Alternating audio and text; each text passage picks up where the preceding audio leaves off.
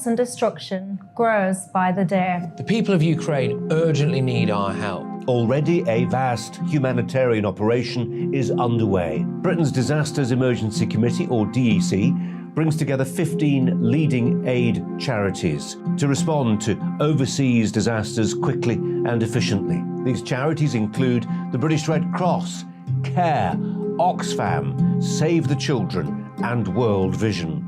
Their teams are working on the ground in Ukraine and neighbouring countries to bring vital aid to those who need it most. If you can spare it, your gift to the DEC's humanitarian appeal will go a really long way. £10 provides essential hygiene supplies for a person for a month. £50 provides blankets for 4 families. £100 provides emergency food for 2 families per month. It's easy to give. You can donate online at dec.org.uk or call the 24-hour donation line on 0370 60 60 900. If you prefer to send a cheque, please post it to the Ukraine Humanitarian Appeal, PO Box 999, London, EC 3A 3AA. To give £10 on your mobile, simply text the word crisis to 70150. Standard network charges apply for calls and you must be 16 or over. Texts are charged at the standard network rate and your £10 donation will be added to your bill. 100% of your donation goes directly to the DEC to save lives and deliver critical support where it's needed.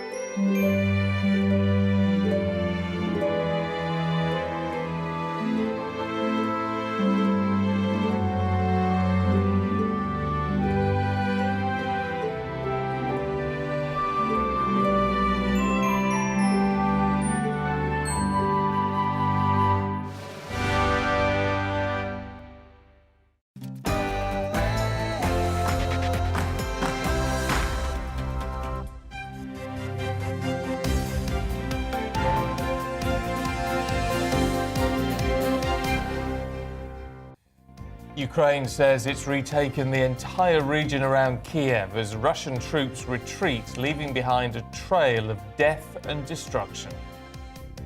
Good morning, it's 6 o'clock on Sunday, April the 3rd. This is Breakfast on GB News with Stephen and Ham. We are live across the whole of the UK on your TV and on your radio.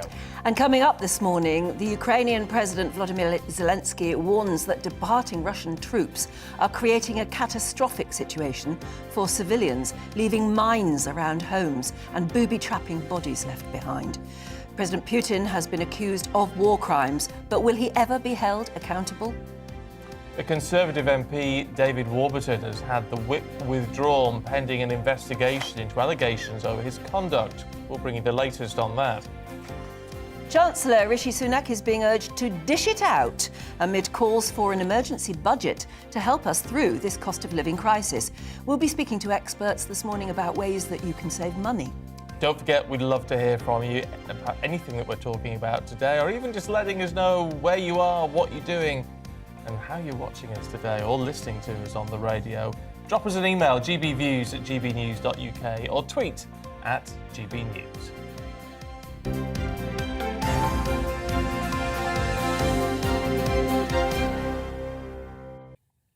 Well, starting with Ukraine, and Ukrainian forces have reportedly retaken the entire region around Kiev. Prime Minister Boris Johnson congratulated Volodymyr Zelensky on the successful pushback of Russian forces. Well, Hostomel Airport near Kiev is now back in Ukrainian hands, but as Russian troops retreat, the evidence of civilian killings is now growing. Let's speak now to Alexandra Matchevuk, I think I've said it right, who is the head of the Centre for Civil Liberties, joins us now. A very good morning to you. Thanks for joining us. Good morning. Good morning. On the one hand, it appears to be good news that the Ukrainian forces are retaking areas and that the Russians in many areas seem to be retreating. On the other hand, what they're leaving behind is painful and terrible. What's your thoughts on that this morning? I'm a human rights lawyer, but maybe I will say like a human being, because I'm in a shock. I couldn't sleep the whole night, even regardless that it's a first calm night for us in Kiev.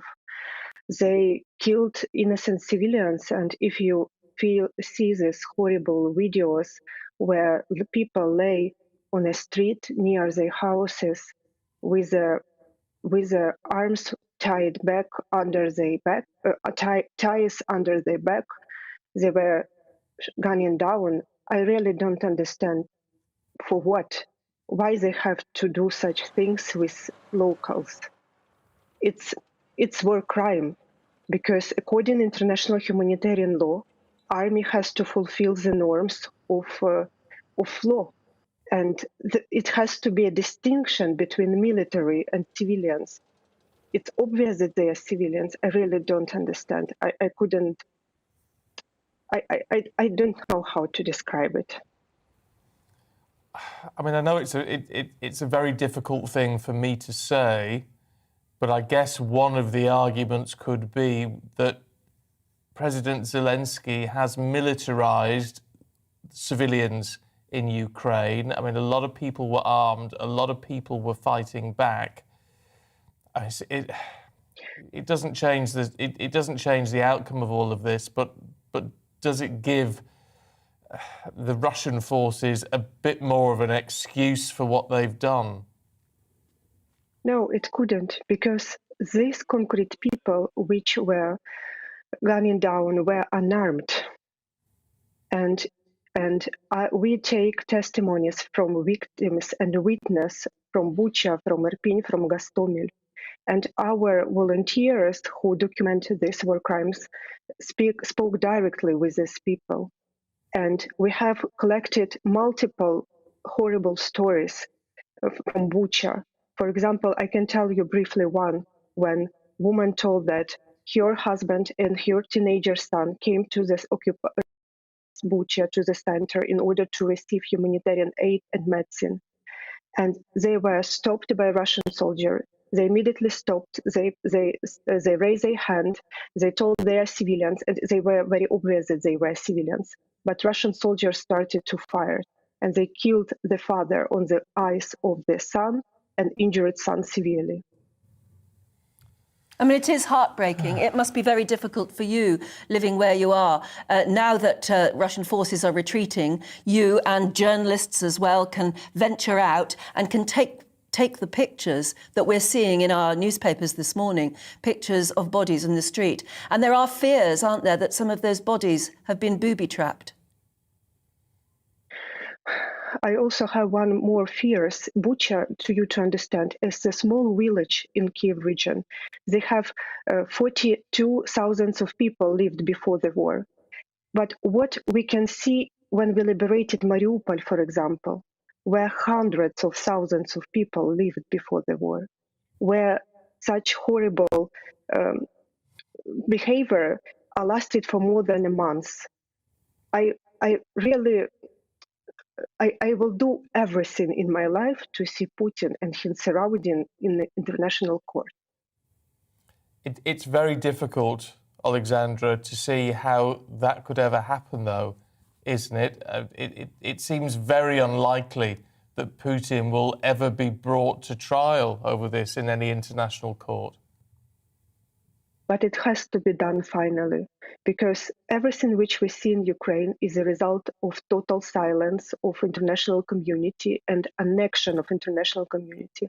I just remind you that Putin used chemical weapon against civilians in Syria, and he wasn't punished. Putin wasn't punished for everything which he did in Georgia. Putin wasn't punished for everything which he did in Chechnya.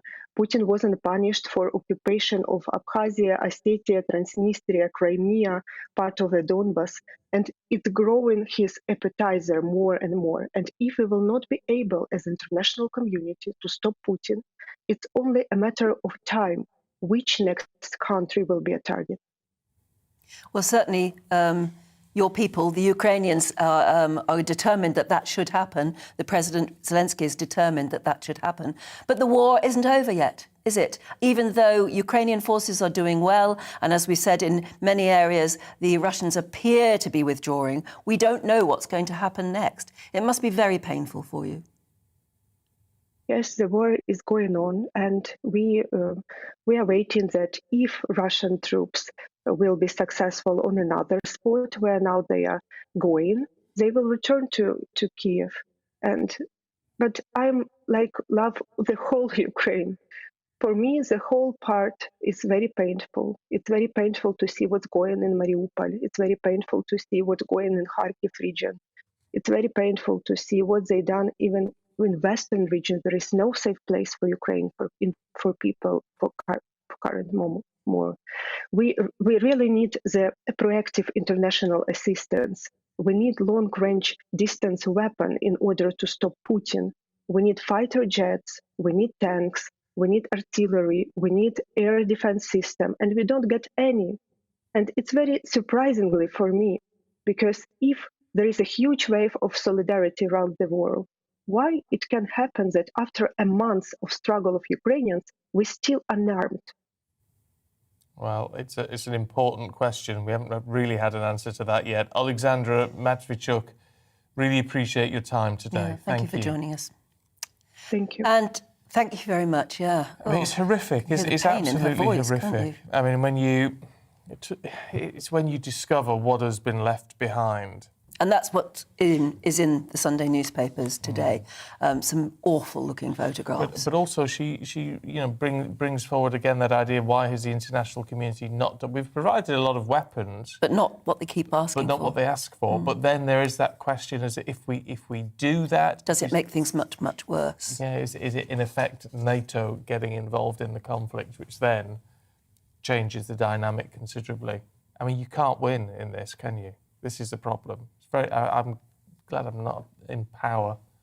Wouldn't know how to respond, would you? No. I mean, we're looking at pictures there of people in various places in the Ukraine who are just having to get by, living in the basements of burned-out buildings. And there's a huge shortage of food now as well. So they still are in desperate measures, although strategically, as far as the military is concerned, they appear to be fighting back very successfully. They do. But even if they are ultimately successful in this, what next for the country? What do they go back to? Yes. I mean, there's going to have to be a huge international effort of rebuilding, which is going to take years. And always with the threat of what Russia is planning next.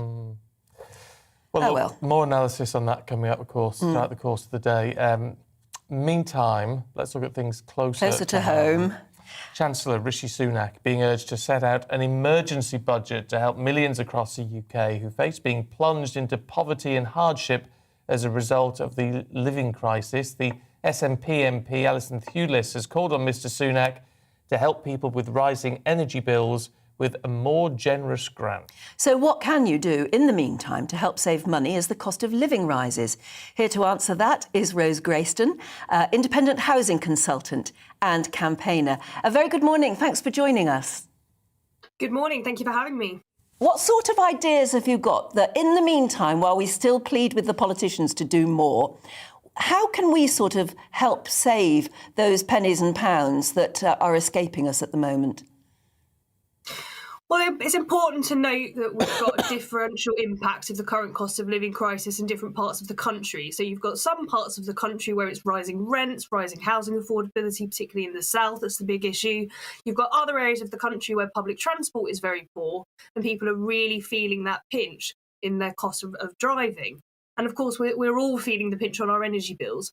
But it's people on pensions and benefits who are really, really feeling the pain right now. So what I'd say is check that you're getting everything that you're entitled to. This is particularly important for older people. Age UK estimates that we've got almost £3 billion a year of benefits aimed at older people on low incomes going unclaimed. We've got over 1 million pensioner households that are missing out on pension credit in particular. That's 2 in 5 of those who are entitled to receive it don't get pension credit. Now, that's a really important one because it acts as a passport benefit so that you can get access to other kinds of help if you need it. So once you've got certain elements of the pension credit, you can get help with your energy bills through the Warm Home Discount Scheme. But if you're not signed up, if you're not getting all the benefits you receive, it's going to be a lot slower to get help when you do really need it. So that's what I'd say to people. Check that you're getting everything that you're entitled to. Help the older people in your life to look at pension credit in particular and make sure you're getting it if you're entitled to it. And of course, the other thing that we can all do is reduce our energy bills by retrofitting our homes. So for very good reason. So I think the Chancellor Rishi Sunak's suggestion of cutting VAT for solar panels and other renewable sort of ways of heating and providing fuel for our homes, that got fairly short thrift in the budget, and I completely understand why. People saying, it's a difficult time to think about taking the cost of installing solar panels when we're thinking about how we're going to put food on the table, how we're going to heat our homes. But in the long term, this is the way that we all get our bills under control. It's by making sure that our homes are fit for purpose. Rose, the problem is with that we are, again, it's very easy to venture into the medium to long term, isn't it? And although, you're quite right, it needs to be addressed.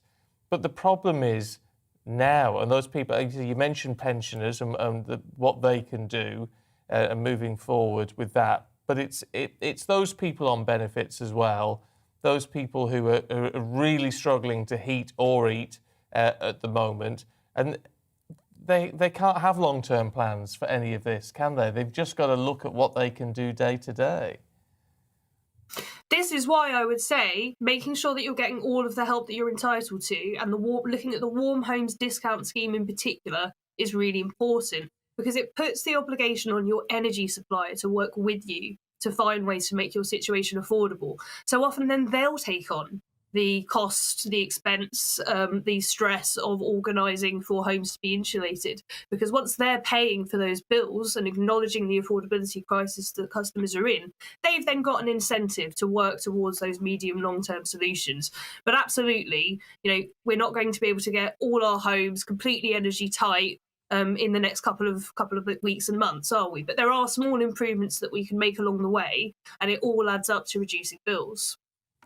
Rose, actually, just before we go, or you go, sorry, you say you've got to make sure you're getting all of the benefits or all of the pluses that you can. How do you do that?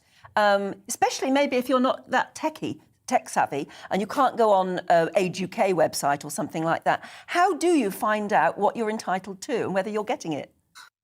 Well, there is a wonderful website called entitled2.co.uk that gives you a really thorough assessment of your benefits. That is the quickest, most accurate way to find out what you're entitled to. So do that, or if you're able to help someone to do that in their lives, that's a great thing. If not, you've got the CAB, which has local offices in many places around the country, local telephone numbers. Shelter are also really great for housing and other financial advice. You might find yourself sitting in some telephone queues, so I'd make a cup of tea and be prepared for that if you're not able to use the online services. But there is help and advice out there. Entitled to. Never heard of that. It's definitely worth looking at. Yeah, Rose Grayson, thank you very much. Good to talk to you this morning. CAB, I suppose, Citizens Advice Bureau. Yeah, and they're brilliant too. There are plenty of those about, actually. And I tell you what the issue is, I think, for a lot of people, and particularly older people, it's that there's an embarrassment in saying, I need help. There's a dignity issue. I think you've got to get over that at the moment, haven't you? You've got to. I've just gone on to Entitled To, and it is all there, and it looks as though it's quite simple to negotiate, and it does tell you what. You've got to read up on it, but it does seem to tell you exactly what sort of person you are and what you might be entitled to, whether there's any help out there. It's a good place to start anyway, but Citizens Advice is brilliant at that sort of thing too. Yes, loads of you getting in touch already this morning. Leela says we're going back to the 1970s. High taxes, expensive fuel and politicians having sex scandals. Yeah, it feels so familiar, doesn't it? I don't think that's ever stopped. No, it To be fair, there's always a sex But we got scandal. through the 70s, didn't we? We did come out the other side, I suppose, and that's the thing you have to cling to, that hopefully this won't last forever. Mark said it's absolutely shocking that pensioners are being told to wrap up warm rather than having the heating on after having worked their whole lives. This government should be ashamed. Dave says Boris has a massive majority in the country behind him and he's doing nothing to solve this cost of living crisis. I voted for him, but would not do so again. Unfortunately, Labour is no better. We need a new party. It does feel like time for one, doesn't it? It's new parties, though. I don't know. You just need somebody who can speak to the problem properly, But not just come out with... But it's that whole thing. I do think we have this approach where we think, well, there's got to be an answer. Maybe sometimes there just isn't. I don't know. It just feels to me that it's wrong that this has all happened at once. And it's not enough for the government to say, well, you know, we've had a pandemic and it feels like it's all happening at once, but, you know, we should have anticipated it. They should have anticipated Well, this. they should. Maureen says, what really irritates me about inflation, which is really jumping up, is the government are rubbing our noses in it by giving themselves a £2,200 pay rise. I understand that more. To be fair, though, MPs no longer... Decide themselves. They don't decide themselves. They Still are getting it, told though. their money. Well, yes, but if you would give... My argument with this, and I say, Maureen, I get your point, I do. But if someone says, if the boss turns round and says, I'm going to give you a pay rise, I'm going to give you a £2,000 pay rise, even though you haven't asked for one, and do you then turn around and say, well, I'm not going to accept it, or I'm going to give that money away? Or do you, like most human beings, just go, oh, lovely, thank you. Yes, yeah, that'll come in handy. We're all human, aren't we? That's the thing. Talking about being human, it's Sunday today. Yes. And Sunday lunch, hopefully, will be on your table, maybe, lunchtime, maybe a bit later. Do you have a traditional Sunday lunch? And is that something you look forward to? You don't, do you? Well, no. Sometimes have a sort of Sunday dinner, a Sunday tea.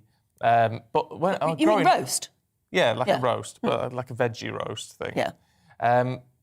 But we always, as kids, as when we were growing up, we always had a big Sunday dinner. Oh, it's lovely. Sunday roasts should be a time for the family to come together, it says here in the paper, but they cause more arguments amongst couples than any other meal, a study has found. Really? A quarter of couples admitted always rowing when planning a roast over the choice of meat, how to do the potatoes. Actually, that's always a bit of a row in our household because some people think they're better at doing the potatoes than others. Oh. And then if it goes wrong, everybody blames, you know, doesn't it? But roast potatoes, very important. they're my Yorkshire favourite puds, do you make them yourself or do you go out and buy instant? Yeah. If you make them yourself, they don't always come out right, do they? They're very temperamental. And gravy, and which veg to have. Apparently, that's the main cause of friction. The poll is by Sainsbury's, and it also found that the average couple hadn't sat down to a romantic home-cooked meal for 7 months. Instead, they're relying on takeaways or microwave meals. Really? Well, see, I quite like doing a bit of cooking and doing it. What's your pièce de résistance? Oh, I don't know. I do apologise. I probably stink of garlic because I did a very garlicky lasagna last night. Nice, that sounds Which was lovely. nice, but I do like a roast is lovely. I do like a roast as well. I don't eat the Mushy meat. peas. I have a nut roast with mine, but I love the Yorkshire puddings and the gravy and yeah. the peas. And, yeah. And a carrot and turnip mashed together. And it's the only time you ever eat a parsnip, isn't it, on a Sunday? Oh, I love parsnips. I know, they're brilliant. Love parsnips. And what we always had when we were kids, my mum always used to do a rice pudding. Ah, you got me there. I can't bear rice pudding. Oh, I used to love it. But we always have an argument in my house about whether you have an apple crumble or an apple pie. Oh. Because there are thems that like crumble and there are thems that just like ordinary crust. I like both. And do you have them with ice cream or cream? Oh, we've got to stop this, haven't we? Got to stop talking about it. It's far too early in the morning. But let me know whether you are the sort of family that have a traditional that's sparked something in you, I'm thinking isn't it? a crumble with lots of cream would be lovely. It would, wouldn't it? I like right a now. rhubarb crumble. See, there's a good reason to get out of bed on a Sunday morning. Start planning your Sunday lunch. You're a wicked woman, do you know that? Why?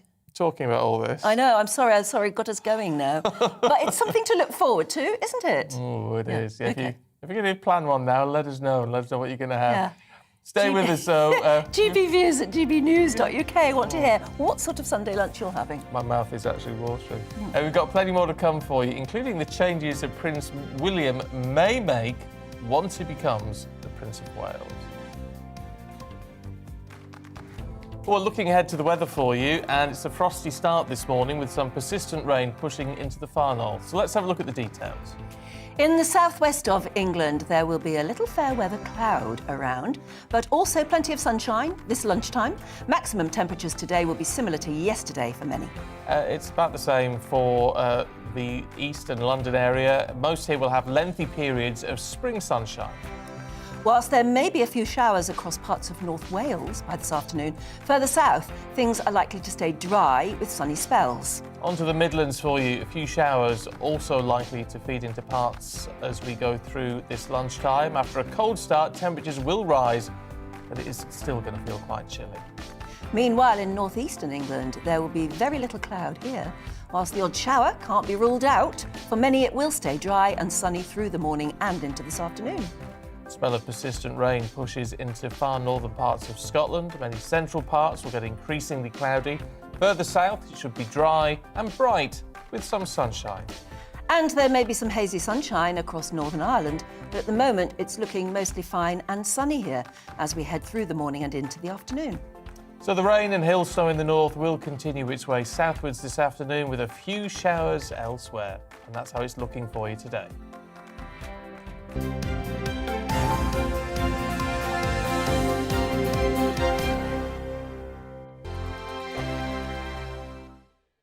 Europe is in the grip of the most devastating humanitarian crisis since World War II. The people of Ukraine are facing unimaginable suffering. As their homes are destroyed and their loved ones are killed. Millions of people are being forced to flee for their lives, carrying only their children, their pets, and the clothes on their back. The pain, loss and destruction grows by the day. The people of Ukraine urgently need our help. Already a vast humanitarian operation is underway. Britain's Disasters Emergency Committee, or DEC, brings together 15 leading aid charities to respond to overseas disasters quickly and efficiently. These charities include the British Red Cross, CARE, Oxfam, Save the Children, and World Vision. Their teams are working on the ground in Ukraine and neighbouring countries to bring vital aid to those who need it most. If you can spare it, your gift to the DEC's humanitarian appeal will go a really long way. £10 provides essential hygiene supplies for a person for a month. £50 provides blankets for 4 families. £100 provides emergency food for 2 families per month. It's easy to give. You can donate online at dec.org.uk or call the 24-hour donation line on 0370 60 60 900. If you prefer to send a cheque, please post it to the Ukraine Humanitarian Appeal, PO Box 999, London, EC 3A 3AA. To give £10 on your mobile, simply text the word crisis to 70150. Standard network charges apply for calls and you must be 16 or over. Texts are charged at the standard network rate and your £10 donation will be added to your bill. 100% of your donation goes directly to the DEC to save lives and deliver critical support where it's needed.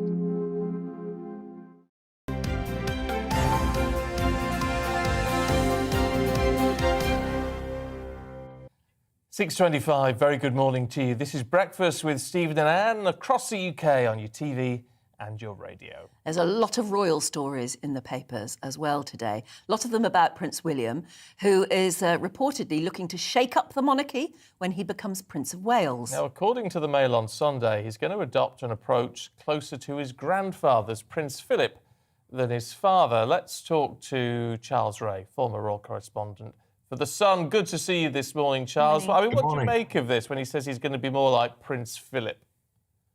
Well, we'll have to wait and see if, in fact, this actually happens. But what it seems is he wants to concentrate, he and Catherine want to concentrate on 5 or 6 core charity projects, which was what Prince Philip did, rather than the myriad of charities that the Prince of Wales is involved in. That doesn't mean that he's going to ignore all these other charities. It just means he's going to concentrate on some of them. Now, it's going to look like as if it's a rift between father and son, but it isn't really. It's just a reshaping of the role. And it's only to be expected that this is a modern guy, who will one day become Prince of Wales and who will want to do it his way. And it's always that, it's a difficult thing, that, isn't it? Sure. Because what sort of role is it? You're sort of the monarch in waiting, and yet you've got to, because you're likely to be in the role a long time, you've got to make it mean something, haven't you?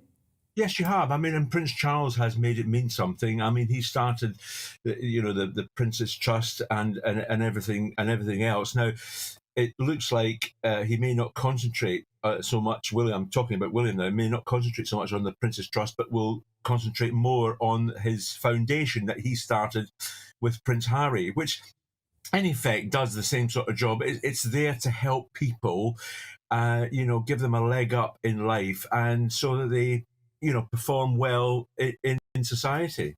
It's interesting that William will be Prince of Wales to quite an ageing monarch. Yes. I mean, Charles and Camilla aren't spring chickens now, and hopefully they won't become... Steady on, we're all getting old. Well, exactly. By the time they become king and queen, they could be quite elderly. And so yes. William and Kate are going to have to do more, aren't they? Well, yes, they are, because, as you quite rightly say, Charles and Camilla are into the 70s. Whenever they take over the throne, they're going to be a little bit older, hopefully, not too early. And so, yes, we're not going to see, we are not going to see a monarchy like we have had over the last 70 years. That's quite clear. And William could well be Prince of Wales, maybe not for as long as his father, but certainly for quite a while. So, it's just one of the way things are. But we're not going to see a monarchy the way we've had it before. Do you think he's going to be as diplomatic when he's Prince of Wales as he has been so far? I mean, certainly Charles has had his moments when he's been accused of interfering in areas where he shouldn't. What are we likely to see from William on that front? Well, I think William he's got a good head on his shoulders, and I think he will be diplomatic. Look, if you're the Prince of Wales, there's lots of times where you can pick up the phone to various high-ranking people and say, look, do you think this is the right thing or whatever? Is that interfering or is that concern? I mean, you spoke a few minutes ago about getting people in who could actually represent the people. Maybe William will be that sort of Prince of Wales. Who knows? I mean, Charles hasn't done a bad job as Prince of Wales. Let's not forget that. He hasn't done a bad job. And I think William will do as good, if not better job as Prince of Wales. Apparently, Charles is showing tour guides around Highgrove this weekend. And he does that traditionally when Highgrove is going to open up to the public. So it sounds as though it is. And I don't know if you've been, but apparently it's brilliant. Yes. It is. I have been. I went with my wife many years ago. We were invited down by the Prince of Wales, and it's a fantastic place. The gardens are superb. You won't find many gardens like the Prince of Wales's garden. Yeah. No, I bet. But it's not just beautiful, but it's all organic, and he's doing all sorts of experimental things as far as agriculture is concerned. He's got something to say about that, hasn't he? It's interesting. Do you have to talk to the plants, Charles, when you go? Sorry, I missed that. Do you have to talk to the plants when you go? I'm often talking to plants, No, Stick in this job long enough, you end up talking to the plants anyway. That's something he does. Apparently so. Charles, really good to see you this morning. Cheers. Thanks very much indeed. I do. I have to say, I shouldn't laugh because I talk to my plants. Do you? Yeah. Wow. I do. Well, why not? You never know, they might be listening. What do you say? Oh, don't you look beautiful? All that sort of... Lovely. I do, yeah. But I am officially crackers. Well, so is that a sign of being crackers? That's what you want to know. That's all right. Loads of you getting in touch, which is lovely. Kathy says, I've been watching GB News right from its shaky start. Oh, it was a shaky start. To be fair, it was. But it's now blossomed into a fabulous, non-biased, non-woke channel for news. Love the breakfast programmes, and I try to dip in and out. Oh, lovely. Thank you. Yeah, we were talking about eating. We're still talking about eating. Gemma says, morning, Anne and Stephen. I just won at the bingo. So I'm buying a nice breakfast and relaxing watching GB News. Oh, I haven't been to the bingo for years. I bet Used to like the bingo. Yeah. We should go. I used to read the bingo numbers years ago on breakfast television. Do you remember?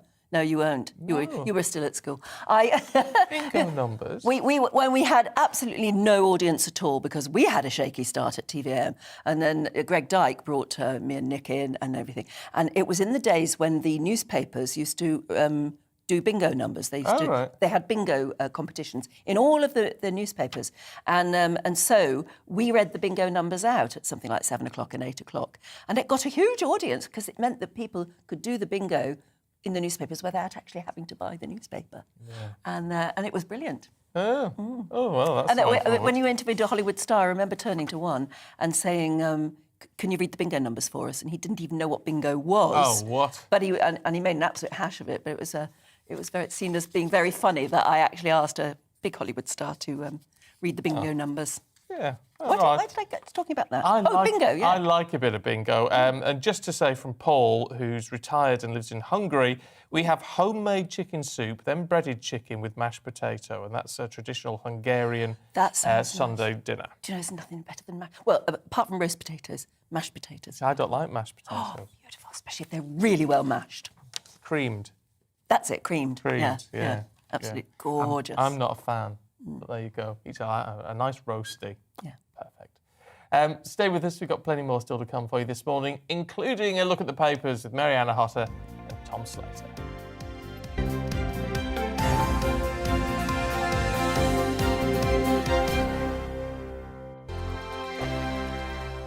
Europe is in the grip of the most devastating humanitarian crisis since World War II. The people of Ukraine are facing unimaginable suffering as their homes are destroyed and their loved ones are killed.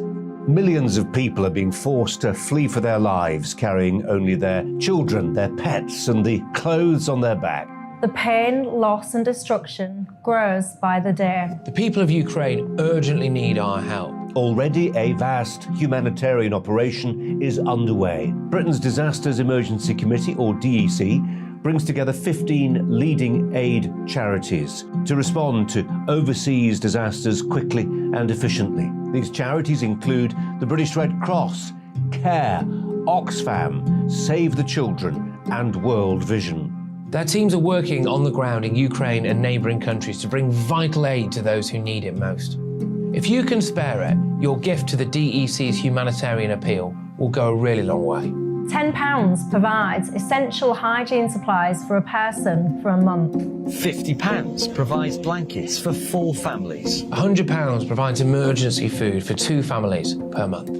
It's easy to give. You can donate online at dec.org.uk or call the 24-hour donation line on 0370 60 60 900. If you prefer to send a cheque, please post it to the Ukraine Humanitarian Appeal, PO Box 999, London, EC 3A 3AA.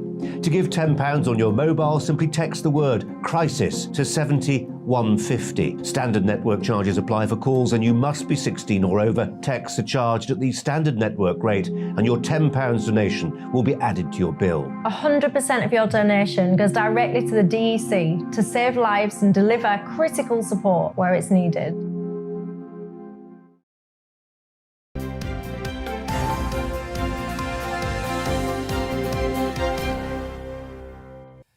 .35 morning to you. This is Breakfast with Stephen and Anne. Bring you up to date with what's happening in the world this morning. A series of explosions have been heard in Ukraine's southern port city of Odessa in the early hours of this morning. That's as President Zelensky accuses Russian troops of planting landmines in the north of the country as they are withdrawing. The Red Cross says operations to get civilians out of Mariupol are ongoing, but the situation on the ground is volatile. It comes as a Russian news agency says aid convoys have not been able to get to the city, a claim which hasn't been independently verified.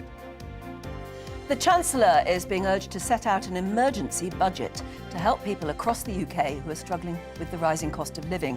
The SNP MP Alison Thewlis is calling on Rishi Sunak to provide what she calls a generous grant for those she says will be plunged into poverty and hardship. Conservative MP David Warburton has been suspended from the Parliamentary Party pending an investigation into allegations about his conduct. The claims are being examined by Parliament's Independent Complaints and Grievance Scheme. He's denying any wrongdoing. And the government is launching a review to tackle the vitamin D deficiency in the UK, because 1 in 6 of us apparently, and nearly 20% of children, have worryingly low levels of vitamin D.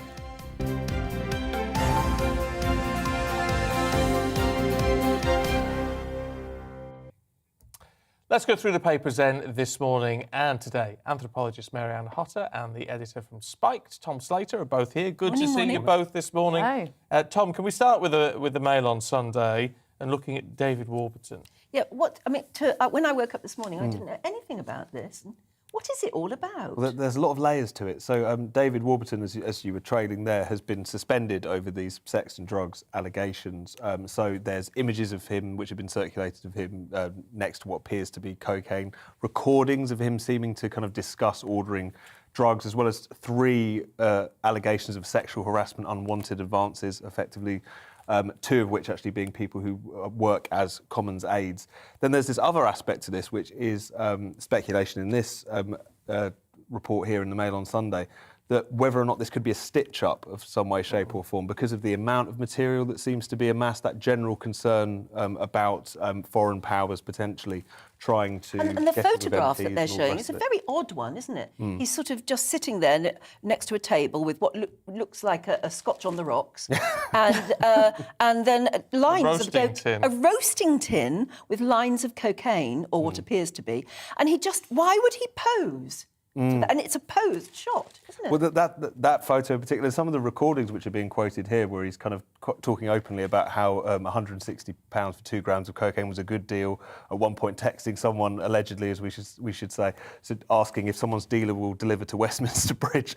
So, if what is being alleged here turns out to be some way accurate, it seems pretty brazen in some respects, definitely. Well, he's denying it, of course, denying any wrongdoing on that. And he says he's got a very robust defence, but I just don't know how you explain that photograph and maybe those recordings. And one aspect to it, which I think might be worth flagging up, is that part of the allegations here involve the British Kebab Awards as well. So there's just layer upon layer at this. The British Kebab Awards. Apparently, one of his unwanted advances took place at this esteemed awards event, which seems to be this strange point in the calendar, which seems to have a lot of crossover with Westminster politicians and journalists for some reason. Never quite. Funny that, isn't it?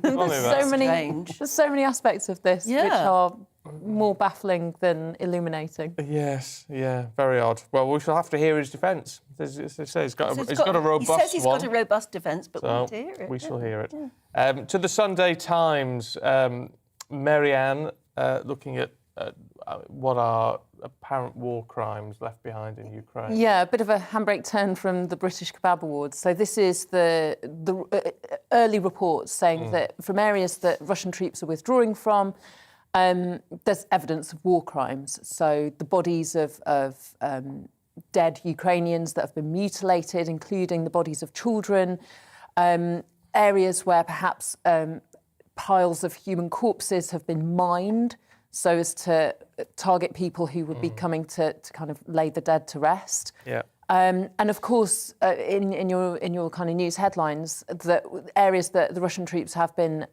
leaving, they've been planting landmines.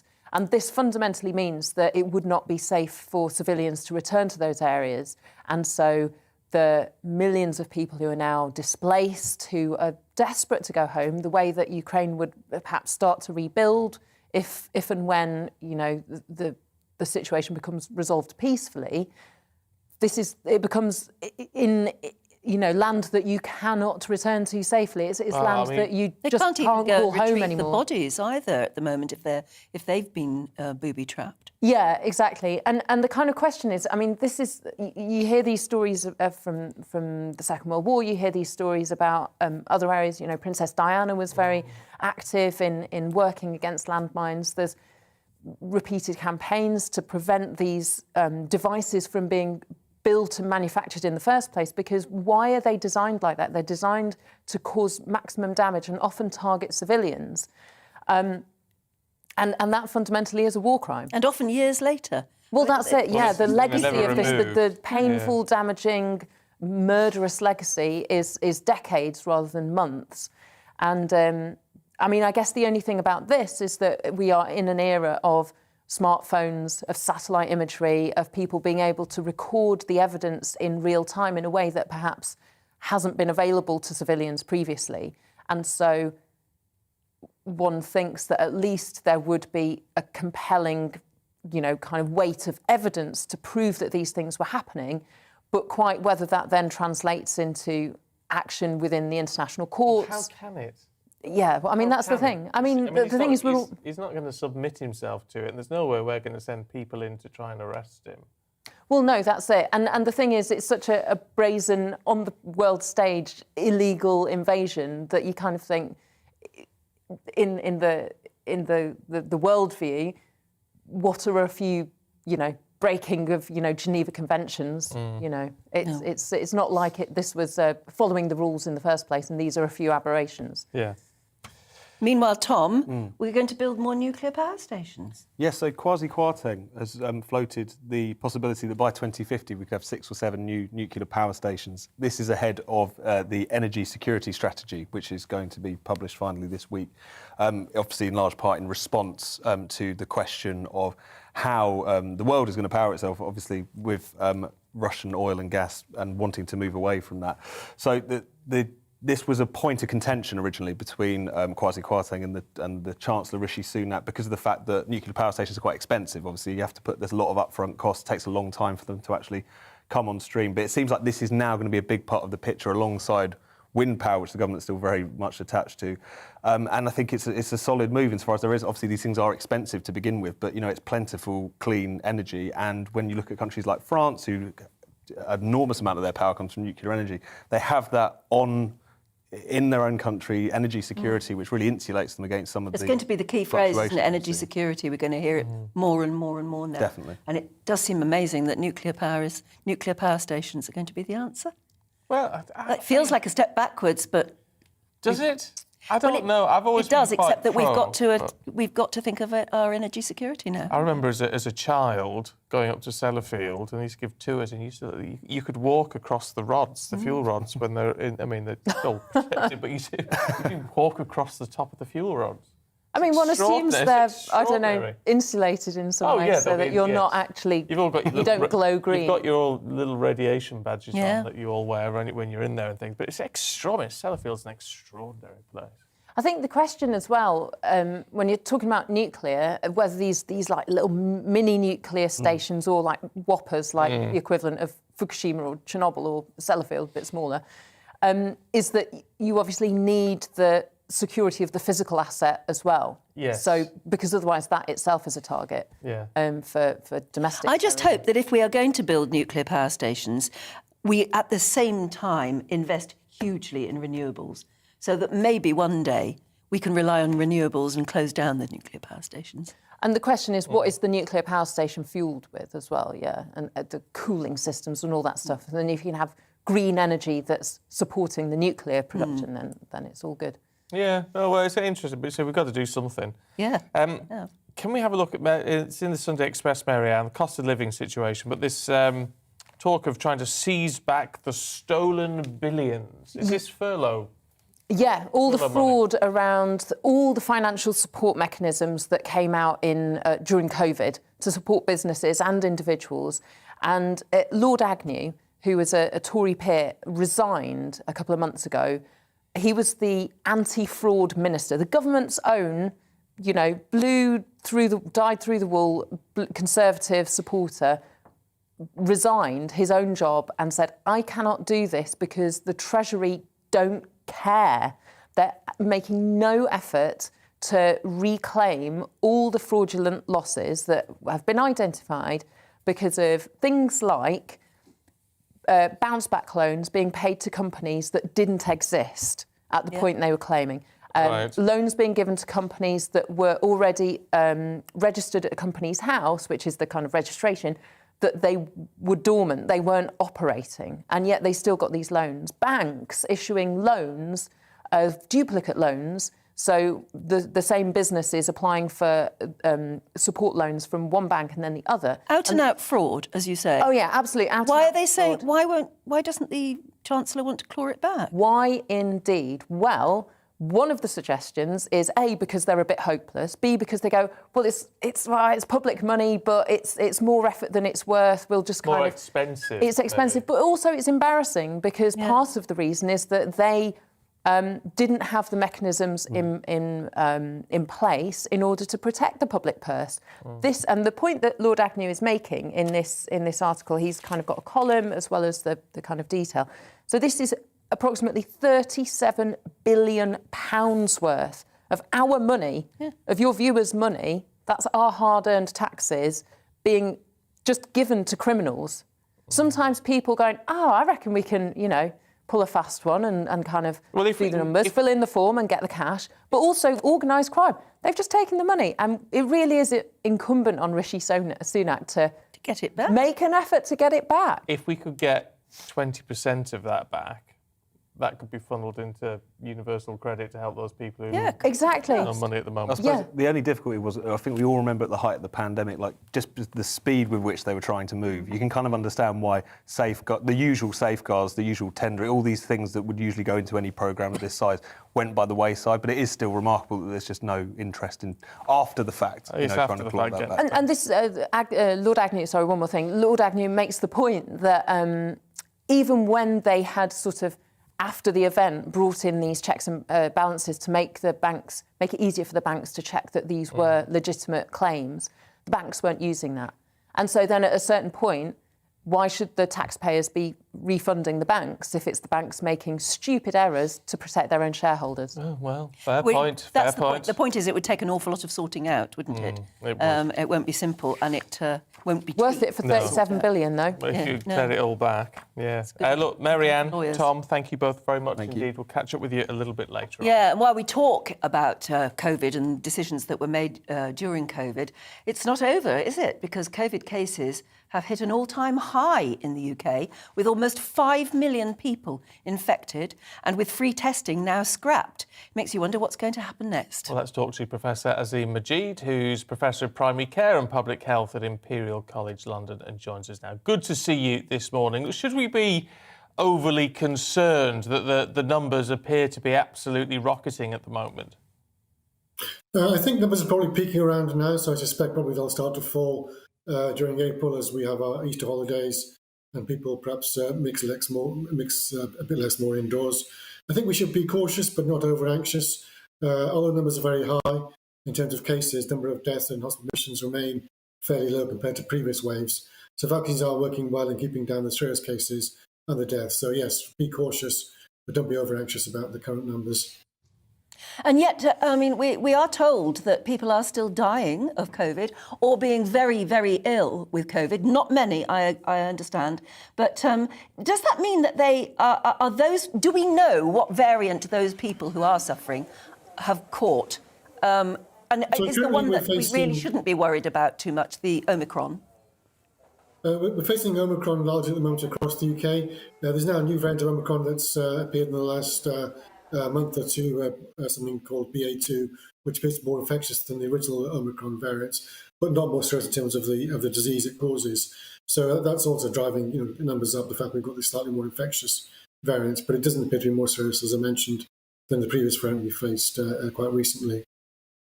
So it's a case then, is it, as far as you're concerned, from a professional perspective, that we do, as we're being told, need to learn to live with this? I think we have to learn to live with the virus. That doesn't mean doing nothing, though. We have got vaccines, which work very well in stopping serious illness and death. We can also, as the weather improves, mix more outdoors rather than indoors, and also improve indoor ventilation as well as the weather gets a bit warmer. So there are things we can do. So yes, live with the virus, but that doesn't mean doing nothing. It means, taking vaccination offers and also improving ventilation, and perhaps trying to mix more outdoors, over the spring and summer to reduce the risk to ourselves and our relatives. OK. Professor Majid, good to talk to you this morning. Yes. Thank you. Very Appreciate that. But it just put us in a difficult situation. I was saying to you, I was feeling really rotten last night, and I don't feel great today. And I did a COVID test. Yeah, because you do. Because the minute you feel unwell, you think, I've got it. A COVID test. But then when I was waiting for the result, you think, well, what am I going to do if it comes back positive? Should I not go into work? No, you shouldn't. You should stay at home. Well, should you, though? Because that's not the advice, is it, now? What's the official advice? Is you just keep going. You don't have to isolate. You don't have to do anything. Do you have a responsibility to tell people that you've tested? Well, the only thing I was going to do was ring you actually and say, do you mind if I've got COVID and I'm sat next to you for 4 hours? And see what you say. I don't know what I'd say. I no idea. I mean, a lot of people think I might as well just go ahead and have it now. But there's always a risk, isn't there? Of course there is. You don't know how you might suffer from it. No. So many people are asymptomatic or have just what feels like a bad cold, and others do get quite ill. Yeah. So you can't just openly say, yeah, I'd be quite happy to sit next to you, Stephen. I'd have to bring a big sheet of Perspex. Maybe we should do that big sheet of Perspex then, yeah, that'd be good. Or make you sit there doing the whole programme with a mask on. Yeah, that might be the way forward. I don't know, it's a funny one. I did think after we talk about getting on with life and think, well, can you then just say, oh, I've got COVID, I'm not coming in? Even though, I don't feel particularly well, but I'm not unable to work, so... Yeah, just to underline, he hasn't got COVID. No, or he's testing negative so far. It was a negative I'm going to go home and do it. And of course, that's the other thing, is how do you know anymore that fewer and fewer people are going to take tests anyway, because you've got to pay for the test now. Yeah. Well, I've still got a box of the free ones. Yeah, me too. So. But when they run out, no, I just wouldn't bother testing. I think that's true. So we'll never after a while, we won't know. No. Maybe that's sensible. And of course, it's had an effect on everything, even the Grammys. Because after last year's attempts for a COVID-friendly ceremony, which was very lacklustre, the Grammys return tonight, I think, in typical fashion, at the MGM Grand Hotel in Las Vegas. I don't know if I want another awards ceremony after the Oscars. You do worry. Here to tell us what we can expect is showbiz reporter Kinsey Schofield. Good to see you this morning, Hello. Kinsey. Look, first and foremost, is this going to be overshadowed somewhat just because of the controversy from the Oscars? We're still all talking about it. Right, Stephen, I totally agree with you. And I think Trevor Noah is going to have some fun with that. He is not shy. He's a very brave comedian, recently sparred with Kanye West. So I do think that Trevor Noah is going to address the elephant in the room almost immediately. How can you not? And it's almost like you would expect an incident to happen like that with musicians way before you would expect it to happen with award-winning actors and comedians. So I don't expect there to be any physical violence at the Grammy Awards, but it will certainly be addressed. Yes, there's no doubt. And everybody will want to have their say on it, won't they? So, there may be more insults, maybe nothing physical, but there may be insults floating around or wisecracking. So things could get even worse. However, at least we're going to have a proper awards ceremony this year. That's true, but I'm almost with you. The award ceremonies in the States have gotten pretty preachy lately. Although I will say I do admire that the Grammys have partnered with Global Citizens to put together a package that will air during the ceremony about Ukraine, and they're going to try to fundraise throughout the ceremony, which is exciting. And I don't know if you remember this, but Harry and Meghan recently partnered with Global Citizens. So I wonder if that could be a Harry and Meghan appearance on the horizon. Oh, that would be interesting. Look, talking of the awards themselves, I hate to say it, Kinsey, because it makes me feel really old. I've heard of Justin Bieber. Good. But Doja Cat, her, Billie Eilish, Olivia Rodrigo, who are these people? Are they any good, and are they going to win?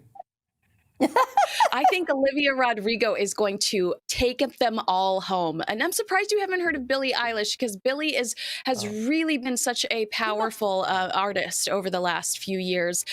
She works with her brother, and they are just the most incredible, talented young team. So I do anticipate that she's going to have so much fun tonight at the Grammy Awards. I believe she's performing, and she's up for 7 awards. Olivia Rodrigo's also up for 7 awards. And we do anticipate that Olivia Rodrigo is going to pull a Billie Eilish. Last year, Billie Eilish won the 4 biggest awards.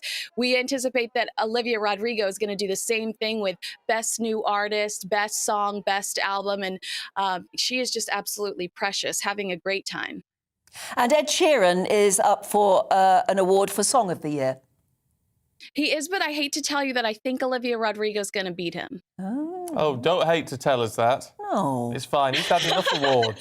And we've heard of him. You know, Yes. Oh, we've heard of him. Plus. Who's this Arlo Parks? A young 21-year-old Brit.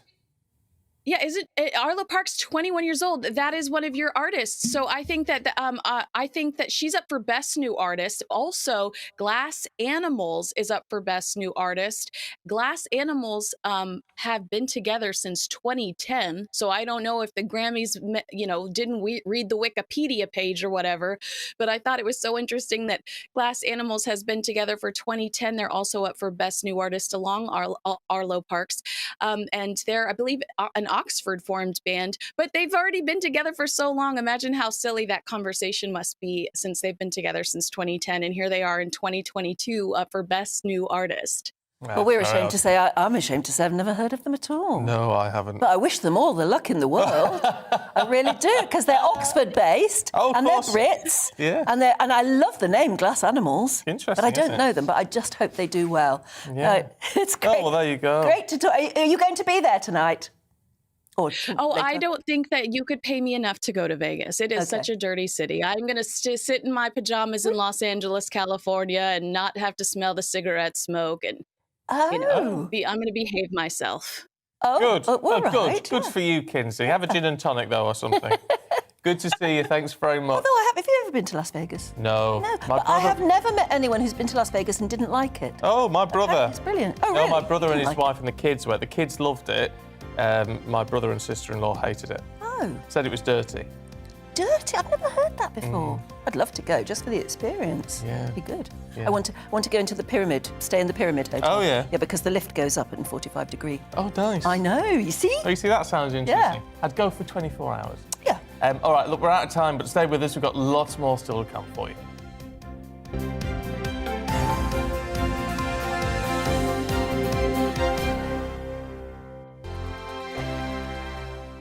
Europe is in the grip of the most devastating humanitarian crisis since World War II. The people of Ukraine are facing unimaginable suffering as their homes are destroyed and their loved ones are killed. Millions of people are being forced to flee for their lives, carrying only their children, their pets, and the clothes on their back. The pain, loss, and destruction grows by the day. The people of Ukraine urgently need our help. Already a vast humanitarian operation is underway. Britain's Disasters Emergency Committee, or DEC, brings together 15 leading aid charities to respond to overseas disasters quickly and efficiently. These charities include the British Red Cross, CARE, Oxfam, Save the Children, and World Vision. Their teams are working on the ground in Ukraine and neighbouring countries to bring vital aid to those who need it most. If you can spare it, your gift to the DEC's humanitarian appeal will go a really long way. £10 provides essential hygiene supplies for a person for a month. £50 provides blankets for 4 families. £100 provides emergency food for 2 families per month. It's easy to give. You can donate online at dec.org.uk or call the 24-hour donation line on 0370 60 60 900. If you prefer to send a cheque, please post it to the Ukraine Humanitarian Appeal, PO Box 999, London, EC 3A 3AA. To give £10 on your mobile, simply text the word crisis to 70150. Standard network charges apply for calls, and you must be 16 or over. Texts are charged at the standard network rate, and your £10 donation will be added to your bill. 100% of your donation goes directly to the DEC to save lives and deliver critical support where it's needed.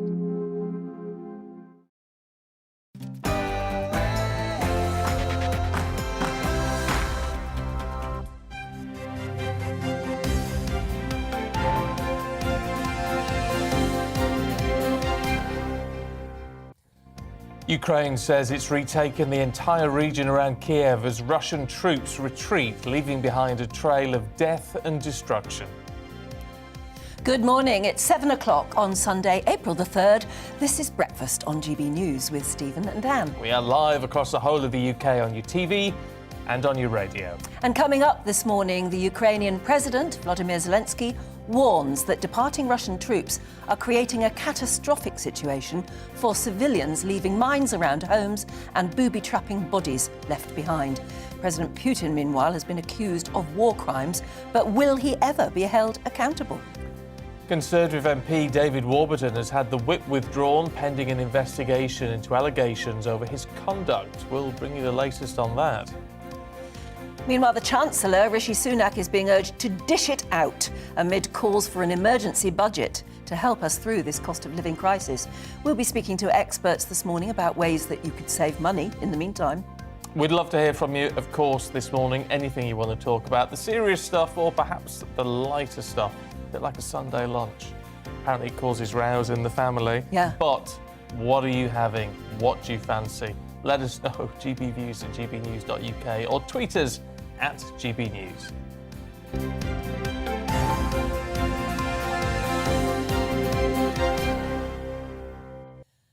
Well, Ukrainian forces have reportedly retaken the entire region around Kiev. Prime Minister Boris Johnson congratulated Volodymyr Zelensky on the successful pushback of the Russian forces. Well, Hostomel Airport near Kiev is now back in Ukrainian hands, but as Russian troops retreat, the evidence of civilian killings is growing.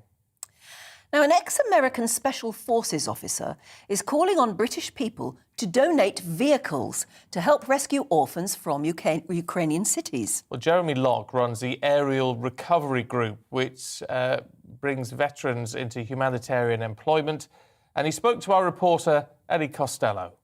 This estimate from their Minister of Social Affairs is that there's 10,000 Ukrainian orphans that are unaccounted for. And I have a very strong fear that, especially in the initial phases of what was going on here with all the confusion and all of these groups that are coming in with great hearts to try to move children out of harm's way, we may have jumped the gun a little bit and started pushing them across borders too quickly. And just to me, there's a likelihood and at least the conditions set for traffickers to come in and take advantage of the situation. And that's what I'm very concerned about. And that's why we are trying our best to, while still get them out of dangerous areas, to move them to safer areas before we responsibly put them over a border. How do you know who is vulnerable, who is an orphan, who needs your help? And then how would you then get them to safety in places like Lviv? How does it work? We'll receive a request from whether it's somebody who's in contact with the orphanages or what they're telling us are orphans, or it'll be the caregivers that are on the ground themselves. And then we talk to the Ministry of Social Affairs, and there's actually a national registry for orphans inside of Ukraine. And they will bounce that off of there and cross-reference it with their registry. And they'll say, yep, these are ones that we are tracking. And once we have that permission, we will activate our network. We'll physically go out there and get them, or we'll use proxies or people we're in contact with to go start moving them. And so once we get them from those dangerous areas in the east and we bring them over to areas such as Lviv or surrounding places, then we are safeguarding them. So we're taking them to designated shelters from the government that have their own child services that are there to help receive them, to ensure when they have something, a nice meal to eat, some bedding, additional clothing, and we take care of them there, and we temporarily hold them for as long as needed, but we are as long as necessary. But after the holding process goes and they are cleared to potentially move across the border, then they'll move across the border. But if they want to stay there longer, then we try to increase that capacity for them to be in Lviv and surrounding areas longer if necessary. My appeal to British people watching this is donations are wonderful. If you have the ability to find, resource, donate vehicles, that is really huge right now. We're running out of seats to move these children to safety. So that's very difficult for us to find right now. Jeremy, how are the children, how are the kids faring with this? I mean, they must be absolutely traumatized, the children that you're coming into contact with. When we do see them and they get to us, they're just kind of shocked. They're usually just quiet. And then when we start showing them kindness and giving them blankets or food or just anything, you do see them kind of relax a little bit. And when they do that, that's when their emotions start flowing and they're very tired. But I want people to understand is that when we find them, some of them been in shelters, when you say shelters, they've been inside of like cellars and basements, hiding from explosions for a week, very limited on food and not knowing what's going on. And then so they get to us and they're very exhausted, and just, it's a really sad situation. I can't really describe it other than it needs to not happen. Gosh. To see those little faces. I mean, it's bad enough that they are orphaned, but to be still in a country where the world is coming to bits, how do they rationalise that? How much do they know what's going on? And somehow it's almost worse seeing them smile. That's that one little boy who was smiling away, and they're just such innocence. Oh, their whole lives are all caught up in this awfulness around them. More on that, of course, coming up. Look, let's return to the cost of living situation over here, because the Chancellor is being urged to set out an emergency budget to help millions across the UK who are being plunged into poverty and hardship because of the cost of living crisis. The SNP MP, Alison Thewlis, has called on the Chancellor to help people with rising energy bills with a more generous grant. Well, let's talk now to Vicki Price, Chief Economic Advisor for the Centre of Economic and Business Research, who joins us now. Vicki, I mean, everybody's calling, and even Tory MPs are now calling on Rishi Sunak to do something, maybe bring out an emergency budget. However, he only did a sort of statement a few days ago. Is he likely to do anything? And if so, what? It's very interesting that what we've seen is that he's been attacked about his spring statement, as you said, from everyone. So whether it's Conservatives, whether it's Labour, whether it's the Lib Dems, whether it is consumer bodies, there is no doubt that the impact on households is going to be very significant over the next year, where we're talking about a cost of living crisis, which is one of the worst we've seen since the 1970s. And that's something which he cannot ignore, the Chancellor cannot ignore. And the expectation from the moment he sat down, actually, was that he was going to have to come and do more. So people will be struggling. Of course, we know from April 1st, household bills in terms of energy costs have gone up very significantly. People have had difficulty even, getting in touch with their electricity supplier, with their energy supplier, and registering the meters, what the reading was at the time when the increase happened, which was April 1st. And that's going to be a problem for many households. And there is a real worry that over 1 million households may, in fact, move into poverty as a result of this. And that's going to be something which I don't think the Chancellor is going to be able to ignore. So, yes, I think there will have to be more, and he will have to come back, whether it's an emergency budget or a series of more announcements like we've seen through the COVID crisis. It's not clear. But he's going to have to prioritise one way or another, and it seems very difficult to understand how he might do that, Vicki. I mean, obviously there are those people who are absolutely at rock bottom financially who need immediate help, but then there's people like Chinder, who's emailed in this morning saying if you're earning between £20,000 to £30,000, there is no help, and we are struggling as well. No, absolutely. I think it's not just the people at the lower end of the pay scale, but it's also the middle income earners, no doubt about that, where there isn't that help.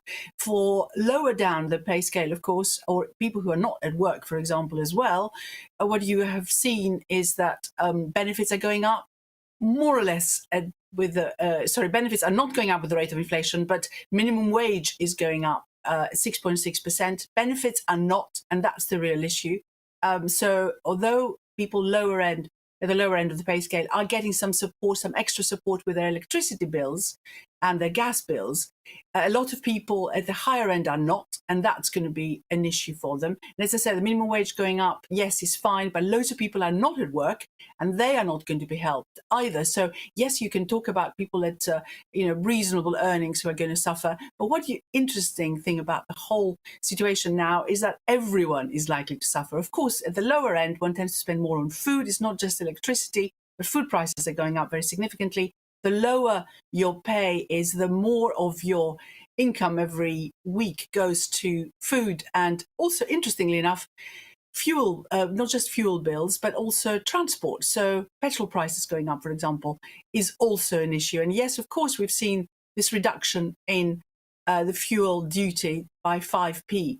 But at the same time, of course, oil prices are still very high, and in fact, they may well get even higher over the next few months. Yeah, it's interesting as well that politically, and you know a lot about the world of politics, politically, Rishi Sunak is quite prepared to make himself unpopular at the moment. I don't think he expected to be so unpopular with that. I thought he thought that the previous package he had given, which is this help with the council tax reduction and the rebate in terms of energy bills, which is going to be coming pretty soon, is going to have been sufficient. So that costs the government about or the taxpayers actually, because obviously there is a move from one bit of the budget to another, £9 billion.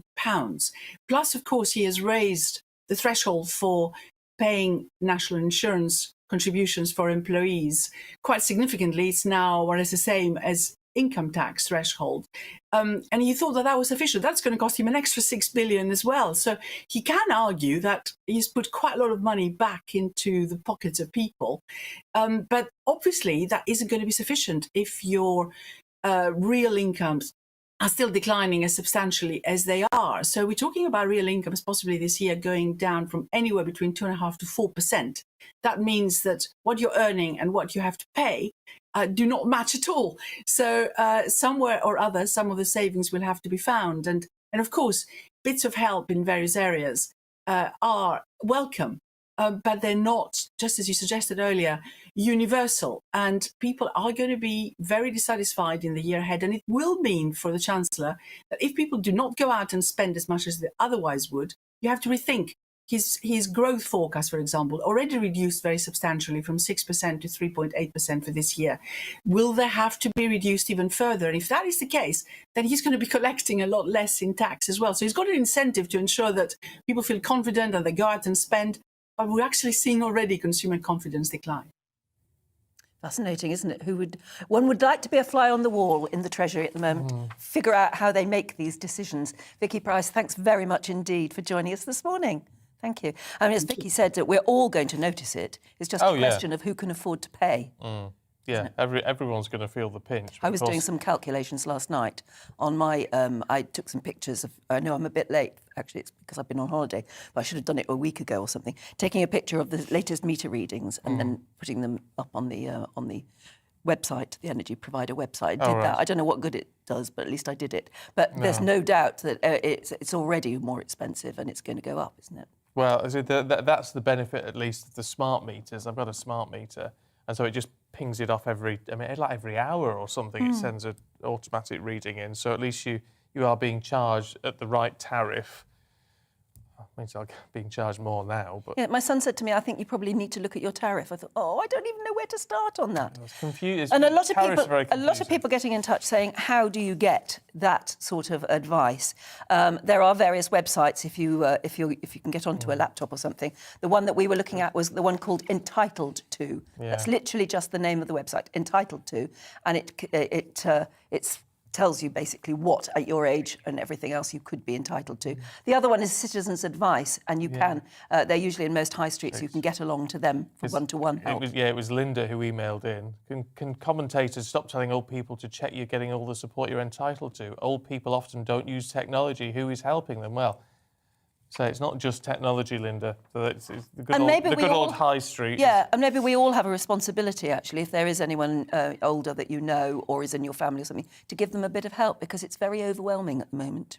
Yeah, it is. And when you do start to look at it, very confusing. Anyway, let us know how you're going on, and if you've done any of those things or been to the CAB. Love to hear from you this morning. How helpful were they? Let's return to our top story in the war in Ukraine. And we are hearing that Ukrainian troops have retaken a lot of areas around Kiev at the moment, which is important, substantial, but what's left behind is causing a lot of concern. Let's talk to Hanna Lyubakova, who's a non-resident fellow of the Atlantic Council and joins us now. It's good to see you this morning. I mean, there is a lot of concern about what would appear to be some pretty horrific war crimes left behind by the Russian troops. Yes, I think what we are seeing now in Bucha, in the Kiev region, in other areas that were liberated by Ukrainians after the Russian army left is indeed horrifying. I think it's really hard to find words for that.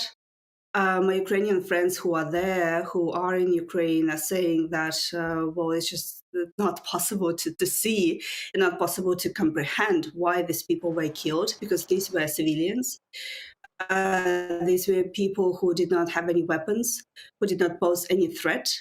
So we are all surprised by that. The question is whether Russians are going to see the same pictures that we see, are going to know the same facts that we know, and what would their reaction be?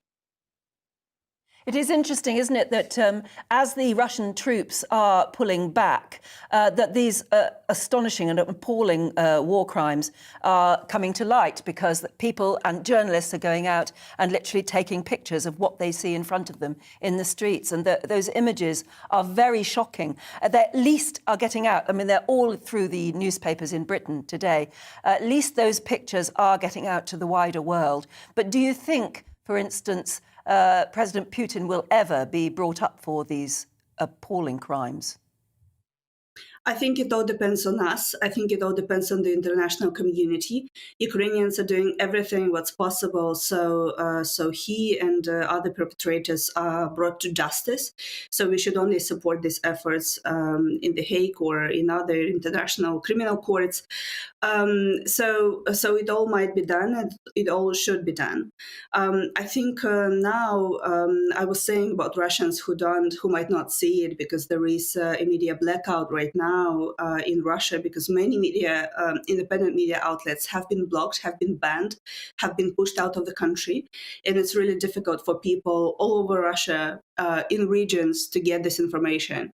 So this is another field, another area where the international community can be helpful. We can also try to reach out to them to spread this information, to show them these real images, graphic images that we see, and of course help Ukraine right now at the moment, because the war is not over. The Russian army is retreating from some areas, from the Kiev region, from Chernihiv region, but there are still heavy fighting there.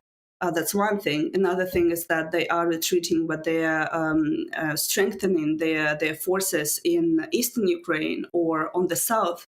Just a few moments ago, we heard about an attack on Odessa, which is a southern city in Ukraine, a port city.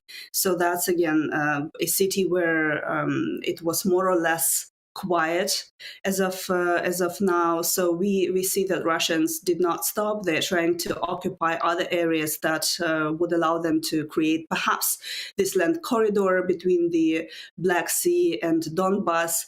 So that's where we all should also focus and help Ukraine now fight with the Russian army. And of course, remember about perpetrators, remember about justice. That should be definitely Putin and his perpetrators should be brought to. Difficult is it in terms of trying to bring this to an end, do you think, in not allowing Putin to go back to the Kremlin with what he can perceive as some sort of prize? Because there is this concern, isn't there, that the more he is pushed out with nothing, the more vitriolic and horrific those attacks and the weapons he may use might be. There are these concerns, of course, but let's remember that he is not the only one who decides. Of course, there is his circle as well, and they also see what's happening, and they also see that the pressure is growing. So that's definitely the right way. That's definitely what Ukrainians are asking for. They're asking for more pressure on Russia, economic pressure especially, and that's something that these appeals we cannot ignore, and we should listen to them for sure. And again, Russia is embedded in the world economy, so it's so far, at least yet. So it's going to feel this pressure. If the EU, if the West stops buying Russian gas or sanction oligarchs or sanction some other areas state-owned economy in Russia that are going to be really painful for the Kremlin, it will bring effect. There are people also who feel the consequences of sanctions in Russia, and they would also start asking questions. Why is that happening? Why do we have to suffer because of the Kremlin's actions? Because it's not possible to blame the West forever. They would sooner or later understand why these sanctions were imposed. So unfortunately, this is one of the very few tools that the West has, and the West should definitely use this tool, should use the economic pressure as a tool how to impose, how to bring about change, I would say, in the Kremlin's policy. Okay. Look, Hannah Lubikova from the Atlantic Council, we appreciate your time today. Thank you. Yeah, thank you very much. It is interesting as well that the newspapers this morning are publishing those pretty horrific photographs. Once upon a time, the British press wouldn't have done that, or they would have blurred out completely images of bodies lying on the pavement or something like that. They're not doing so, and I think it's because everybody feels such a sense of revulsion at what is coming out. I think we are getting a bit more used to horrific images, though, aren't we? I suppose that's true as well. But these are just, they look like just ordinary people in the street who were gunned down as they were walking along a pavement. In some cases, you can see that they have their hands tied behind their back as well. It's just appalling because these are happening in residential streets. People coming out now feeling safer to come out because the Russian troops have pulled back, and then look at what they're finding in the street below. And nobody knows whether or not some of these bodies have been booby-trapped or anything like that. No, it is an absolutely horrific situation. Look, we're going to keep you up to date with that. Lots of other things as well. Loads of you getting in touch this morning about a whole host of cost of living. things. Christine says, I think it's a disgrace that pensioners are being told to wrap up when we're sending foreign aid. Surely a chunk of this could be used not only for pensioners, but all the people struggling with the cost of living. I don't know. We've already reduced our foreign aid but from considerably 0.7 to 0.5% of our gross national income, which saved us about £4 billion a year. That's going on until 2024. All right, well, what about pulling the money from green energy? Robert says, paying for renewable energy adds 25% extra to our energy bills. We need to pause the push for net zero whilst the country gets through this financial crisis. Renewable, in its present form, is not reliable. You see, because, Robert, you say pause and not scrap, that makes me pay more attention to it, because I don't think we can forget about net zero. I think it should be a goal. It's a sensible goal. Yeah, because already we're saying we should have sensible. thought of we should have thought more about renewables 10, 20 years ago. but- If we pause it now, are we not going to be saying the same thing in 10 or 20 years' time? Yeah, well, probably, yes. But we need to do something. I mean, it's an easy way to recoup a lot of money for a lot of people. Yeah. So when it's desperate times, desperate measures. And if you've got the money to pay for the energy to cook your Sunday lunch, what sort Oh. of Sunday lunch are you going to have? We have Well- caused custard gate. We have, and I can only apologise because I'm a custard fan, and I forgot about custard. See, Anna says, good morning, Stephen and Anne. Love the programme, love GB News, but I am shocked that you neglected the all-important custard option when you were talking about pie and crumbles. Yeah. A crumble just isn't a crumble without a nice bit of custard, especially after a proper slap-up roast. I don't know how we forgot custard. No, I mean, you're absolutely right. I made some custard last week. Very nice. From scratch? Well, yeah, with a powder. Oh, with the powder. That's not from scratch. Oh, with you. See, I was going to say, I don't know how you make custard from scratch. Oh, no, you've got to get the birds out. Yeah. Oh, yeah, absolutely. Obviously. Is that How else do you okay? do it? That's nice. And my mother we always had custard, actually. Yeah. No, custard is brilliant. The trouble You're is, absolutely right. my mother never measures anything. So it was a case of one slice or two when it came to the custard. Oh. She never. It was like One it was like a brick. slice, really? It was like a brick. I will say hello to Daniel and Martha. Daniel's a Brit watching from his home in Chicago. Oh, wow. Just after midnight here. We love your breakfast show and how genuine you both are. Keep sharing your opinions. Yeah, well, share them with us. Share yours. Jane says, I love a Sunday roast, but today I'm going out with hubby and friends to the pub for a Sunday lunch with pudding and a glass of wine. Perfect. Yeah, lovely, lovely. Keep your thoughts coming through. gbviews at gbnews.uk. Stay with us, though. We've got plenty more to come, including all the sport with Aidan McGee.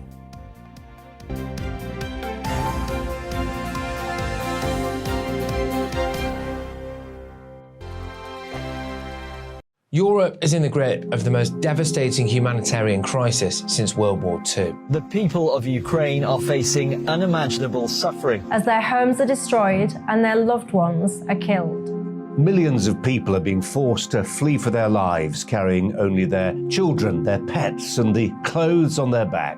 The pain, loss, and destruction grows by the day. The people of Ukraine urgently need our help. Already a vast humanitarian operation is underway. Britain's Disasters Emergency Committee, or DEC, brings together 15 leading aid charities to respond to overseas disasters quickly and efficiently. These charities include the British Red Cross, CARE, Oxfam, Save the Children, and World Vision. Their teams are working on the ground in Ukraine and neighbouring countries to bring vital aid to those who need it most. If you can spare it, your gift to the DEC's humanitarian appeal will go a really long way. £10 provides essential hygiene supplies for a person for a month. £50 provides blankets for 4 families. £100 provides emergency food for 2 families per month. It's easy to give. You can donate online at dec.org.uk or call the 24-hour donation line on 0370 60 60 900. If you prefer to send a cheque, please post it to the Ukraine Humanitarian Appeal, PO Box 999, London, EC 3A 3AA. To give £10 on your mobile, simply text the word crisis to 70150. Standard network charges apply for calls and you must be 16 or over. Texts are charged at the standard network rate and your £10 donation will be added to your bill. 100% of your donation goes directly to the DEC to save lives and deliver critical support where it's needed.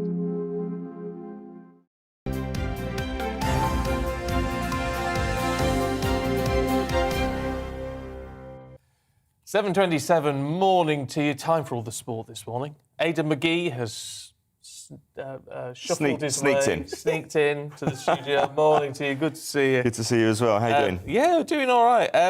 Should we talk a bit football? Man City, Liverpool? Yeah, I mean, look, they had quite routine formulaic wins yesterday. They both played teams in the bottom 3. Liverpool won the early game 2-0 at home to Watford. Manchester City winning later on at Burnley by 2-0 as well. But it all leads to next Sunday, really. We've got this huge, gargantuan fixture. I've never used that word on TV before. Gargantuan. Yeah. Fixture next Sunday. Manchester City against Liverpool. I think it's about 4:30 on Sunday. City have got a huge game in the week in the Champions League and travelling to Spain. That can make a difference. Pep Guardiola, the Man City manager, says, we're going to have to win every single game now between now and the end of the season to win this league. Just prior to that, Jurgen Klopp said in his news conference, we're not going to give City an inch. So everything bears down towards that game. That's going to be the biggest sporting event probably in the world next Sunday. And it's probably going to decide... biggest in the world? Oh, that question. Wow. There's no doubt about that. It's the Premier League for a start. It's the 2 best teams. Arguably, these 2 teams could play each other in the Champions League final. They're that good. Chelsea had a bad result yesterday, losing at home to Brentford. I want to talk about Christian Eriksen just briefly. He was the guy who had the heart attack, the cardiac arrest last summer. He's coming back to Brentford and he is absolutely smashing it at the moment. They had the biggest result in their history yesterday. They've been going for 132 years. They won at Chelsea, 4-1, having been 1-0 down. Christian Eriksen was absolutely superb. It was the Christian Eriksen of old. This is a guy who literally, I don't think, I don't want to over-dramatise it too much, but he almost virtually came back from Yes, dead. he did. He almost died on the field, didn't he? Yeah, most of us watched it. We know the story. We saw what happened. There was a whole crowd of Denmark players surrounding his body on the pitch, which wasn't moving. It seemed very, very unlikely. We can see the Chelsea scoring there, just opening the score. But there's Eriksen there in front of the away fans. That's how much they appreciate him. And he's made a big difference. I mean, they've played nine games before he arrived this year, and they'd won 4 points. They're looking like they're going down. Since he arrived, they've played 4 and won 3. He's made a huge, huge difference, and I cannot be more... It is an amazing guy. Oh, it's incredible, and he looks fitter and slimmer than he ever did before. He played well for Denmark in the week as well. And what determination that must bring from a sports person to do that. And pretty fearless to put yourself out there again. I was say, playing at the top your level. body under stress again like that must be a bit worrying. Well, he couldn't carry on playing in Italy. So he said, no, you've got an influence inside you now. So that our rules say that you can't play. So he had to move back to England. A pacemaker. Yeah. So he was at Inter Milan. He was enjoying his career, and then obviously that happened last summer. He got back to fitness. In theory, he could have carried on playing, but the rules in Serie A say that if you've got that kind of influence, that device inside your body, the insurance doesn't cover you. You have to play in another league. So that's why he was forced back to England. Denmark, So Brentford have got a strong Danish connection within the team, so he felt at home there. It meant he could move back to London. And as we can say, it's just a wonderful, There'll be a movie wonderful made story. about him, won't there? I would think there would be, yeah. I never thought about that, but yeah, that's one. Yeah, It'd be a good one, wouldn't it? Yeah. You can start pitching ideas now. Directing that. Yeah. There you go. Well, we shall wait and see. You never know. Aidan, we're going to catch up with you a little bit later on, but for now, thank you. Meanwhile, the other big news, sports story, I think, is the fact that Tom Daley, Olympic hero, is being fought over by Strictly Come Dancing and I'm a Celebrity, Get Me Out of Here. Who is going to buy him, ultimately, for the next series? It's not really a sports story, is it? I thought you'd like to know, though. Throw a ball of knitting wool at him. Wine drives me mad. Anyway, he does. I don't know why. I just find him extremely irritating. Well, he's going to be in either Strictly or I'm a Celebrity for at least 6 figures. Oh, well, there you go. It's all about the money. I'd do it for the money. Strictly. Yeah. I could. There you go. I don't think so. Do it for the money. 6 figures. Thank you very much. We've got the papers heading your way in just a moment with Marianne Hotter and Tom Slater. Stay with us.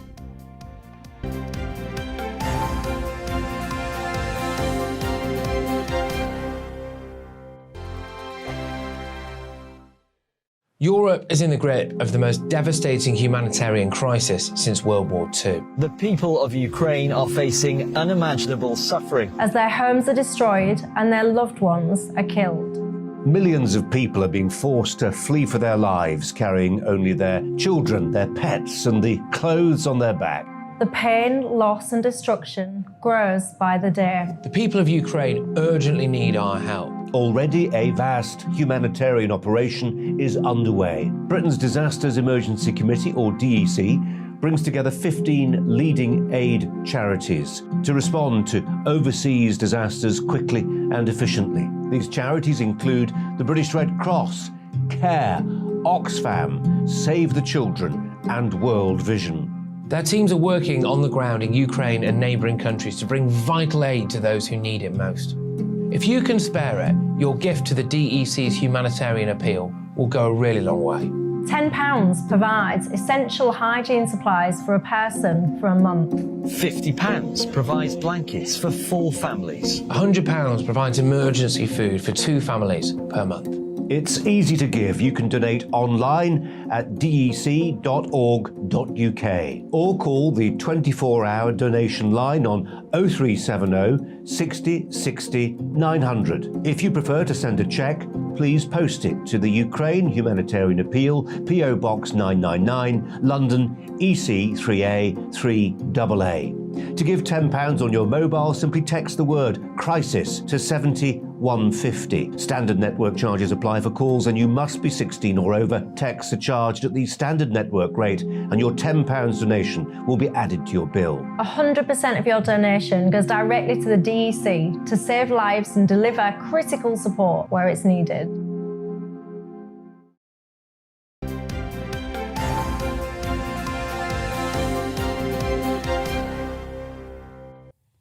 Morning, it's 7:34. This is Breakfast with Stephen and Anne on your TV, on your radio, online. We're just about everywhere today. Yeah. But if you are watching from everywhere, we would love to hear from you, where you are, what you're doing at the moment, what you're going to cook for Sunday lunch. It's cruel. We're torturing ourselves. Thinking of why custard. we're doing it. Custard and apple crumble. Oh, custard. Crusted, as I like to call it. Crusted. Crusted. Yes. Yeah. There you go. It's the story behind that one. Let's bring you up to date with the headlines. And missiles have hit critical infrastructure facilities in Ukraine's southern port of Odessa this morning, according to local officials. President Zelensky has accused Russian troops of planting landmines in the north of the country as they withdraw. The Red Cross say operations to get civilians out of Mariupol are ongoing, but the situation on the ground remains volatile. This comes as a Russian news agency says the aid convoys have not been able to reach the besieged city, a claim which hasn't yet been independently verified. The Chancellor is being urged to set out an emergency budget to help people across the UK who are struggling with the rising cost of living. An SNP MP has called on Rishi Sunak to provide a generous grant for those she says will be plunged into poverty and hardship. Meanwhile, the Conservative MP David Warburton has been suspended from the parliamentary party, pending an investigation into allegations about his conduct. The claims are being examined by the Parliament's Independent Complaints and Grievance Scheme. He is reported to deny any wrongdoing. There are calls for the government to bring in a safety net for struggling homeowners. The Lib Dems are warning people face having to hand back keys to their homes because of an increase in household debt. And the government is launching a review to tackle vitamin D deficiency in the UK. Apparently 1 in 6 of us and nearly 20% of children have worryingly low levels of vitamin D. It's vital.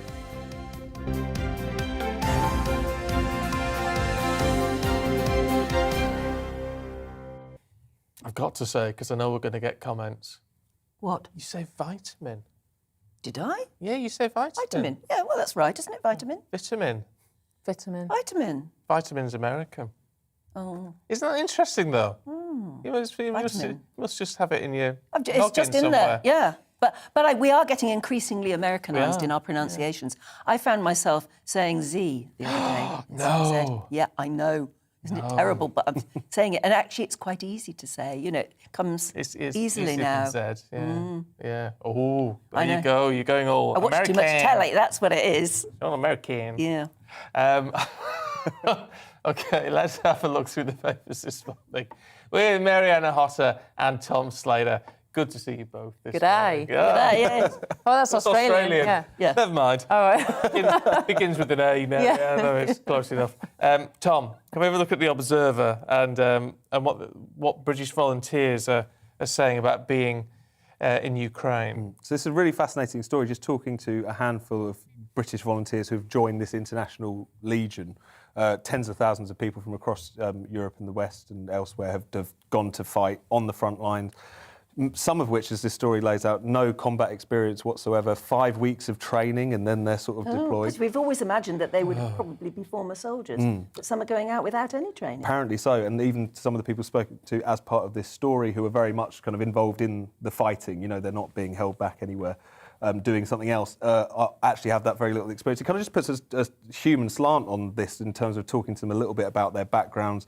One of the people spoken to here was working in a warehouse, lost his job, but then saw what was going on and felt inspired to go and fight. Someone else quit their job as cabin crew with EasyJet to go and to take part in this. And just to kind of, just something about this particular conflict, just having that pull for certain people and making this the kind of the biggest instance of these kind of international brigades since the Spanish Civil War. So really incredible, inspiring stuff, definitely. Yeah, you see, I You're uneasy about it, aren't you? Yes, I think they're making a very big mistake. Do you think President Zelensky is culpable in some way of because he actually called for people, didn't he? Formally, he said, "I want to form this sort of foreign legion. If you want to join it, come and help us in our fight." I just think my other half's in the military, and the training that they go through is unbelievable. And even then, you know, you go to war, far too many die. I think people who are not trained and have no experience. It's almost like a suicide mission. And it's because that's one dimension to this, which has always been quite interesting from the office. Well, how does the British government relate to this? Because, of course, you had Liz Truss, the Foreign Secretary, originally come out and essentially kind of give her support to people who were going out there. You then had Ben Wallace, the Defence Secretary, walk it back. And the gentleman who's been spoken to as part of this story have said that their kind of understanding from back home is that there's kind of tacit support, essentially, from London and from the government for what they're doing. But it's a very complicated And meanwhile, we're seeing the dead bodies of Ukrainians, maybe even some volunteers, you don't know, in the streets. Is it because they have been seen as a legitimate target because they are going and fighting? We don't know, obviously. I just think young men, particularly, often feel invincible, and you're not. And it just worries. But historically, countries have always relied on their young men to fight. Yeah, but I wonder whether it's not that they think they're invincible, it's that, you know, we live in this, you know, post-religion, secular society. Everyone's looking for a cause, you know, a kind of something to believe in, something to invest yourself in. And the way that this conflict, Russia, this big, aggressive bully, kind of, you know, invading in cold blood Ukraine, you know, British people love an underdog story. We really kind of fight for the little guy, right? And so perhaps there's this idea like, this is a cause worth dying for. This is something that I can be a hero for. It's just the question is, do you... are you really going to be useful or are you going to be a liability? Yes. Always that. But there is that, it's very tricky, the situation, but there is that kind of long tradition, that kind of internationalism, which was, as you say, Stephen, it's, fraught with peril for the people who get involved in it, but you can understand the kind of pull of this particular issue and why it's moved people so much. Yeah. Marianne, in the Sunday Express, they're talking about a day of judgment looming over the PM over Partygate. Yeah. It's been looming a long time, hasn't it? People care anymore. Well, it just doesn't feel like now is the time to care with all this going on. Well, I mean this in the least cynical, cold-hearted way possible. The war in Ukraine saved Boris Johnson, basically, because everyone suddenly went, oh, there's much bigger issues at hand. Boris Johnson had an opportunity to sort of present himself as an international statesman, as a leader, as someone who can get things done, hold a steady course when, the waters get choppy, all that stuff. And it meant that everybody stopped remembering that he, broke all those rules, that he was breaching all manner of, apparently we don't know yet from the police, do we? Well, he might not get fined, but he did breach lockdown rules or people in his department and in the government. But the question, the kind of the focus of this particular piece in the Express is that lots of junior members of the kind of Downing Street operation were issued fines this week, and more senior members of who were being investigated, so people like Boris Johnson, Carrie, the Cabinet Secretary, Simon Case, who was the guy who sent that kind of notorious email about the garden party. Yeah, bring your own booze. Yeah, exactly. So they might be maybe issued fines this week, and the question is, will anyone care when it happens? I really do think we should. I think apparently those top-level ones we'd find. There's everyone such involved. Strong public interest that I think there's the top official. There's reason that it would be made public. What's the bet that Boris won't get fined? Well, that's because apparently, from people who are expert in these very labyrinthine rules that we're all living under, he's got a lot more leeway because it's also his home. That's so what I think. The garden party, all these other things, it's very difficult to break rules in your own residence, as it were. So maybe that will be the thing that saves him from the fine in the end. But then the other question is, obviously, the local elections are coming up in May, and this is a survey done by the Countryside Landowners Association looking at rural support for the Conservative Party. And basically they're saying 66%, so two-thirds of people are saying that the government isn't doing enough to support rural communities. And the Conservatives can't rely on that kind of old, blue, traditional supporter base because they're looking at what the government is or isn't doing, this cost of living crisis looming. It's interesting you say that. You are not on our side. Tony's been in touch this morning. Morning, Tony. He says, I'm a Conservative, been voting Conservative all my life. I'm 70. But after last Thursday's Claridge's soiree with canapes and champagne for Boris and his cronies, under the shadow of financial austerity, such lack of empathy and feeling for the great British public's concern, I hereby resign my Conservative affiliation, starting at the local elections in May and any general election thereafter. It's Labour for me. He says, it can't be any worse, can it? Boris is a buffoon. I wonder if it could be any worse. I don't know. I just think, well, look, I mean, I don't think it could. I get where you're coming from, Tony, because it's, I mean, that soiree. I'm hearing a lot of. Would Labour really have done that national insurance hike? I don't know. Would Labour actually have not... I mean, Rishi Sunak had an opportunity to say, we're going to go after the £37 billion of taxpayers' money that was given away to criminals. He would have said, they would have said, we know you can't afford a national insurance hike, which, taxes people right through, but doesn't tax things like inheritance and land. It's such a crude way of basically taking money off people who are working hard or trying to conserve their benefits as carefully as possible. The problem is, we don't know what Labour would have done because they're not in power and they can say what they like. Any opposition party can say what they like. It's when they get in power that things become difficult. And they're nowhere near power at the moment. So judge those who are in power, and I, for one, think that they are not doing us well.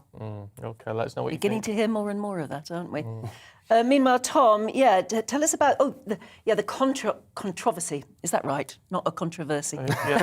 Controversy or controversy over female athletes and whether or not they are and whether or not the playing field is now fair. Yeah, so there's this a campaign's been launched in the past week, essentially around the question of sex-based rights. It's partly about the sports thing, but also just in general to kind of put pressure on politicians to just be answerable on these particular questions.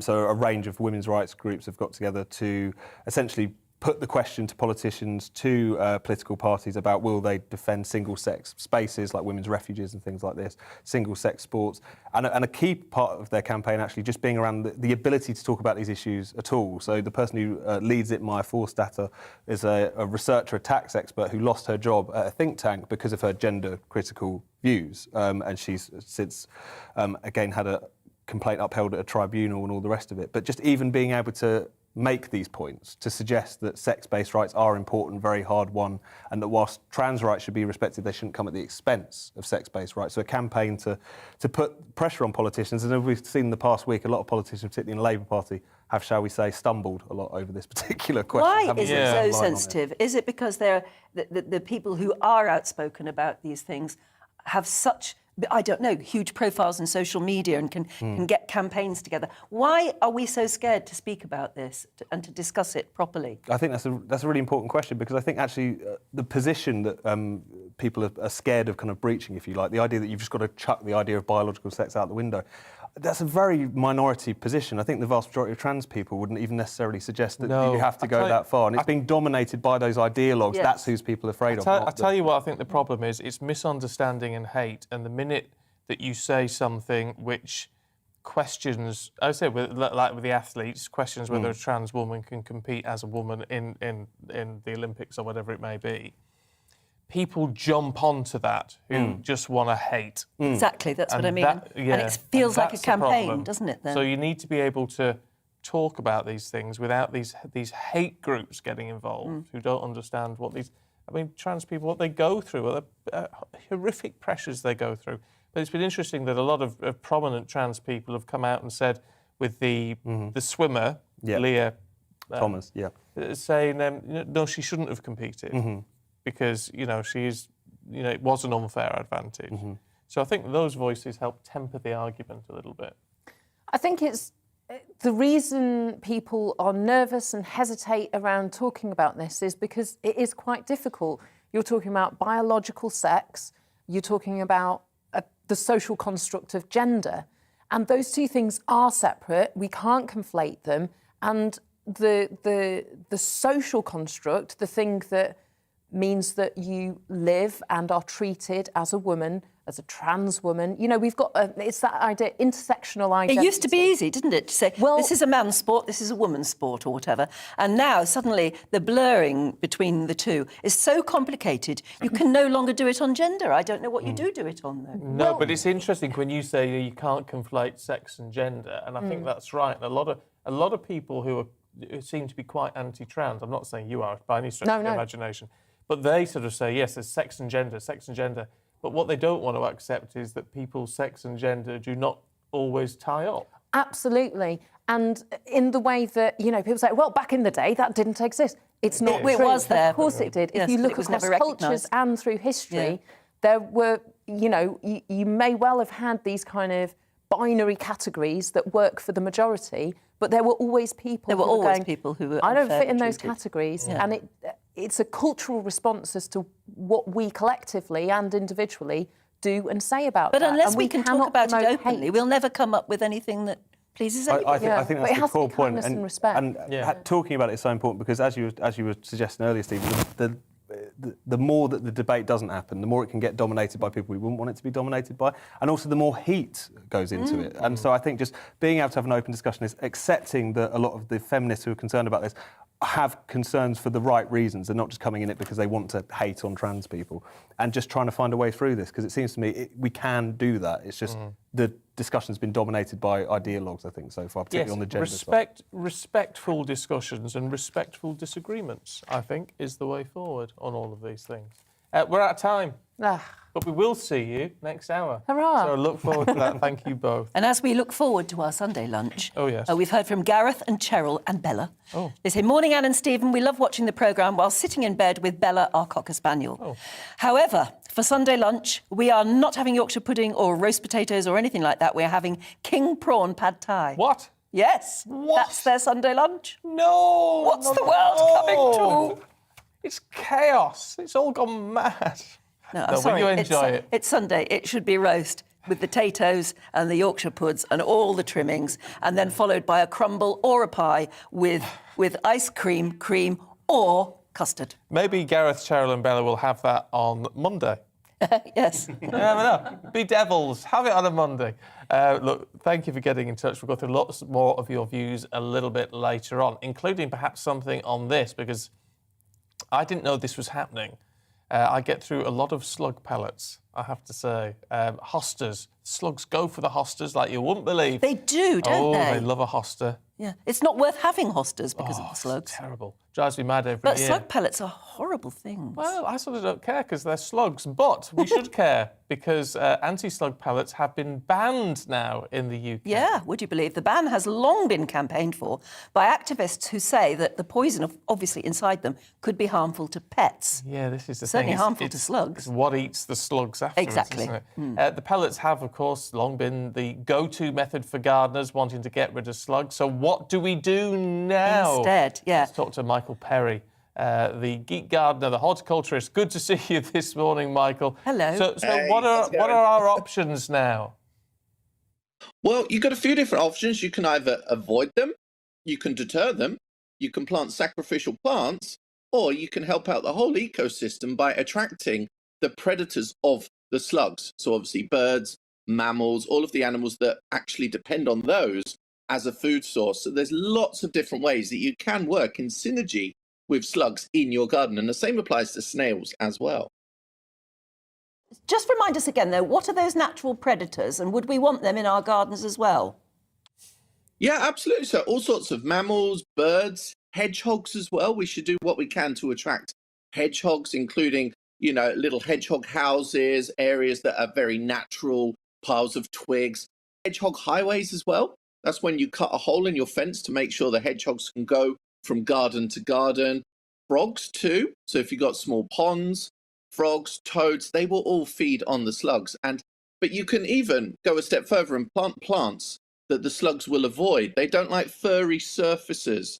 They don't like, in terms of hostas, there are certain hostas you can grow that they avoid. The ones that have got a lot more rougher surface, they don't tend to like. They like foliage that is very succulent. So if you are planting plants, then choose the ones that perhaps they don't like, or bring those extra predators into your outdoor space. Well, I have to say, that's a good idea. I've got a little hedgehog house. But have you got a hedgehog in it? We haven't got a hedgehog at the minute, no. But we did a couple of years ago, so it's fingers crossed. I know they get through a lot of slugs. But in the meantime, I read somewhere that I need to go and buy cans of lager. Oh, or beer? You can. Well, this is actually, I would prefer to work with the slugs and not kill them. The reason that people put out cans of beer is because slugs are very attracted to yeast. So they actually come from quite fair distances to drink the beer. But of course, they then crawl in, drink the beer, and then they drown. So this is not ideal because then we're removing the slugs from the food chain, which is not what we want to do. So it is better to either avoid them or deter them. Or perhaps there are, there's other ways that are quite homemade methods that you can use, such as baked eggshells. Use those as a surface around your plants. And of course, the slugs don't like to go across that jagged surface, so they then avoid your plants. You can do the same with gravel as well. So if you've got plants in your borders, surround them with like some bark or some gravel. Decorative slate as well works really well, because not only does it give you that attractive surface, it protects your plants, but it also keeps the moisture locked into the ground and stops the weeds coming through as well. So when you give this little top dressing around your plants, not only does it look good, but it deters the slugs and the snails. And it works the same in containers as well. If you're growing plants in containers on the patio, surround those with gravel too. But generally in containers, the slugs and snails don't get there as often. So if you are growing hostas and you want them prized, grow them in containers. That could be the way around this. And it is, the campaigners have been after the slug pellets for a long time in the UK, and now we have a total ban on it. So if you were going out to the garden centre today, you wouldn't be able to buy slug pellets anymore.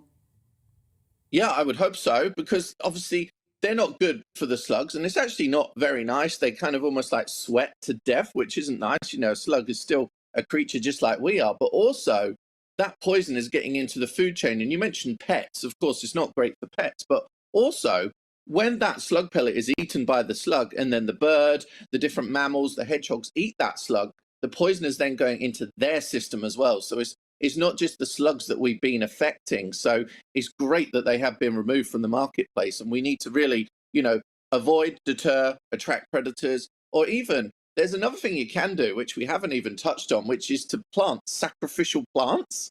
So if you've got your prized hostas in the border, you want those to stay untouched by the slugs.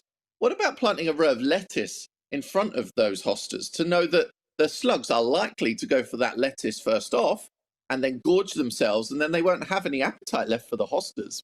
That could work too. That's an interesting one, because lettuce are quite good-looking plants. Yeah, they can be. Worth a try. Brilliant. It's worth a try, that, Michael. Thank you very much indeed. Really good to talk to you. Gives me a little bit of hope. Well, it's nice to know that it's a good day for hedgehogs. Yes. Because they're no longer going to want to eat slugs that have got the pellet inside them. It's the one thing that put me off the slug pellets when we started getting hedgehogs in the garden and thinking... You don't want to poison the hedgehog, don't want to poison them. Yeah. So there you go. So no, we've all got to think again now. But we get through a lot of eggs, so maybe the eggshells one is the way forward. That's a good one, yeah. Let us know Don't what forget to you're let gonna us know what your Sunday lunch is and what you believe a Sunday lunch should be. Yes. See you in a minute. Well, looking ahead to the weather for you, and it's a frosty start this morning with some persistent rain pushing into the far north. So let's have a look at the details. In the southwest of England, there will be a little fair weather cloud around, but also plenty of sunshine this lunchtime. Maximum temperatures today will be similar to yesterday for many. It's about the same for the east and London area. Most here will have lengthy periods of spring sunshine. Whilst there may be a few showers across parts of North Wales by this afternoon, further south, things are likely to stay dry with sunny spells. Onto the Midlands for you. A few showers also likely to feed into parts as we go through this lunchtime. After a cold start, temperatures will rise, but it is still going to feel quite chilly. Meanwhile, in northeastern England, there will be very little cloud here. Whilst the odd shower can't be ruled out, for many it will stay dry and sunny through the morning and into this afternoon. A spell of persistent rain pushes into far northern parts of Scotland. Many central parts will get increasingly cloudy. Further south, it should be dry and bright with some sunshine. And there may be some hazy sunshine across Northern Ireland, but at the moment it's looking mostly fine and sunny here as we head through the morning and into the afternoon. So the rain and hill snow in the north will continue its way southwards this afternoon with a few showers elsewhere. And that's how it's looking for you today.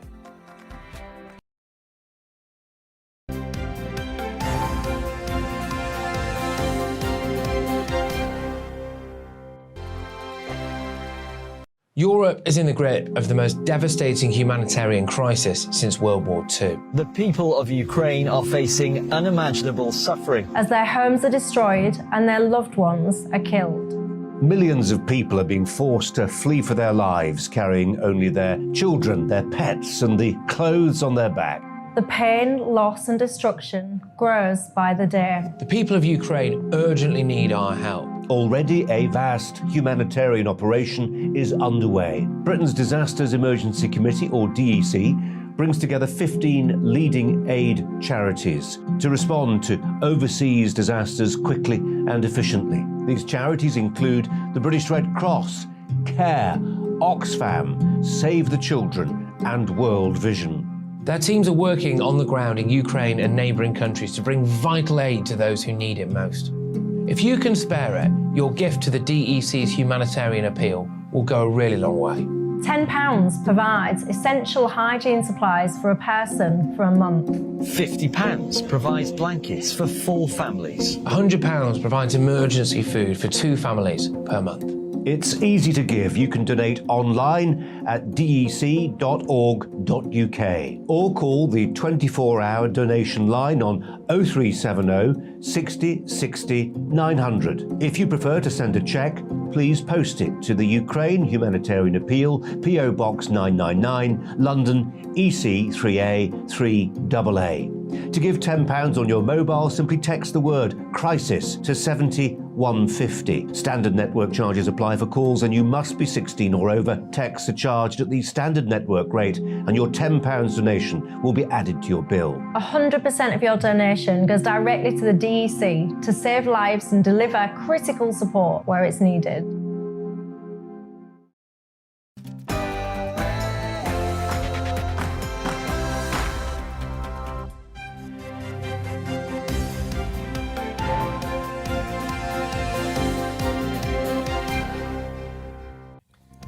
Ukraine says it's retaken the entire region around Kiev as Russian troops retreat, leaving behind a trail of death and destruction.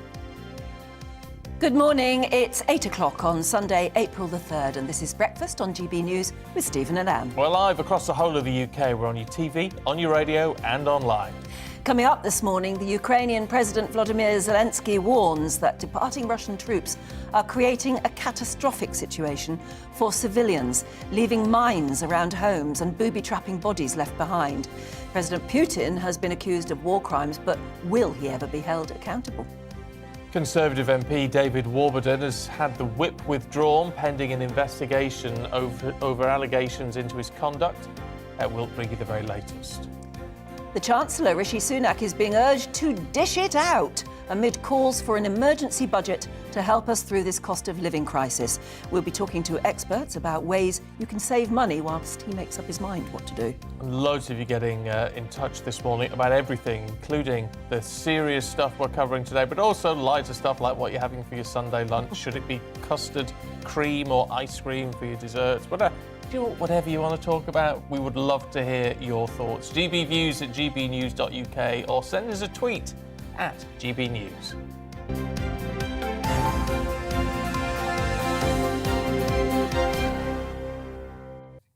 Well, Ukrainian forces have reportedly retaken the entire region around Kiev.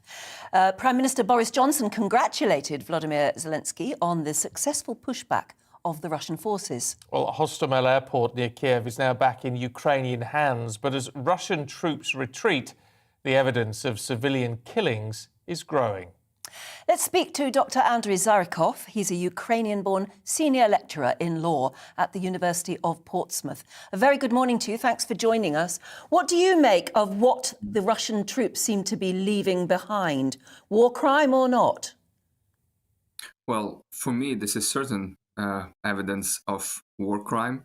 And for most of Ukrainians, we suspected and had some rough idea what Russian forces might have done to Ukrainian population on the temporarily occupied territories.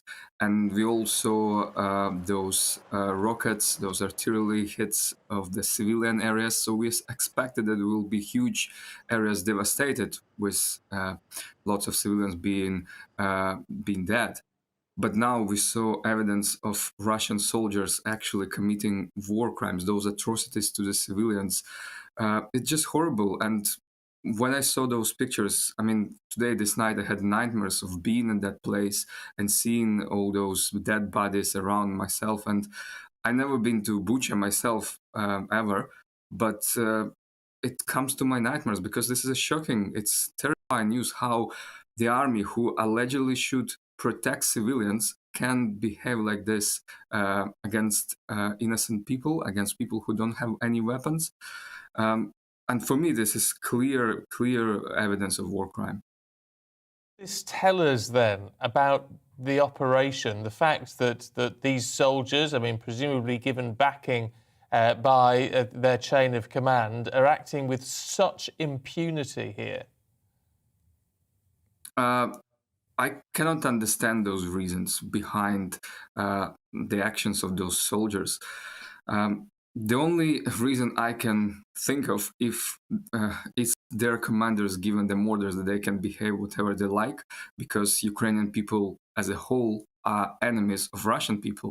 And that corresponds very well to what Russian President Putin was telling the population in his video address before the war started, that he said that Ukraine is not a country, it doesn't have any culture, it doesn't have any own history, and people of Ukraine basically are anti-Russian people. So that's the only rationale I can think of why could anyone commit those atrocities.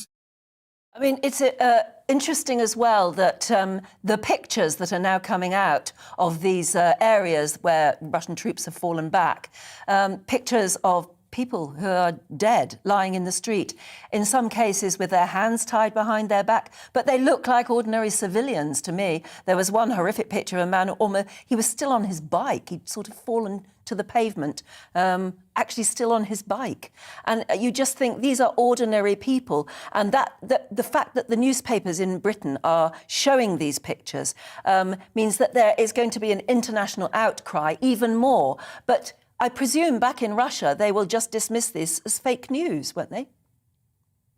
Yes, there have been many reports when they were using the same pictures as Ukrainian Western medias, saying that this is the result of the actions by, as they call it, Ukrainian nationalists, who deliberately target Ukrainian civilian population who don't support, allegedly, the Ukrainian regime. And that's how they report these news in Russia. So they're using exactly the same pictures, but for for the reasons which you couldn't think of.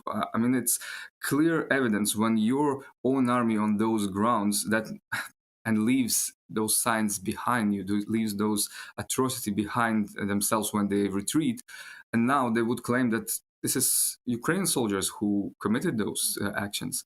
It's hard to think of the reality the Russian TV state propaganda creates, and I'm very critical of Russian people because until very recently they had all access to all the sources of information, not only Russian state TV but other independent media, including Western media in Russian language. So now they still have access to that, but it's a bit difficult for them to get through the proper, independent use, because they need to use some VPN services to avoid state blocks. I can understand why people in their, say, 50s, 60s who only watch TV and cannot have good access to internet might be affected by Russian propaganda, but I'm amazed that younger population doesn't want or simply cannot use cannot think of any ways to access independent information. Because I'm sitting here in the UK, I can access independent Russian media, websites, I can access some other source of information. Why they cannot do so? Because then it's only one-sided view presented on their TV. And no wonder why then you look at the Putin's support, which is allegedly 80% now, and think how that could happen. It's the work of state propaganda, but also the unwillingness of Russian people to look for any alternative sources of information. Andrei, we're out of time, really. I just want to ask you very briefly, in terms of international law, that there may have been significant breaches of international law, but it's going to be very difficult to do anything about it, isn't it? Absolutely, because Russia doesn't recognize the International Criminal Court. So currently it's very difficult to think about how those proceedings can start. And I think it's only when the regime in Russia falls, only then there would be some action. But if, for example, there is a ceasefire and they continue as they are, International Criminal Court can start looking at those evidence, but there's very little they can do about it. OK, Andrei Zarakov, really good to talk to you. Thanks very much. Yes, and we've got lots of your views coming in thick and fast. Don't forget, you can easily get in touch with us, gbviews@gbnews.uk, or you can tweet us @gbnews. We've been talking a lot about Sunday lunch and what is the best sort of Sunday lunch to have. I think we've made our views pretty plain on this, haven't we? It's got to be the full roast and apple crumble or apple pie. Peas. Or mushy peas. And you've got to do really good Yorkshire puddings that are big enough and the right shape so that you can pour lots of gravy in and bits and pieces like that. Lots of salt and pepper, a bit of whole grain mustard or horseradish or something like that. Bill says, hi, Stephen and Anne. After 38 years of marriage, I eat what's put in front of me, which is always great. Oh, good. I prefer custard with crumble. Remember in the 1970s, you could get trays of sliced beef in gravy and you just bunged them in the oven. I haven't seen them in years. Actually, you can still get them in the frozen sections, can't you? Can you? I don't I've seen know. them. Yeah. I don't So know. you don't even have to cook a great big No idea. block of beef.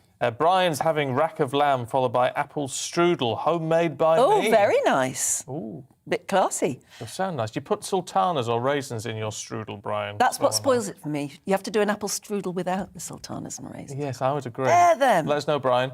Fergus says, my father preferred beef. My mother, brother and I preferred lamb. There was a vote and a compromise. You see, the report was in the papers today that Sunday lunch causes more rows than any other meal in a family.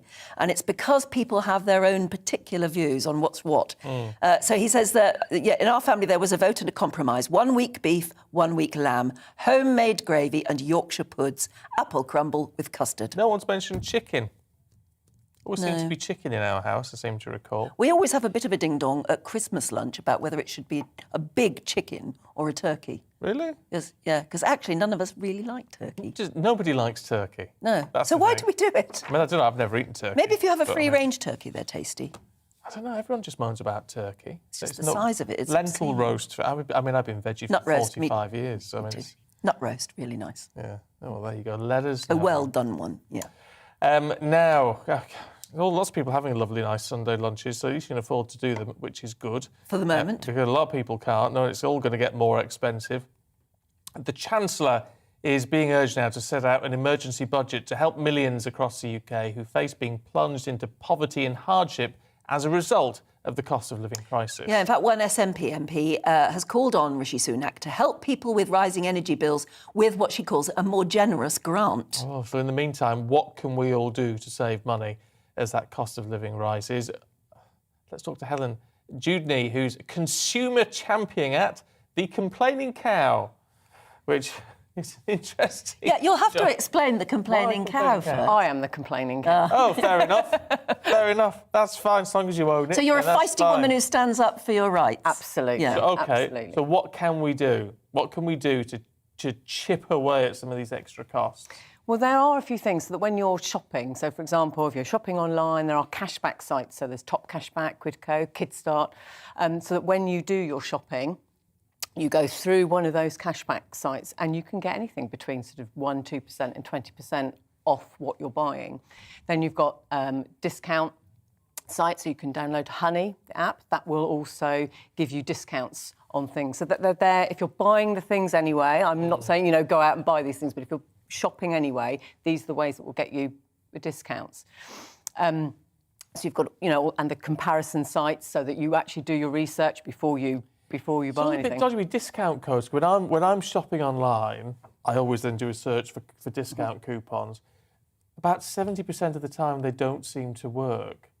But when they do work, they're substantial. Yes, yeah. So you have to look them. Is but that how you Honey's get good the at- codes? You just go Just on... Google it. Just yeah. Google them? Just Google it Oh. and you'll get different ones. But Honey will actually just do it for you. If Honey, you download it's the app, called. Honey, yeah. So if you actually go onto the site, it will search for all the discount codes, which will then work. Right. So there are some great apps and websites out there. Petrol Prices is a great app that I've just discovered recently, which compares the petrol prices. You put in the postcode of where you're driving. So you can find the cheapest one to go Find to? the cheapest one. And I have to say, I'm going to Taunton next week, and I looked it up the last couple of days, and within 1 or 2 miles, there was a difference of 20p a litre. That is between a two lot. supermarkets. So once you've filled that up, that's actually quite a few pounds. Oh, yes. Even by my maths. Yeah. So that's a great app to download, particularly if you're travelling far. You can do, whether it's this end or that end. I was comparing London and Taunton, obviously. So, yeah, that's a great one to do.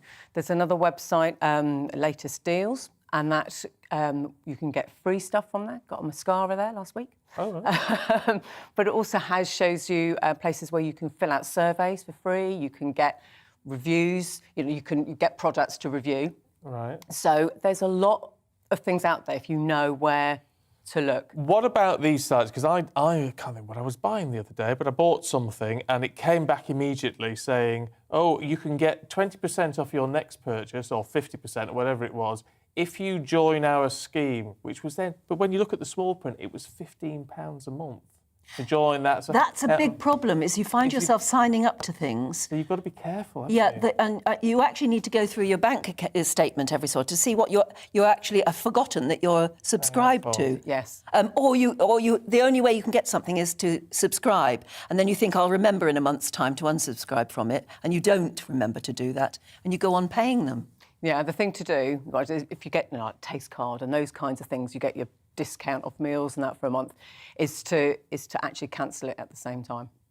I cancel it at the same time. So start it and then immediately cancel it. You can do that, can you? Yeah, for most things you can. Some might be more difficult, but it will usually say that you can still run it, because otherwise you will forget, unless you do a reminder on your phone or a calendar. But that's the trick, is to actually make sure that you do cancel. And have you also found that the streaming sites like Amazon Prime or Netflix even, sometimes to actually get a particular movie or particular TV series, they require you to subscribe again to something else, which is obviously under their umbrella. Well, that's on, that's on Prime, isn't it? That's on Prime. It does it a lot. They're sort of reinventing streaming sites all the time. And I found that I was subscribing to 2 or 3 that I've only ever watched one programme of, which is ridiculous. You need to go through and... I mean, maybe we don't all need the streaming sites. Maybe they were a luxury of the past.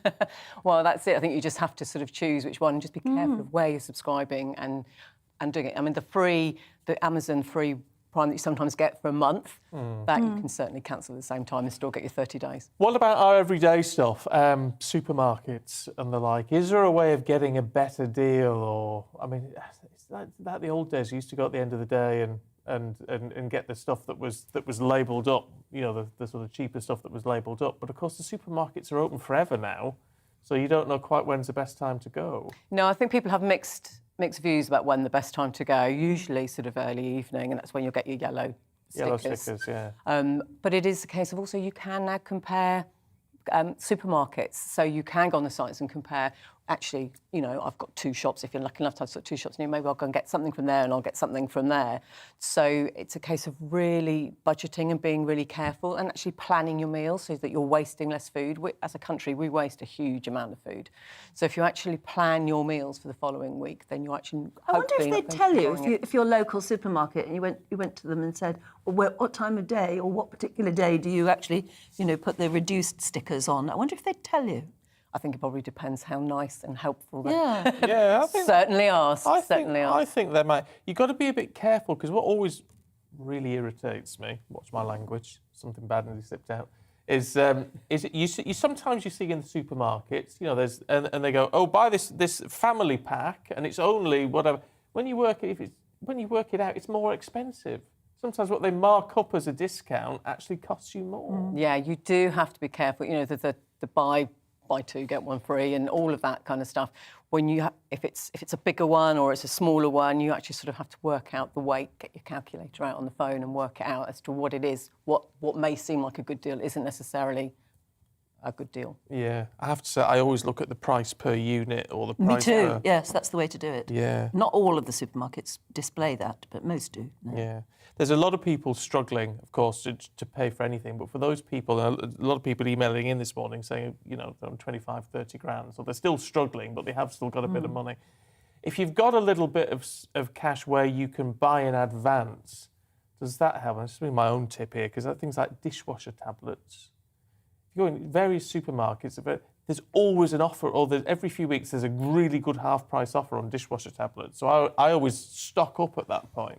Yeah, I think it is those kinds of little tricks and hacks that you're always going to need toilet paper. You're always going to need those kinds of things. If it's on offer, get it. If it sounds like a good offer, yeah. Yeah. Coffee often is. Oh, is it? They often discount coffee for about a week. Yeah. Then that's the time to buy several jars. And laundry tablets and all that sort of thing. There's ways to do it. Really good to talk to you this morning. Thank you. Well, one tip is if you stockpile or if you buy big amounts of loo paper, is you've got to put it somewhere.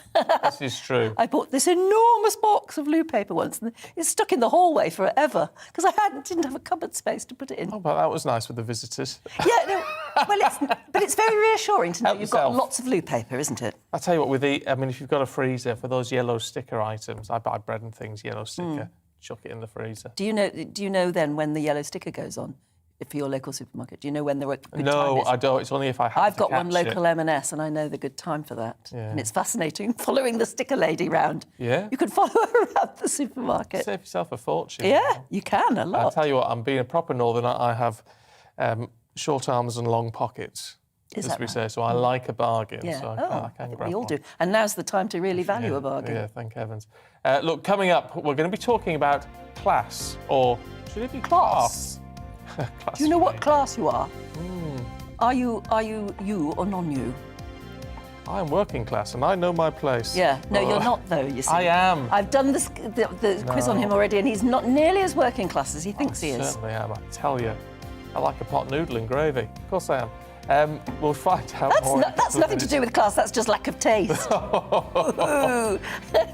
Here's the weather. Well, looking ahead to the weather for you, and it's a frosty start this morning with some persistent rain pushing into the far north. So let's have a look at the details. In the southwest of England, there will be a little fair weather cloud around, but also plenty of sunshine this lunchtime. Maximum temperatures today will be similar to yesterday for many.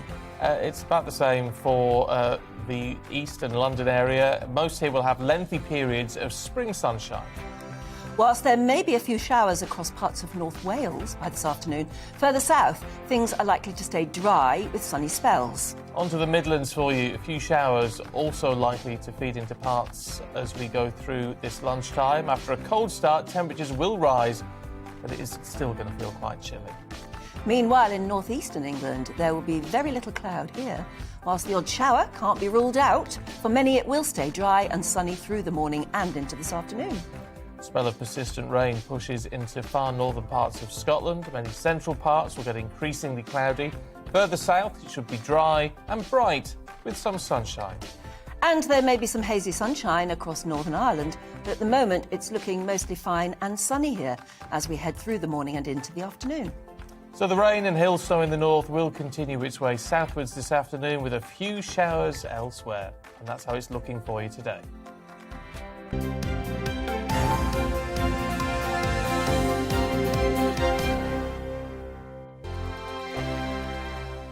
Europe is in the grip of the most devastating humanitarian crisis since World War II. The people of Ukraine are facing unimaginable suffering as their homes are destroyed and their loved ones are killed.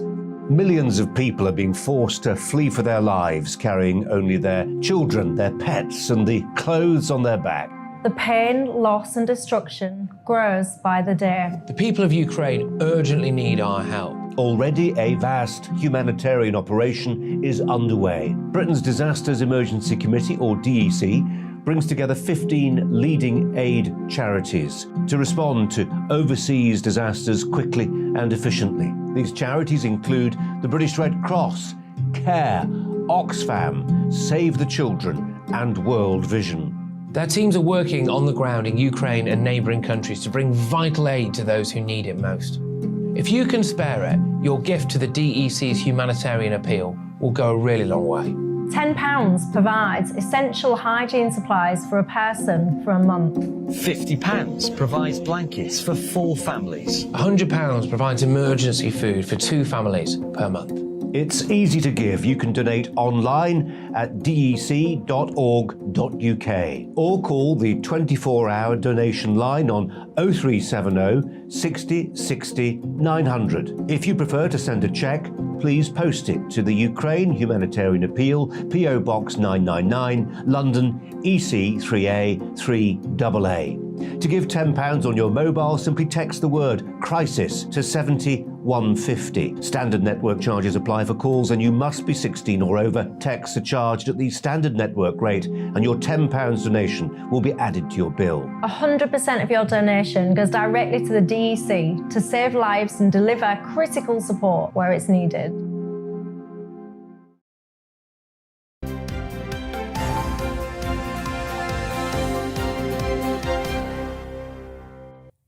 .23, morning to you. This is Breakfast with Stephen and Anne on your TV, on your radio and online.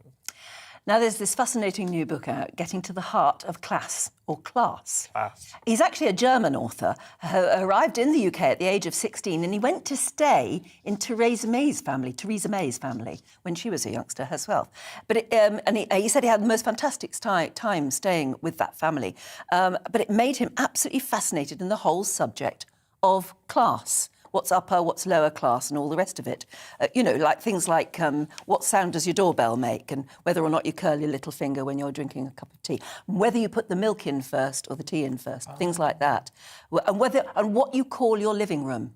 Is it a living room or a lounge? Lounge. What do you call the midday meal? Do you call it dinner? Or lunch? Dinner. Things like that are Breakfast, dinner and notably tea. upper class or lower class, apparently. I can't stand when people talk about supper.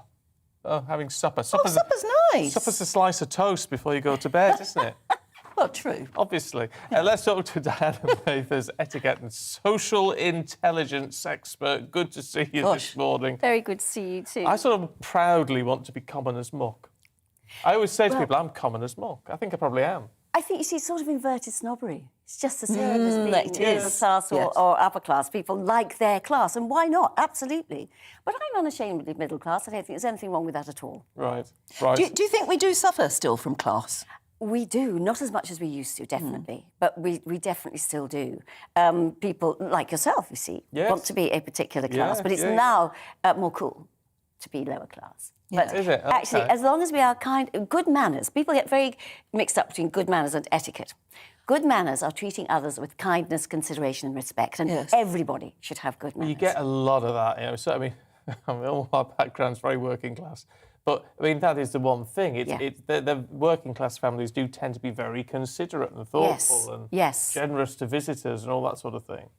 That's right. And whereas etiquette actually is a code of rules by which society lives, and that changes over time and culture to culture. So what we all should aim for are good manners. But it's interesting, this piece, because of course he was here a long time ago, wasn't he? And things have changed. Not everything, but quite a number of things, obviously. Doorbell, yes, I think you can still tell by a doorbell. It should be an ordinary ding-dong. Yes. No, well, it should actually be a... just a ring. Just a ring. It? Yes, not a chime of any kind, really. Not a chime? Oh. Oh. Yes, just an ordinary ring or a very nice loud knocker. Right. Oh, yes, one of those old-fashioned knockers. Yes, depending on the size of the Whereas house. if we've got a chime, which I've got an ordinary ding-dong. A ding-dong. That now makes me lower class. Right? Common. What do you when you're when you out to lunch or whatever, dinner, whatever, and you've got a white, is it a napkin? Is it a serviette? What is it? It's a napkin, because it comes from the French word meaning cloth, which is nap, and small, napkin, whereas serviette is a towel. Oh. So, yes, so actually the correct word is napkin. And to go back to dinner and supper and things, the dinner was the main meal of the day, dîner, because everything came from the French, because we were ruled by the French and we all spoke French years ago. So dinner was your main meal. So if that's your main meal, that's right. But the upper classes tend to have their main meal in the evening, so that's where the dinner was in the evening. But lunch only came in probably a couple of 100 years ago, because they used to have a very big breakfast and then dinner at 4 o'clock or 6 o'clock, depending whether they lived in the town or the country. Right. And Depends supper, on your working day as well. Yes, of course. That immediately puts you in a class. Exactly, because the upper classes never worked anyway. Yeah. So, but then the working classes would finish their day at about 5 and have ham, bread, cake, whatever happened to be in the house. That was their tea. Whereas the upper classes would have afternoon tea, which was just with sandwiches and... Oh, of course, yes, that was nice. More of a social meeting thing, wasn't it? See, what I don't understand with some of this is it almost seems the wrong way round with some of these lower class and upper class comparisons. What, shabby sofas? But no, it's things like, if you're upper class, your car is shabby. If you're lower class, it's clean and tidy. See, I'm very upper class with my car. and if you're lower class, you air kiss Well, I don't know anyone lower class who. You say, mwah, mwah, mwah, Yeah, mwah. but you see, I would see that as posh. No, that's a bit naff. Oh, right. Posh is a proper handshake, isn't it? With a It is. And how do you do? It used to be how do you do. I always, when I'm teaching my etiquette, tell people to mirror. So if somebody says how do you do, you say how do you do, which is not a question. You just say how do you do back. But if somebody says hello, you say hello. And if somebody says good morning or pleased to meet you is always considered not very good, but good to see you is fine. Because also, well, pleased to meet you can, if say I've met you before and I say, pleased to meet you, and you say, actually, we met a couple of months ago. I see. If I say Yes. good to see you, then that's perfectly acceptable.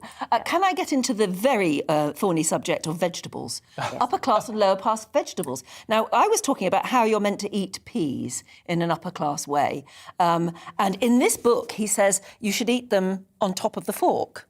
How on earth are you meant to eat peas on top of the fork? Well, the trick is always to put a little bit of other food with your peas on top of the fork, so that you can have a little bit of potato or a little bit of meat or fish, and you just squash them on there. If you're eating peas on their own, then you do a bit of a stab, and then just put but you don't sort of you don't scoop. No, correct dining is never scooping.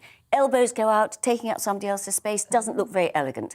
Eating should always look very elegant. So you sit up straight, so your digestion works properly, and things come up to your mouth, not you going down to them. Well, but peas, you reckon, are a bit of a lower class vegetable I think at a anyway. banquet one would not serve peas.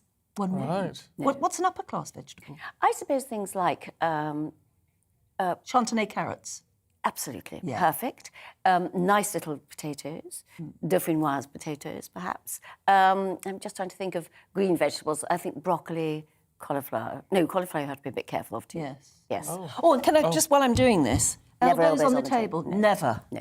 You'd always sit up straight, keep up, get those back muscles working. Right. Actually, that's a very good tip. Oh, there you go. So it's still a thorny subject, isn't it? It can be. I mean, I get asked to teach people from all over the world, and people who eat with chopsticks or their hands or just a spoon, obviously when they are having an array of several rows of cutlery, it can be very daunting. So that's what we teach. Oh, can I just quickly ask about upper class dogs, pets, in other words. What's the upper class dog and what's the lower class dog? Well, Labrador is definitely upper class. Right. Spaniels are quite upper class. I think, don't want to be rude about, but Staffies, Dobermans. Well, whether you're watching us, whether you're upper class, lower class, or whatever class your dog belongs to, we love you anyway. You see, despite what you say, I think at the back of that, I'm still common as muck. No, that's inverted snobbery. We've already dealt with that. I know, but I like it. I like it. What shape are your plates? Your dinner Round. plates? Yeah, no, they should be. Yeah, no. If you want to be lower class, they should be square. Oh no, we've got square Apparently. plates. It's all a load of nonsense, really, isn't it? It is a lot of nonsense. As long as you're nice and polite, then there you go. And don't leave the table till you've asked permission. But don't put your elbows on the table. No. That's de rigueur. De rigueur. Or is it the other one? Right, whatever. Anyway, I'm not sure what's de rigueur anymore. It's very confusing, but the bottom line is, The bottom I line think is you're posher than me. Yeah. Thank you. Stay with us. We've got plenty more to come for you, including a look at the papers. Don't go anywhere.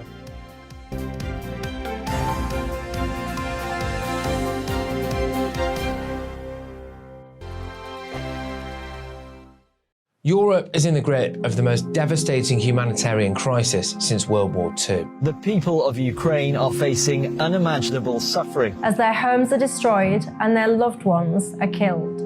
Millions of people are being forced to flee for their lives, carrying only their children, their pets, and the clothes on their back. The pain, loss and destruction grows by the day. The people of Ukraine urgently need our help. Already a vast humanitarian operation is underway. Britain's Disasters Emergency Committee, or DEC, brings together 15 leading aid charities to respond to overseas disasters quickly and efficiently. These charities include the British Red Cross, CARE, Oxfam, Save the Children, and World Vision. Their teams are working on the ground in Ukraine and neighbouring countries to bring vital aid to those who need it most.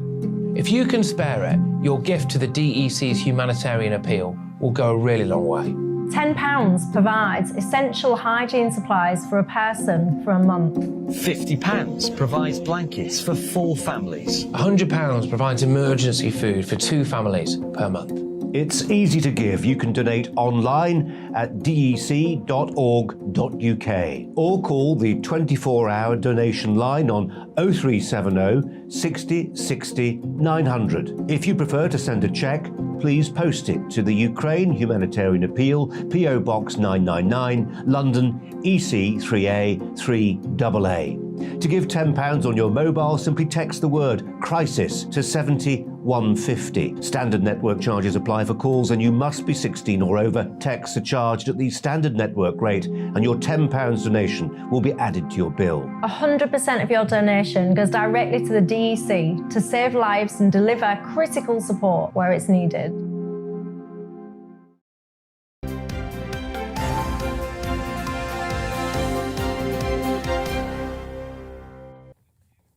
Welcome back. Yeah, welcome back. 8:34. This is Breakfast with Stephen and Anne. Good to see you. It is. Oh, yes. Oh. No, not good to see you. Good to see you. Not to see you again, but good to see you. Hello. That's just creepy. Oh, thank you very much indeed. Mariana Hotter and Tom Slater here to take us through the papers again. Hello. Hello. Good to see you. Oh, dear me. Good to see you. Let's kick off with the Sunday Times, Tom, and a bit of Joe Biden. Yeah, so is the Biden show on the blink is the headline of Josh Glancy's piece here. Just wrapping up a very gaffe-filled week for the Commander-in-Chief. So there was that moment last weekend where, speaking in Poland, he said out of nowhere at the end of his speech, for God's sake, this man cannot remain in power, referring to Vladimir Putin. And instantly the White House having to walk back this idea that he was calling for regime change.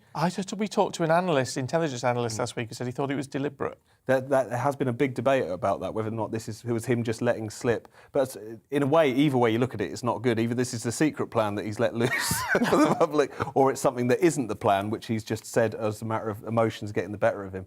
But this piece is just really looking at the fact that, especially going into the midterms later this year, just things being really bad for the Democrats, not only because his comments recently been very reckless and inflamed the situation, but just domestically, poll numbers are in the doldrums. Also, his deputy, obviously, the vice president, Kamala Harris, is even less popular than he is, and also similarly not a great public speaker, often speaks kind of like a malfunctioning motivational speaker. So it's just looking not particularly good for them, and there not being a kind of clear sense of who would even take the week before, I can't remember because I was on holiday and you lose track of time, but didn't he also give away where he was going?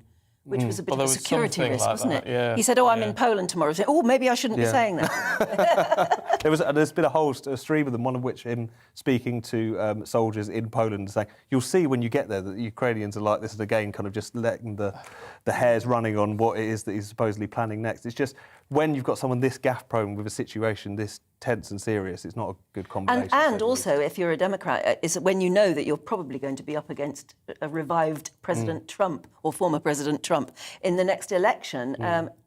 Is he the best that Democrats can do at the moment? Well, no, he said he's not. He's not running again. Well, he's never, as far as I know, I'm not sure if he said it publicly, but it seems to be the assumption that he wouldn't. I mean, by the end of No, I think he said it publicly, hasn't he? I don't know, but he can't possibly. Right, it would be 80 or 80 or something. I think they said if he did a second term, he'd be 86 by the time it was over. So, and he's obviously just at the moment struggling with. But Kamala Harris is just not strong enough to be the only contender, is she? So the Democrats have got to come up with somebody else. And that's the problem. There's no obvious who that person would be, and also it would just be really ugly because it was always expected that if Biden didn't run, it would be Harris. The fact that she's not, it's just going to open up a massive fight, basically, within the Democratic Party, precisely at the time they don't want to have one. Really? Let's have a look at The Observer, Marianne. Yes. Why is it saying that a lack of COVID tests is threatening the economy? Because I would have thought it was the other way around. So the suggestion is that, obviously, you've got in the news that we've got, huge numbers of people with COVID-19. Now, they're not necessarily incredibly ill, although, obviously, even a small proportion of people getting very badly ill of a very large number is still a lot of people, and those are potentially preventable deaths. And the suggestion, the advice now of the Living with COVID plan is if you have any kind of respiratory illness, so it doesn't really matter whether it's COVID-19, Omicron, or whether it's a common cold or some other kind of thing. If you've got a high temperature, if you're not feeling well, stay at home, don't try and carry on going to work, just pop a few paracetamol and go, I'll be fine. Because obviously you're spreading illness to people who may be much more vulnerable. But the kind of argument for businesses is that they're dealing with staff absence. And if one person comes in and they're ill, but they don't realise quite how ill they might be, which they would perhaps be able to tell if they took a test, then they potentially contaminate, they potentially infect customers, the rest of the workforce. And so you can't operate a business where suddenly your whole workforce gets sick and can't come to work. And actually maybe testing helps businesses manage that, helps employees make good decisions. So maybe one person is off for 3 days rather than your whole staff is off for a week and a half. Yeah. Look, I just want to pause you there because I know we have a problem with your mic, Tom. Oh, really? So we're going to floor sort manager, it. come on in. Yeah. Should I carry on chatting? So we'll talk to you. So just yeah. No, in your own time. Come on in. Come on in. We love your jumper. Yes, there you go. Right. So we'll sort you out, Tom. In the meantime, because I would have thought, because the argument has always got to be, if you don't feel, if you feel really awful, you don't go to work. And if you think you can manage, you do go to work. I don't feel very well today, but now you tell us. Yeah, it's not. I know it's not COVID, but it's like, isn't that just what happens anyway? Well, I mean... Well, it's always been a judgment call, hasn't it? Well, that's it. And if we can cast our minds back to the days before, the global pandemic, you'd be standing on a busy train or a bus at a kind of rush hour, and there'd be someone standing next to you with a streaming cough, coughing and snorting, and you'd be there like going, oh, God, that's disgusting, I'm going to get ill. And you just get on with it. And I really hope we don't go back to those bad old days, because I think hopefully at least we are a little bit more aware, a little bit more sensitive to the fact that one of the other people on the bus or train may well have a condition, an immune condition where they are much more vulnerable, or kind of a health condition, or they're a carer for an elderly parent. And the problem is there are free COVID tests that are still available for care staff, NHS staff, people in high-risk environments, and some high vulnerability patient or people.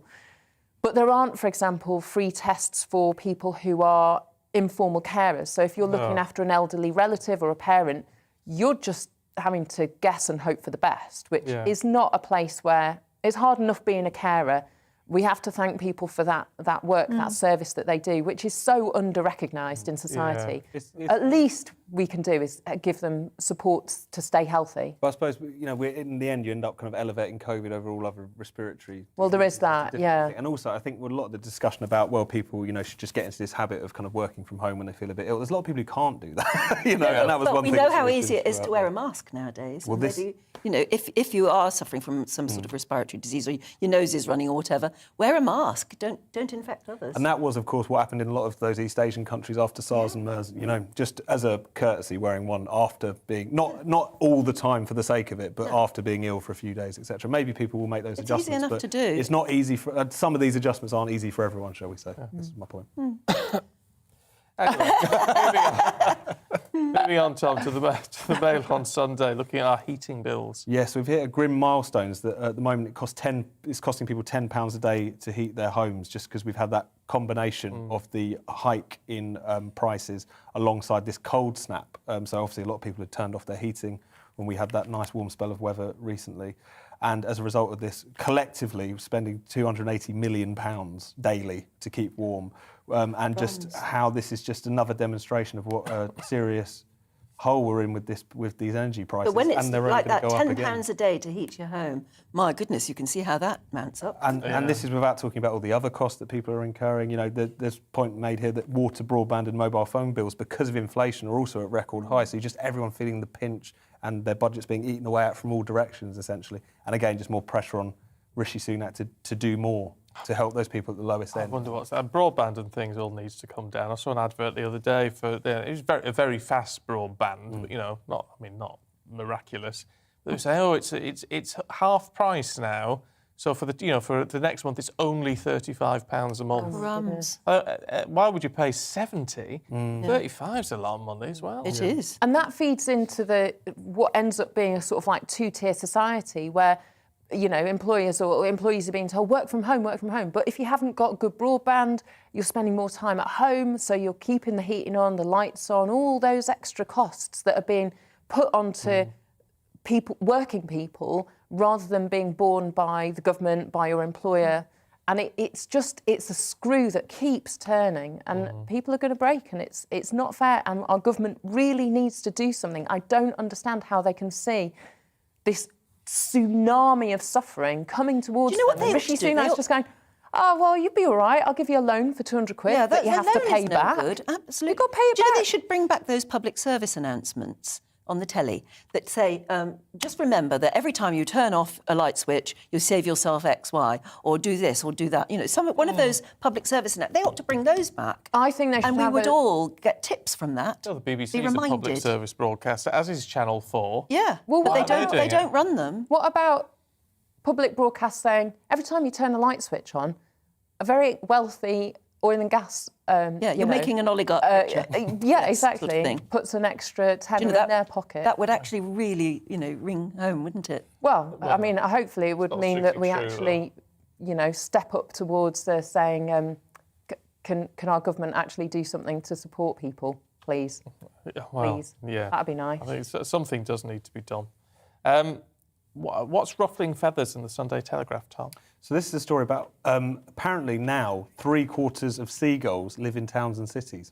So it's causing a lot of problems, insofar as the fact that obviously you've got the noise disruption, them crying early in the morning. There's also, attacking toddlers with their food sitting down in the park and all the rest of it. Nicking And your chips. Nicking chips, of course. And there being a new discussion about changing the rules effectively. Because at the moment, because I think technically herring gulls are not necessarily in danger, but certainly on the decline, it's very difficult to, for instance, disrupt nests or to do anything to try and mitigate against these things. So they're looking at them again because of the fact that, towns and cities are now where seagulls predominantly live. I think this is the people who aren't used to them just now moaning. I mean, Barrow, where I'm from, there's always been seagulls. We're right on the coast. Yeah. No one thinks twice about it. Yeah. You always get them around rubbish tips as well, don't you? Except when they get on the middle of the road and spread their wings out, because they're huge. They are huge. But I quite like them. They're quite nice. Well, they're amazing. I mean, if we can think of them as wildlife and that actually they're adapting to our environment, if we want to change their behaviour, rather than smashing up eggs. Well, maybe we've got to killing change them. Maybe we've got to change our behaviour. Yeah, that's the same reason stop that we leaving litter around. We get urban foxes. Yeah. We leave too much litter around. We deal in again. And that's apparently the primary thing they want to look at. It's just if you sort out that, then that's a large chunk of the problem. Yeah. I mean, honestly, the amount of litter, because I don't live in London, thankfully, but we drive into London to come here in the morning, the litter on the streets is terrible. Can't get over it. Can we just have a quick look, Mary? I think we've got time to have a look at the Stone Age revival in the Telegraph, because it's about mourning at burial sites. I love this. I love the burial mounds. Love a burial mound. Oh, yeah. Most of them are obviously original, so Neolithic, the late Stone Age, same area as Stonehenge. Yeah. About 2,400 in this country, 2,400 BC to about 4,500 BC to about 2,400 BC. So a fair time ago. Oh, yeah. There's a chap in Kent who, in an area called Dode, which is in the North Downs, and he has been the person to renovate a medieval chapel in this kind of lost village that was depopulated because the people all died of the plague in the Middle Ages. And he's now achieved his dream of building a modern barrow, a sort of a new old burial mound where you can put the urn of a loved one, their cremated remains, into this barrow and have it as a place where you can celebrate their life rather than mourn their death. And he's like, this should be multi-religious. This is about bringing community together, engaging with the ancestors. I quite like that. I love it. I quite like Bring that. it on. Why does it have to be a mound, though, really? Because it's a very ancient tradition, because they're of the earth. Yeah. Because they're, deep, held in the arms of Mother Nature, if you will. I like that. Yeah. I like that a lot. You can do with the imagery what you will. Yes, exactly. Yeah, we're rethinking all of those things nowadays. Love it. Yeah. I like that. And I like celebrating life rather than mourning it. Yeah. That's a good thing. Yeah. Tom, Marianne, thank you both. very We're out much. of time. It's been a joy, as always. Have a lovely Sunday. And if you're having a Sunday lunch, have a wonderful one with Yorkshire pudding. I'm having spaghetti bolognese. Oh, sorry. Spaghetti bolognese? This is outrageous. We've been talking all about Sunday lunch today. Let us know what yours is going to be like. Yes. Now, an ex-American Special Forces officer is calling on British people to donate vehicles to help rescue orphans from Ukrainian cities. Yeah, Lee Costello's been talking to him. This estimate from their Minister of Social Affairs is that there's 10,000 Ukrainian orphans that are unaccounted for. And I have a very strong fear that, especially in the initial phases of what was going on here with all the confusion and all of these groups that are coming in with great hearts to try to move children out of harm's way, we may have jumped the gun a little bit and started pushing them across borders too quickly. And just to me, there's a likelihood and at least the conditions set for traffickers to come in and take advantage of the situation. And that's what I'm very concerned about. And that's why we are trying our best to, while still get them out of dangerous areas, to move them to safer areas before we responsibly put them over a border. How do you know who is vulnerable, who is an orphan, who needs your help? And then how would you then get them to safety in places like Lviv? How does it work? We'll receive a request from whether it's somebody who's in contact with the orphanages or what they're telling us are orphans, or it'll be the caregivers that are on the ground themselves. And then we talk to the Ministry of Social Affairs, and there's actually a national registry for orphans inside of Ukraine. And they will bounce that off of there and cross-reference it with their registry. And they'll say, yep, these are ones that we are tracking. And once we have that permission, we will activate our network. We'll physically go out there and get them, or we'll use proxies or people we're in contact with to go start moving them. And so once we get them from those dangerous areas in the east and we bring them over to areas such as Lviv or surrounding places, then we are safeguarding them. So we're taking them to designated shelters from the government that have their own child services that are there to help receive them, to ensure when they have something, a nice meal to eat, some bedding, additional clothing, and we take care of them there, and we temporarily hold them for as long as needed, but as long as necessary. But after the holding process goes and they are cleared to potentially move across the border, then they'll move across the border. But if they want to stay there longer, then we try to increase that capacity for them to be in Lviv and surrounding areas longer if necessary. My appeal to British people watching this is donations are wonderful. If you have the ability to find, resource, donate vehicles, that is really huge right now. We're running out of seats to move these children to safety. So that's very difficult for us to find right now. Jeremy, how are the children, how are the kids faring with this? I mean, they must be absolutely traumatized, the children that you're coming into contact with. When we do see them and they get to us, they're just kind of shocked. They're usually just quiet. And then when we start showing them kindness and giving them blankets or food or just anything, you do see them kind of relax a little bit. And when they do that, that's when their emotions start flowing and they're very tired. But I want people to understand is that when we find them, some of them been in shelters, when you say shelters, they've been inside of like cellars and basements, hiding from explosions for a week, very limited on food and not knowing what's going on. And then so they get to us and they're very exhausted and just, it's a really sad situation. I can't really describe it other than it needs to not happen.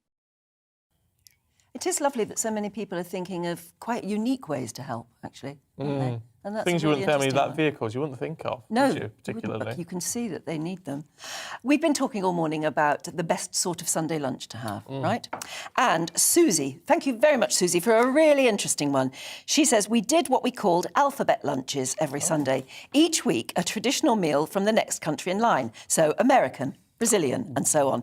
It stopped during lockdown, but I feel inspired to start again now. Never did quite figure out what to do, though, for X. Be Zanzibar, wouldn't it? What would you do for Zanzibar? Xanadu. I don't know. Something. Xanadu, yeah. Well, it's a good one, though, that isn't it? A different lunch for a different country. Yeah, quite interesting. A lot of work, though. Oh, a bit of research. It just reminded me of having my cup of tea that every time we finished the Sunday lunch, my mother would say, who's going to put the kettle on? Oh, that's right. Always got to have a cup of tea after. Yeah. OK, let's have a look at all the showbiz for you this morning. She's not brought a cup of tea in there, but she's got all the showbiz news. Stephanie Tetchy, good morning. I've got a glass of water. Oh, very inspirational. We've got the Grammys tonight. Yeah, I think everyone's all award out after the Oscars, Oh. but it's just getting started, guys. So tonight, the Grammys have been delayed for 3 months because it was actually due to take place in January, but due to Omicron, they postponed it to April, and they've also moved location. So usually they do it in LA, but it's going to be in Las Vegas today, which will be an interesting venue change. I was saying earlier that I've never, ever heard of anyone not liking Las Vegas. I but know. The lady that we were speaking to earlier, and Stephen says as well, one of your friends. Yeah, says it's not one of dirty. my favourites. It's quite full on. It's just like too many people, too many... I like entertainment, but it's just trashy entertainment in Las Vegas. So it's not one of my favourite ones. But hey, all the stars are going to be there tonight. And due to last week's fiasco on the Oscars, they are doubling up their security because they don't want any on-stage antics to be taking place. There will be, won't there? There will be, with the likes of Kanye West attending. People I think are going to want to do something outrageous. Definitely. We have Trevor Noah, who's going to be performing, hosting the awards, and he's a comedian, and he's not one to hold his mouth. So someone at some point of the show is going to make a reference to Will and Jada. I sort of think it's going to be like in his first sentence. I know. It's Let's just get it out of the way. So I think definitely it's going to be a talking point throughout the night.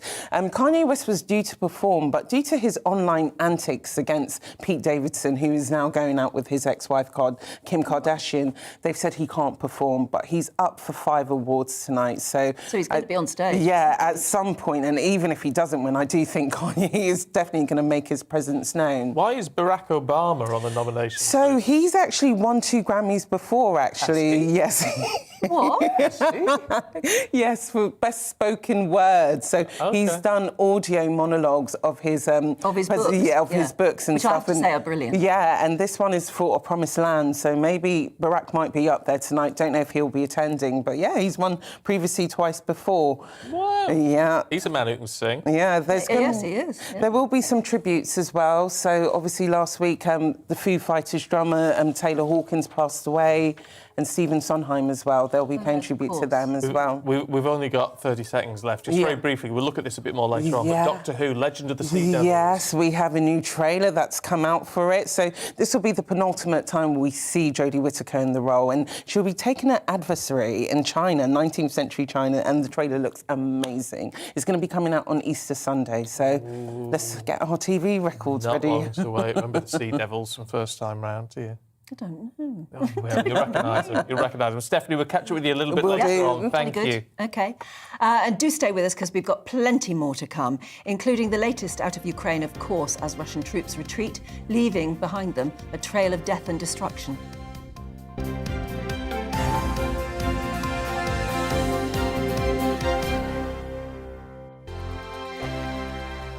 Europe is in the grip of the most devastating humanitarian crisis since World War II. The people of Ukraine are facing unimaginable suffering as their homes are destroyed and their loved ones are killed. Millions of people are being forced to flee for their lives, carrying only their children, their pets, and the clothes on their back. The pain, loss and destruction grows by the day. The people of Ukraine urgently need our help. Already a vast humanitarian operation is underway. Britain's Disasters Emergency Committee, or DEC, brings together 15 leading aid charities to respond to overseas disasters quickly and efficiently. These charities include the British Red Cross, CARE, Oxfam, Save the Children, and World Vision. Their teams are working on the ground in Ukraine and neighbouring countries to bring vital aid to those who need it most. If you can spare it, your gift to the DEC's humanitarian appeal will go a really long way. £10 provides essential hygiene supplies for a person for a month. £50 provides blankets for 4 families. £100 provides emergency food for 2 families per month. It's easy to give. You can donate online at dec.org.uk or call the 24-hour donation line on 0370 60 60 900. If you prefer to send a cheque, please post it to the Ukraine Humanitarian Appeal, PO Box 999, London, EC 3A 3AA. To give £10 on your mobile, simply text the word crisis to 70150. Standard network charges apply for calls and you must be 16 or over. Texts are charged at the standard network rate and your £10 donation will be added to your bill. 100% of your donation goes directly to the DEC to save lives and deliver critical support where it's needed. Well, looking ahead to the weather for you, and it's a frosty start this morning with some persistent rain pushing into the far north. So let's have a look at the details. In the southwest of England, there will be a little fair weather cloud around, but also plenty of sunshine this lunchtime. Maximum temperatures today will be similar to yesterday for many. It's about the same for the east and London area. Most here will have lengthy periods of spring sunshine. Whilst there may be a few showers across parts of North Wales by this afternoon, further south, things are likely to stay dry with sunny spells. Onto the Midlands for you. A few showers also likely to feed into parts as we go through this lunchtime. After a cold start, temperatures will rise, but it is still going to feel quite chilly. Meanwhile, in northeastern England, there will be very little cloud here. Whilst the odd shower can't be ruled out, for many it will stay dry and sunny through the morning and into this afternoon. A spell of persistent rain pushes into far northern parts of Scotland. Many central parts will get increasingly cloudy. Further south, it should be dry and bright with some sunshine. And there may be some hazy sunshine across Northern Ireland, but at the moment it's looking mostly fine and sunny here as we head through the morning and into the afternoon. So the rain and hill snow in the north will continue its way southwards this afternoon with a few showers elsewhere. And that's how it's looking for you today.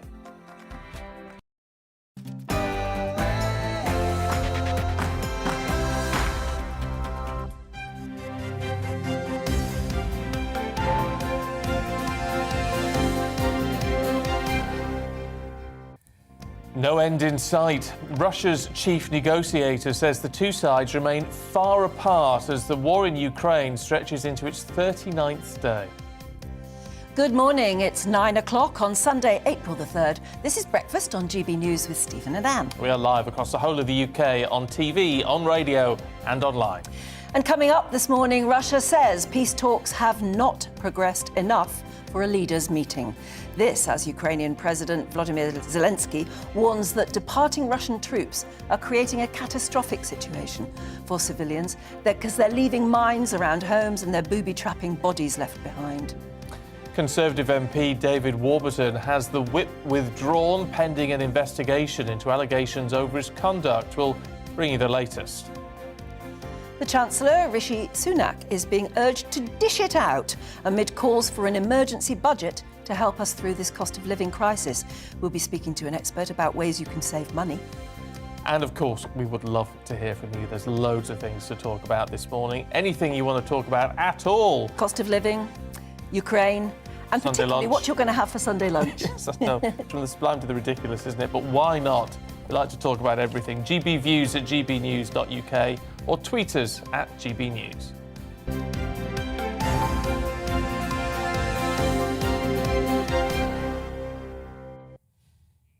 And so the latest on the war in Ukraine. Now, Russia says that peace talks have not progressed enough for a leaders' meeting and that Moscow's position on the status of Crimea and the Donbas region remains unchanged. The two sides have held periodic talks since Russia launched its invasion on February the 24th, but there's been no breakthrough and they remain far apart on the question of territory. Let's talk to Major General Tim Cross, retired British Army officer who joins us now. Good to see you this morning. Look, this in and of itself can come as no surprise. No, not at all. I've never, to be honest, I've never really thought these talks would go very far whilst the fighting is going on in the way that it is.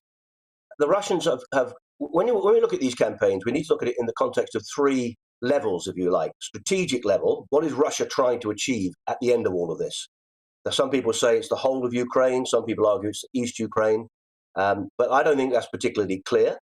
Then at the operational level, which the Russians are very good at, actually, historically, particularly in World War II, then how do you achieve that strategic intent? And I think for the Russians that was initially and still remains securing the eastern provinces, securing the Donbass, securing the line through to Crimea and probably up to and including Odessa. And then the third level is the tactical level. And that tactical level has gone badly wrong. And as part of that operation objective, and probably part of the strategic objective, was, in military parlance, we call the centre of gravity of Ukraine, which would have been the capital, and I think taking out the president, probably. That hasn't worked. So they're now revamping themselves, redeploying to go back to what I think is that operational level, campaign intent, which is to secure the East. Now, for me, they've never been serious about coming to some sort of peace talks. They just want to keep those lines of communication open and psychologically put pressure on Ukraine and on the president to say, we're going to keep doing this until you agree to some of the conditions that we're putting on the table. And yeah, that means it could go on forever. But in the meantime, I mean, as a soldier yourself, are you shocked and surprised by the mess they're leaving behind? And I mean in terms of human life, the awful pictures that have come out in the last 24 hours showing what look like civilians who have been shot, murdered on the streets. Does that shock or surprise you, or was it something that was going to inevitably happen?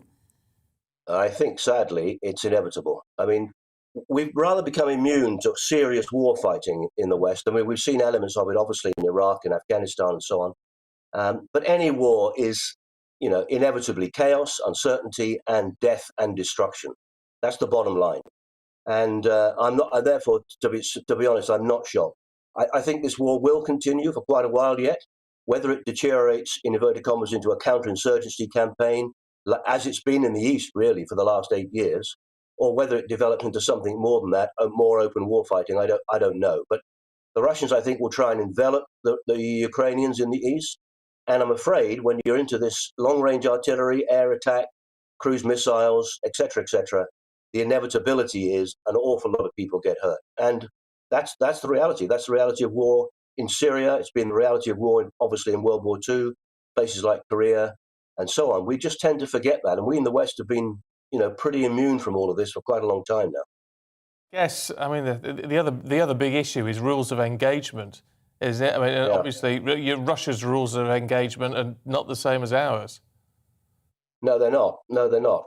I mean, any military organisation involved in a campaign like this, things will go wrong. I mean, at the end of the day, we're all flawed human beings. I often say the British Army is deeply flawed because it's made up of people like me. But the intent of the British Army is always to comply with the laws of armed conflict, the Geneva Conventions, the rules of engagement, and so on. And we spend a lot of time looking at those, and people literally carry in their pockets, places like Northern Ireland and elsewhere, what are the rules of engagement? What can you and can you not do? I'm afraid the Russians are not interested in that sort of thing. They're just only interested in causing as much mayhem as they can in order to try and bring Ukraine to the negotiating table and give up territory. Now, I have to say, it is not all that the Russians are bad and the Ukrainians are good. I mean, that's inevitably the way the media portrays it. But sadly, the Ukrainian military will be doing, bad things too. But that's the nature of warfare, and I'm afraid that's what we're going to see coming out of this, in the weeks and months ahead. To those of us who are looking at these pictures and utterly bewildered by how one human being can do it to another, shooting civilians with their hands tied behind their back in the street and booby-trapping dead bodies, is that something that ordinary soldiers just decide to do, or do those orders come from the top? Well, they'll be part of, in Russia's case, I mean, it's the way they operate. When Zhukov, for example, commanded the Russians in World War II, and they took Berlin, their view was that you just put masses of people in and you cause as much destruction as you can. I mean, the Russians lost in taking Berlin, more people killed than we lost in the whole of World War II. And their training and the way they operate is what I'm referring to. Now, I have to say that in Northern Ireland in the 70s, places were booby-trapped in all sorts of different ways and so on. And it's in that sense, it's not unusual. But I'm afraid that I've watched the mass graves being dug up. I've seen what people do to each other in places like Northern Ireland, in Iraq, in the Balkans, in the ethnic cleansing. My brigade built and ran a refugee camp in Kosovo. So for me, and this being a Sunday, words like sin and evil are not interesting theological words. They're a reality of a broken and flawed world, a brutal world, and these sort of operations and these sort of campaigns just bring that out in spades. It's a fascinating point, I think. Major General, as always, it's good to talk to you. Thank you very much. Yeah, my goodness. On a Sunday to hear those words like that. Well, yeah. But doesn't that sum it up, though? Yeah. Especially from that military perspective as well. I remember when we had the war in the Balkans, and you think back, it's the first time war is something we'd only ever talked about as something that happened in the past. And suddenly we were in the middle of something that was happening on our doorstep. And here it is again. And we don't seem to learn anything, do we? We don't learn how to be human to each other. No. There's always somebody new coming up with some awful wicked idea. Yeah. OK, look, we're going to keep you up to date on the situation in Ukraine, of course. But in the meantime, let's just bring things a little bit closer to home. And the Chancellor is being urged to set out an emergency budget to help millions across the UK who face being plunged into poverty and hardship as a result of the cost of living crisis. Yeah, in fact, the SNP MP, Alison Thewlis, has called on Mr Sunak to help people with rising energy bills with a more generous grant. So what can we do in the meantime to save money as the cost of living continues to rise? Let's talk to Greg Marsh, CEO and founder of Nouse.co. Good to see you this morning. Hello. OK, so you should have all the answers on Nouse, shouldn't you? What do we do? What are the sort of basic steps we can do to start cutting the bills? It would be brilliant to have a sort of magic bullet. Yeah. There are no magic bullets, but there are a few practical things that you could think about doing if you haven't already done them.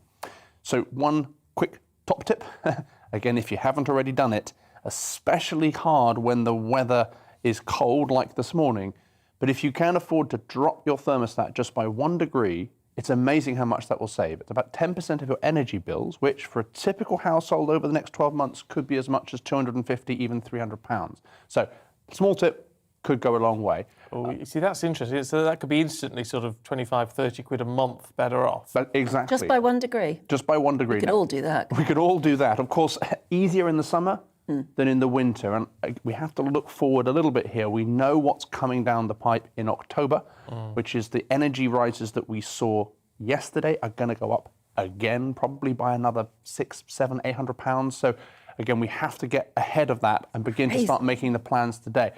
Other little practical tips you could make, if you're out of contract for any of your broadband or mobile services, if you haven't renewed any of your insurance policies recently, if you're out of contract with those services, they will probably have increased the prices on you. So it's a really good time to check what you've got in contract and what you've got out of contract. So there are online tools to help you do this. Make a list of all your bills, use a service like ours at Nouse.co. Make sure you've got a list of all the things you're paying for each month and go through each of those one by one. However, I want to be realistic. The savings from these kinds of moves are only going to be a small amount of the extra cost increases that we're forecasting. So unfortunately, what that really means is our top tip for people is get smart and make a plan. And that plan might have some tough love in it. It might involve some really hard choices for households over the next 12 months. What? You might have to think about deferring expenditure. You might have to think about cancelling or significantly scaling back your holiday plans. If you don't have savings, you might have to think about where you're going to get extra access to affordable credit, or otherwise find other ways of making pretty significant cost savings in your life. Now, I know that's not news anyone wants to hear over their breakfast, but I'm afraid it's probably the reality for most families, unless the government makes very dramatic steps beyond what we've seen so far to mitigate the effects of this. There's no sign of that, is there? I mean, everybody's calling on Rishi Sunak to do more, but he looks quite stubborn about it, doesn't he? He feels he's done enough. Well, I think they're saving their powder as much as they can. For me, the best news in the spring statement the other day was that there might be a bit of dry powder. We might still have a little bit more wiggle room to be offered some additional support. You know, most families are going to have a little bit of benefit from the spring statement, maybe a £1 in £10 of the amounts of increase are going to be given back to them from that spring statement, but that's only 10%. It's only a small amount of the extra cost. You talk about being out of contract on various things. A lot of the times now, though, you just get an email saying, we're renewing your contract. You know, if you don't do anything about it, it'll just renew, and this is your new price and all the rest of it. The problem is the prices are jumping up. Now, I found the other day when that happened to me, and I rang up, and they'd put it up by £60 a month or something like that, And they'd actually, when I rang up and complained, it ended up being lower than I was currently paying. So we've got to be a bit ballsy, haven't we? And it's exactly right. So there's two things you can do, right? You can switch, and there's no harm in doing that, or at least looking at alternative options. Or you can phone up. If you've got the patience to hang on the wait line, right, wait on the call centre, and you complain, you will often get significant discounts because, let's be honest, these companies know what they're doing. And there are some real serial offenders here. To call them out, the mobile phone companies are particularly bad at this. Vodafone, O2 both increased their prices, not just by inflation, but inflation plus 3.9, nearly 4%. Wow. Now, again, the effect of that, if you let it go 1 or 2 years, it compounds. So each year you don't call them on that, it adds up and then it adds up again. And so before you know it, you are paying, as you say, tens, even dozens of pounds more every month than you really should be. Actually, now is the time, if you're out of contract on your mobile phone, now is the time to think, you know, oh, this phone works and I now own it, I'll just go SIM only. If you are SIM only, you can definitely get because better that would really save money, wouldn't it? And go from a contract to SIM only. And that's right. And the final one I'd say on the same front is mobile phone companies will be very keen to encourage you to buy a 10 or 20 gigabyte data plan. Yes, yeah. Nobody uses that much data. No. Tip to the wise, check how much data you're using. Yes. There is a feature in your phone that will tell you how much data you used last month. Most people use only 2 gigabytes of data a month, even if they use a lot of data playing games, watching videos. So if you can ramp that plan down from 20 gigabytes to 10 to 5 to 2, again, those are a few pounds a month, that adds up. This is the thing. I mean, I get about 40 gigabytes on mine. It's part of the package. I am SIM only, though. But you still use it because you're on the Wi-Fi. You're on the Wi-Fi, that's right. And again, unless you are literally spending your entire life watching videos, you're unlikely to be using anything like as much as they'd like to sell you. It's easy for them to offer that number. That big number looks attractive, and it looks like it's only £2 or £3 a month. But £2 or £3 a month, that's £25, £30 a year. Every little counts. Yeah, certainly does. Greg, really good to talk to you this morning. Thank you. Yeah, some handy hints there. Well, this is the thing, isn't it? It's just those little bits and bobs where you think, oh, yes, I can do that. And maybe now's the time, you know, if you have Netflix or something like that, maybe now is the time to think, do I really need it? Do I need it? Yeah. How much time do you spend on it? I do need Netflix. You do? You need it? I do need Netflix, but I haven't got anything else. I haven't got Sky or anything like that. So I save money that way. Yeah. I tell you what's also quite good is loyalty cards. I know they track your shopping and things, but you get a lot of money back. Do you? You get a lot of money back. I got £8 off the filling the car up yesterday. That's my other half has been. We've got to be wiser shoppers, I suppose. Now, yeah, you can get quite a lot back with those vouchers that you earn over the year. Oh right, okay. Yeah. There's so much work in it, though, isn't there? Yeah, there is. Well, but it's worth it. It's worth it. Now, to change subject completely, on Monday, the Royal Courts in Belfast will hear an appeal to try and stop the British government enforcing an amnesty to all Northern Ireland Troubles-related cases prior to 1998. Well, Dougie Beattie has this report. The ability to get to the truth of what went on in Northern Ireland during the Troubles has eluded victims and their relatives. 60% of violence was through Republicans, with 30% down to Loyalists and only 10% due to the state. And it's the state that keeps getting brought back. And now the government wants a blanket amnesty to put an end to this costly procedure. Johnny Mercer represents the veterans and says an amnesty is not the way forward. No, I've never campaigned for an amnesty. I don't support an amnesty. And to be honest, I don't think an amnesty will be forthcoming because it's not lawful. I think you can never cut off pathways to justice where evidence exists. It's about fairness, right? It's about achieving that criminal standard of prosecution, which is what people keep trying to do over here, but has eluded every case so far. Dr. William Matchett was ex-Special Branch and works with the CIA and briefs the Pentagon on policing after conflict, and says the reputation of the state is being openly discredited. Police officers here who are dead, a lot of them who are maimed. I know a lot of them who survived and are now no longer with us. And the reputation of a very fine force is being dragged through the gutter. And it seems that nobody has been fit to stop that. There is barely a street in Belfast that does not hold a history of violence, and most with no answers. The very spot that I stand upon now used to be a bus station. 50 years ago, it was targeted by the IRA. It was a day now known as Bloody Friday. 22 bombs exploded across the city, the IRA blaming the security forces for not getting here quick enough. It maimed 131 people, killed 9. Amongst the dead were women and children. Backdoor deals in the 1998 agreement assured Republicans would not face trial, but made a hierarchy of victims. Tony Blair's Queen's Pardons of Mercy and Letters of Comfort effectively gave the IRA an amnesty. But he also ensured that their victims' relations would never get to the truth of what happened to their loved ones. To avoid awkward political explanations, other paths for victims were found, but did not have the same levels of evidential facts. I mean, look, the government has completely dropped the ball on this because it allows things like ombudsman's reports, which, you know, look at a much lower threshold of evidence to then become a sort of factual recollection of the Troubles, which for everybody else who was actually there or involved in it, it clearly knows it's not the case. Dr. Matchett believes that intelligence is being presented as evidence. If intelligence was evidence, there wouldn't have been any bad guys left in the street. But intelligence, thankfully, isn't evidence. Neither is opinion, belief or supposition. And sadly, police ombudsman's reports are full of opinion and supposition. And I would say it's not even expert opinion the way you would get in a court from a forensic science officer or whatever. It's the opinion of a layperson. With some of these historical inquiries costing the British taxpayers up to £200 million, most are agreed a clearer path to the truth must be found.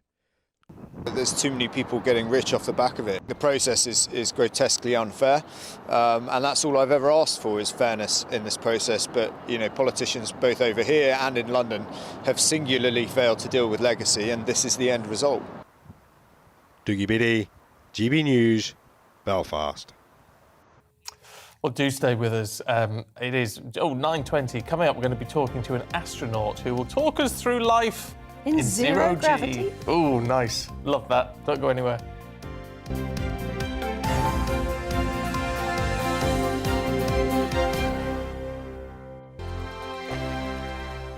Europe is in the grip of the most devastating humanitarian crisis since World War II. The people of Ukraine are facing unimaginable suffering as their homes are destroyed and their loved ones are killed. Millions of people are being forced to flee for their lives, carrying only their children, their pets, and the clothes on their back.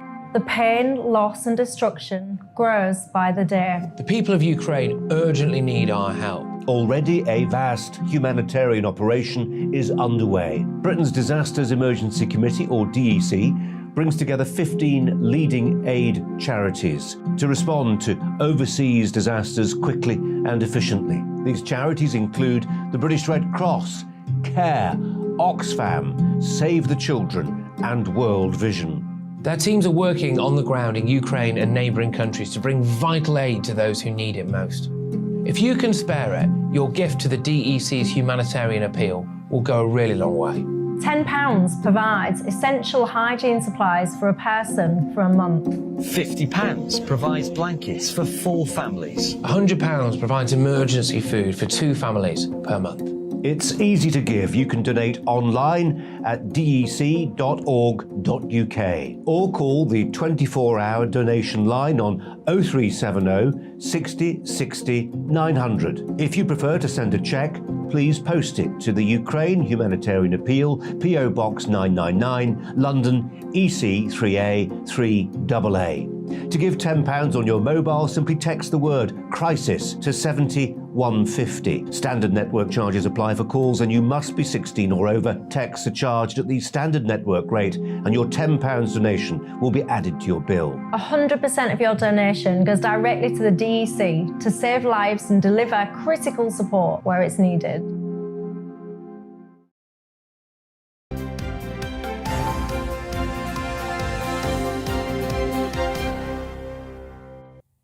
(9:22). This is Breakfast with Stephen and Anne on your TV, on your radio and online. Yeah, and you're an hour nearer lunchtime. Oh, yes. Yeah, already. We've been talking about Sunday lunch all day. I was going to say a big story. Actually, it was a very little story in the Mail on Sunday, I found, that said that Sunday lunch causes more rows in the household than any other meal. And I think it's because people argue about what they consider is a Sunday lunch. What's the right meat, for instance? What is the acceptable vegetable? Apparently peas are very lower class. Oh, apparently, yes. I like about mushy peas. And whether or not you have mashed potato or whether you have roast potatoes. And whose granny was it who used to serve all three? Do you know? I heard that this morning. Somebody said that they... Someone in our ear. Somebody in our ear, maybe, yeah, whose granny serves mash and roast potatoes and new potatoes. Yeah, that sounds perfect. Oh, no, that's a bit too much Oh, for I me. love a potato. I like... Oh, here, Jan has called in. She said, as a working mum, I will not spend Sundays, my only day off, prepping and cooking a roast.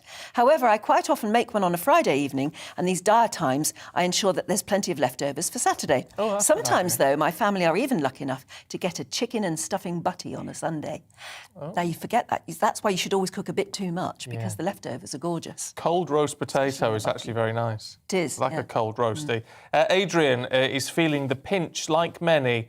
Totally understand that, Adrian. I'm having beans on toast today, he says. Yeah. Well, it might not be a traditional Sunday lunch, but beans on toast... When you're hungry. Oh, wonderful. Smashing And sometimes. Paul joins in the same sort of feeling. I don't want to be a killjoy because I love a Sunday lunch, but unfortunately I won't now be able to afford that wonderful treat for the foreseeable future. Sadly, times are becoming very tough, and they are for a great many people. Just got to say morning to Billy, who says, never mind Ant and Dec. Stephen and Anne are the latest double act that pleases the crowds for me. Oh, that's very nice. It's very nice. He's with me on the class debate. You are who you are and proud to be where you come from. Yeah, that's... My nana, I remember her saying to me when I went to university, said, don't forget your roots. And I thought at the time, oh, what a funny thing to say. Yeah. But actually... You can't say that to a woman of my age. She was spot on. Don't forget your roots. Need me roots. Now, should we... Talk go space. into orbit, yes, go to space. I mean, there's a serious side to this because Russia's space director says his country will no longer cooperate on the International Space Station. Yeah, it's a bit worrying hearing that, isn't it, from somebody in space. Dmitry Rogozin says normal ties with NASA and other agencies will only be possible once what he is calling illegal sanctions against Moscow are lifted. Isn't that sad to hear when there's been so much cooperation in the space business? That it's like we've gone backwards on that as well. Yeah, they're lost, though. Let's talk to Per Wimmer, a founding astronaut with Virgin Galactic. Oh, it's always good to see you. Brilliant. It's been a year or two since our paths have crossed. First of all, is there going to be a significant impact on the ISS, do you think, of not having Russia's involvement in the short term? In the short term, yes. But as we know, the ISS is phasing out eventually, and there's a big debate about what to do with it in the first place. I mean, the current plan and default plan is to take it down, simply because it's getting old. So specifically to the International Space Station, it's more of a short-term issue, etc., and things will function normally. The Americans now have the Falcon 9 rocket, courtesy of SpaceX, so they will be able to access us, unlike in the past decade, where it was more difficult. But having said this, this is actually big news within the era of space, because for decades and decades, no matter what went on planet Earth, because there's been a lot of disagreement, geopolitics, and wars as well. It's not the first time we ever war in the past decade. Space has always been a unifier. And I've always said, if only the politicians could get on a space ride, on a rocket up to the International Space Station and see how the Russians are collaborating with the Chinese, with the Americans and the Europeans. It's been above learn politics. from there. It's been above politics, quite literally, It hasn't has it? so much been above politics. I mean, even when China put a probe on the dark side of the moon, which is very, very difficult to do, so well done them, but they could not have done it, and few people know this, without the cooperation of NASA and the European Space Agency. Everybody was contributing, even though there were tensions. So my hope was always, let's learn from space and ideally send a few politicians up there. Do we know who's up on the ISS at the moment? Are there Americans and Russians, for instance? Yeah, there's currently 4 people up there. We had a landing just a few days ago where 2 Russians and 1 American came back down to Earth safely. But that will probably be the last Soyuz spacecraft landing where there will be Americans on board. sadly. Yes, it will. What's happening in terms of, I mean, to move away from the problem, look at the pictures. It's incredible. Isn't it? Look, what's happening in terms of commercial space? Private issues like SpaceX and what have you, obviously doing tremendously well.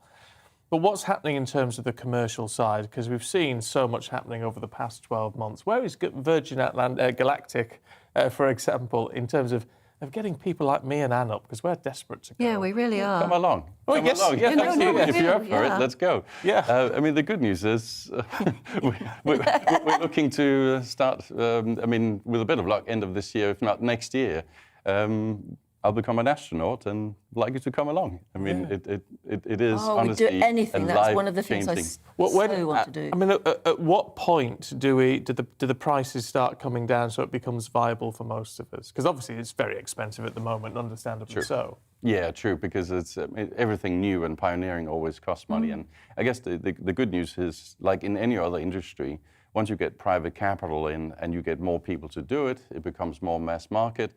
Space will differentiate. There'll be a high end, a low end, or whatever. So at some point, there'll come a price point where a lot more people, not everybody, but a lot more people will be able to perhaps, if they're really keen on it, remortgage their house and take out a little bit of equity and get there. And actually, one of our astronauts on the program actually did that. Right. He was so keen, like literally whatever it takes, I'll spend my last penny on it because I'm so keen to get up. Well, if you look at the price, for instance, of a round-the-world cruise at the moment, that people do exactly that. They spend their entire pension on it or they mortgage their house.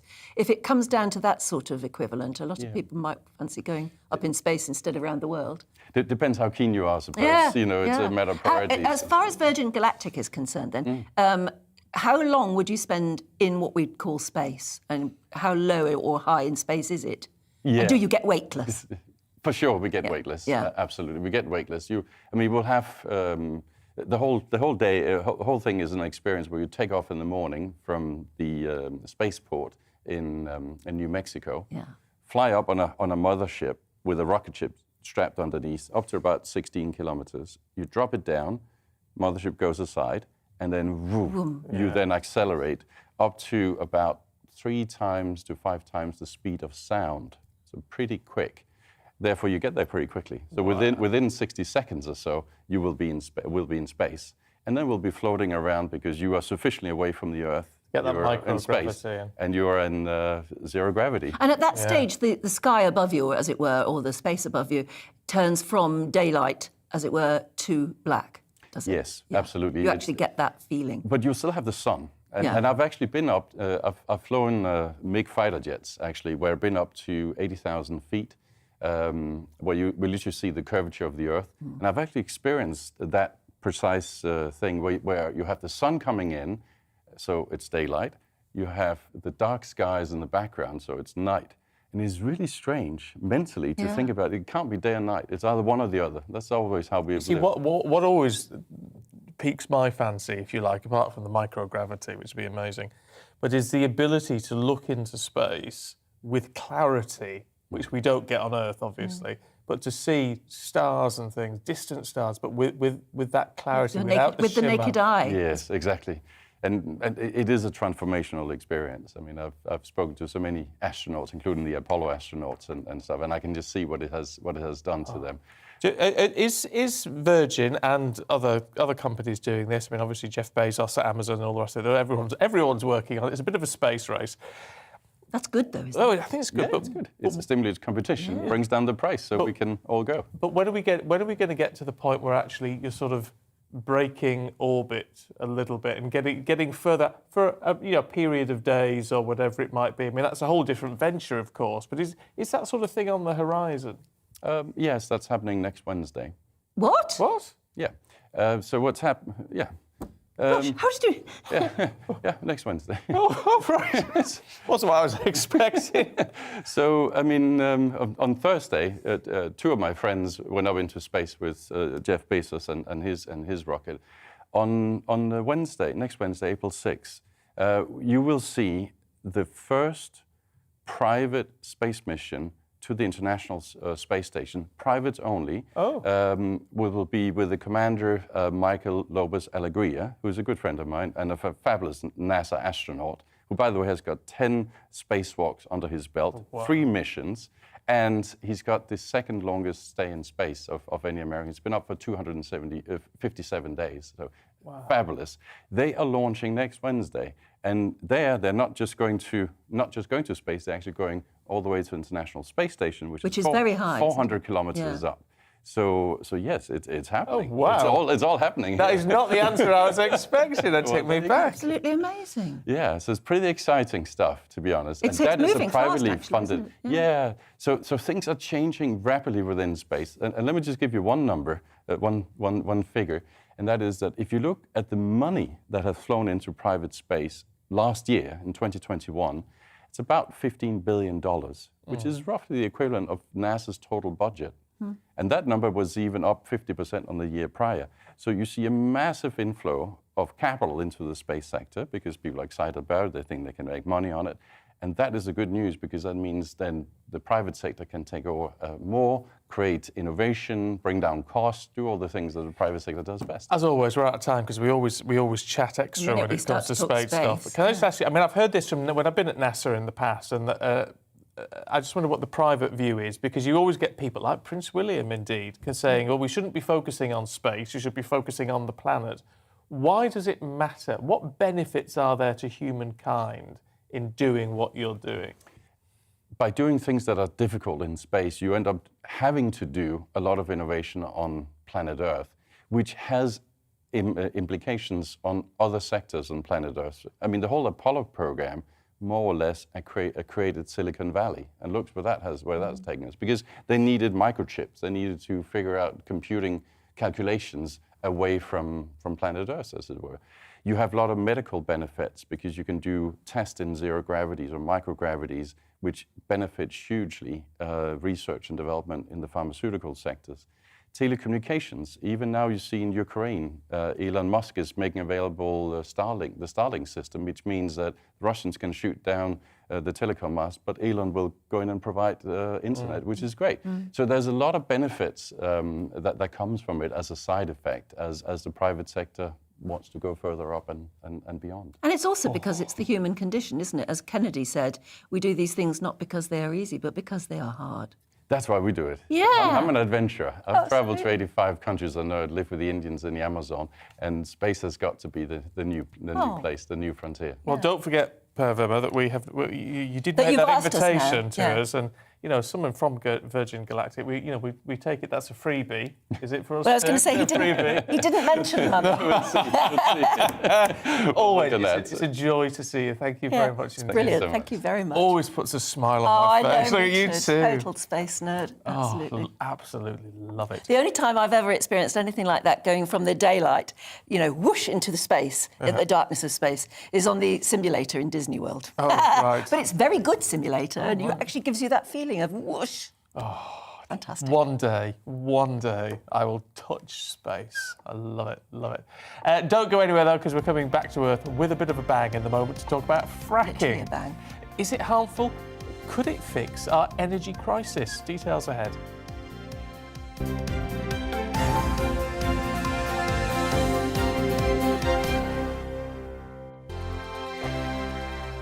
Europe is in the grip of the most devastating humanitarian crisis since World War II. The people of Ukraine are facing unimaginable suffering as their homes are destroyed and their loved ones are killed.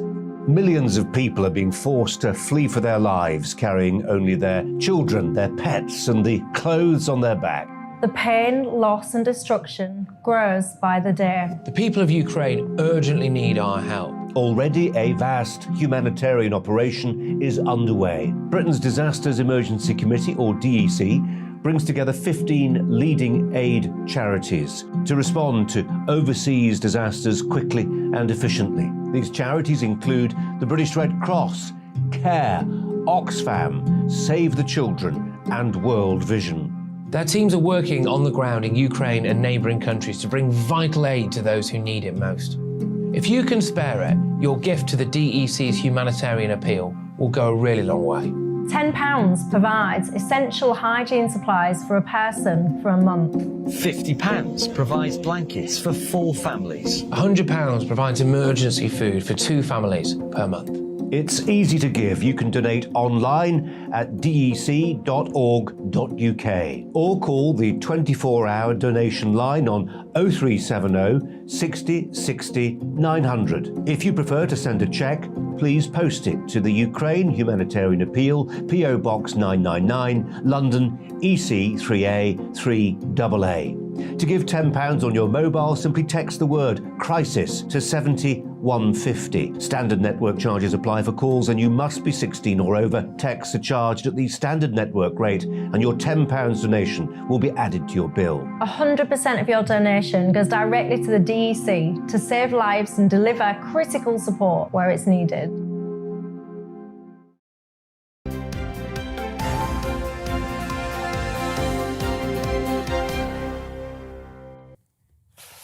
"9:38, you're watching and listening to Breakfast with Stephen and Anne. We're still very excited about... Honestly, the beam across your face, it's just incredible. Talking space, I mean, you're a very, very space nerdy, as am I. We get each other going, absolutely.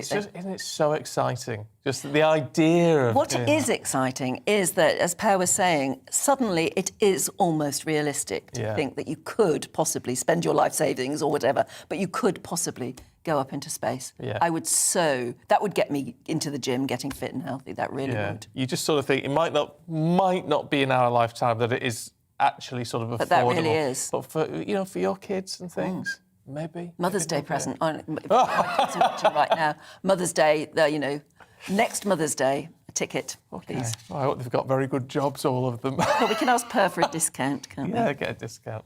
Coupon code. Yes. Oh, dear. Right. Government scientific advisors are reportedly being asked to reassess the safety of fracking in Britain amid pressure from Tory MPs to lift the moratorium. Well, according to The Telegraph, Business and Energy Secretary Kwasi Kwarteng is expected to request a 3-month review of the evidence relating to fracking. Well, let's talk to Donica McCarthy, climate columnist for The Independent. Good to see you this morning. Look, is this likely to change? I mean, there's been this moratorium for a number of years now, which was controversial in itself. But, I mean, obviously, the whole landscape has changed now. To rethink everything. Yeah, you're absolutely right. We just saw film coverage of the planet from the space station, which showed how fragile our planet is.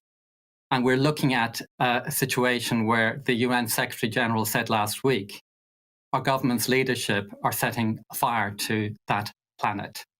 And the idea that we should use fracking as a solution to the energy crisis is a joke. We have to accept the cheapest energy in the UK to bring down consumer bills in the UK is 2 things. We need to insulate energy efficiency our homes. And secondly, we need to vastly expand our renewable energy and storage because they are a quarter of the price of fossil gas electricity at the moment. Fracking is a distraction. If we invest 44 billion in new fossil fuel fracking and North Sea oil, we will not reduce bills by a penny. However, if we invested that 44 billion in renewables and insulation, we do bring down people's bills radically. Clearly, though, the politicians, or the way at least some of them are talking, is that they see it as a much more instant solution to the energy crisis at the moment. But could it be instant anyway? I mean, that's not correct. What you're quoting is a very small minority of MPs in the net zero scrutiny group. It's around 40 to 50 MPs. The vast majority of MPs, over 400 to 500 MPs, do not see that. They see this as a distraction. They understand that the way to bring down bills is to insulate our homes and to move forward rapidly with storage and renewables, which are a quarter of the price of fracking. Please ask anybody who's in favour of fracking. Ask this guy from British Gas. Ask him, will fracking gas bring down our bills by a penny? Because they cannot answer yes, because our gas is on the global market, and the global market currently is £200 to £300 per megawatt. Renewable energy is £50 per megawatt. This is economic insanity. Well, that begs the question then, doesn't it? Under the current conditions that we're in, if we're not going to break that moratorium, if we are looking for energy security as well as bringing the prices down, investing in those renewables, if that works, great. That's going to still take a long period of time. But things like insulation could be done comparatively quickly. So presumably the government should get on with it. Well, it's nice to be on the same page, absolutely. There is 9 million homes that would have been insulated by now if the government hadn't cut the programme in 2012. We were insulating 1 million homes per year, which reduces bills by hundreds of pounds. And we can get on going that. But actually, it's not quite true about renewables. You can actually erect a wind turbine in a day. Fracking takes years to develop the wells and to produce the pipelines and the distribution network. Fracking is a slow answer. Renewables is a quick answer. You can put a solar panel on a house in a day. These are fast and they're ready to run. I spoke to somebody in the solar industry the other day. He said there are thousands of panels waiting to go up. There are thousands of wind turbines ready to go. All we need is the government to say yes and let's go for it. But what we haven't got is the storage capacity, have we? We need more batteries, basically, don't we? Yeah, that's just why it's three things: energy efficiency, insulation, more renewables fast, and then the third one is storage. That is the area that the government is weakest on, and where we need to start putting more investment faster on storage. I'm doing it on my own. I'm actually getting. I've had solar power in my home for around 20 years. I produce 3 times more than I need. But sometimes at night I don't have it, obviously, but a battery will sort that out for me. And I'm having that installed at the moment. I'm looking forward to it. I mean, everybody's asking Rishi Sunak to do something to help people in this energy crisis. What about financial incentives to do things like install solar power? Well, the exciting thing about what's happened with the well, sorry, I don't mean exciting. I mean the silver lining on a terrible situation is that now for upper middle class and richer people, solar power is now competitive. It doesn't need a subsidy for richer people. What we should be doing is requiring richer homes, big homes, that are energy guzzlers, to install it. If you're a multimillionaire, a £10,000 investment in a big solar panel for your house is not a big ask. Where we do need investment for poorer people is by the Chancellor to restore the insulation programme so poor people's bills are reduced. That's something he could do. Well, it is, yeah. You make some very interesting points. Donica, thank you. Yeah, thanks very much indeed. Donica McCarthy there from The Independent. I've got a massive south-facing roof. And I often look at it and think that should be covered in solar panels, really. But, you know, there were huge incentives, financial incentives to do that a few years ago, and then they stopped that. Yeah. They should bring it back. And you do sort of wonder now why, I have to say, why houses are not just built with panels. And you can get solar panels now that just look like roof tiles. Yeah. So, I mean, surely they'd be expensive, though, probably, but... It's expensive at first, but that's where you could actually incentivise people. Build every house with those on. Yeah, of course they should.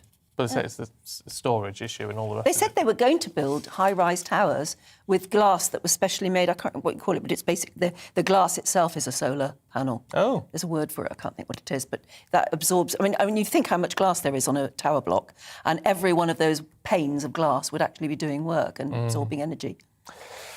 It's got to put our hands in our pockets, or the government's hand in its pocket to get on with it. And then maybe we'd be in a better position now. But we say now we've got to start looking for another 10 years down the line, haven't we? Got to.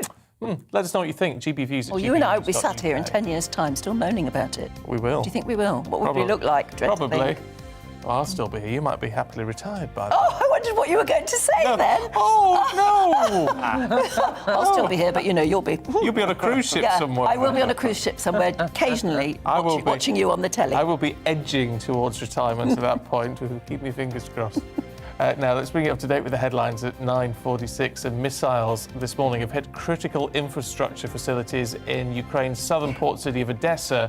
It says President Zelensky accuses Russian troops of planting landmines in the north of the country as they withdraw. The Red Cross say operations to get civilians out of Mariupol are ongoing, but the situation on the ground remains volatile, and this comes as a Russian news agency says the aid convoys have not been able to reach the besieged city, a claim which hasn't yet been independently verified.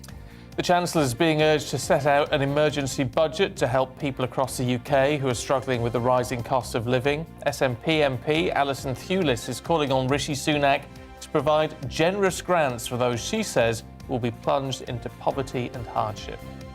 And the Conservative MP, David Warburton, has been suspended from the parliamentary party pending an investigation into allegations about his conduct. The claims are being examined by Parliament's Independent Complaints and Grievance Scheme. He denies any wrongdoing. There are calls for the government to bring in a safety net for homeowners who are struggling. The Lib Dems are warning people are facing having to hand back keys to their homes because of an increase in household debt. And the government is launching a review to tackle vitamin D deficiency in the UK. 1 in 6 adults, nearly 20% of children, have worryingly low levels of the vital vitamin.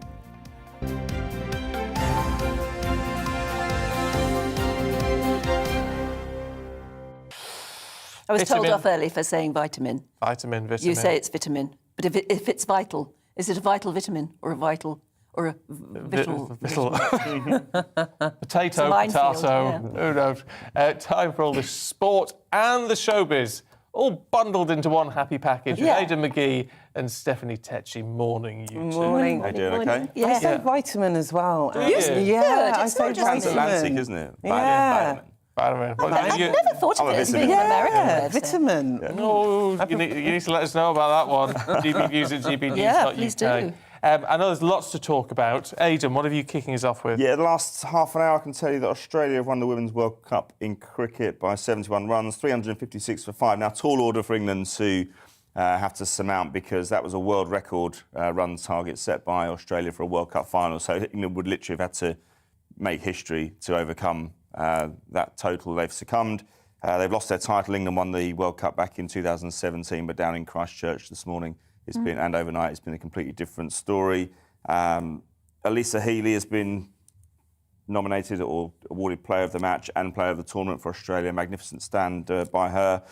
Good performances by England as well, though. Nat Siver got a century, well, 148 actually, but it wasn't enough to cost or to stop. Well, it was sufficient to cost England their World Cup crown, unfortunately. But so bad news there. But you had to consider that Australia have a much stronger domestic league at the moment.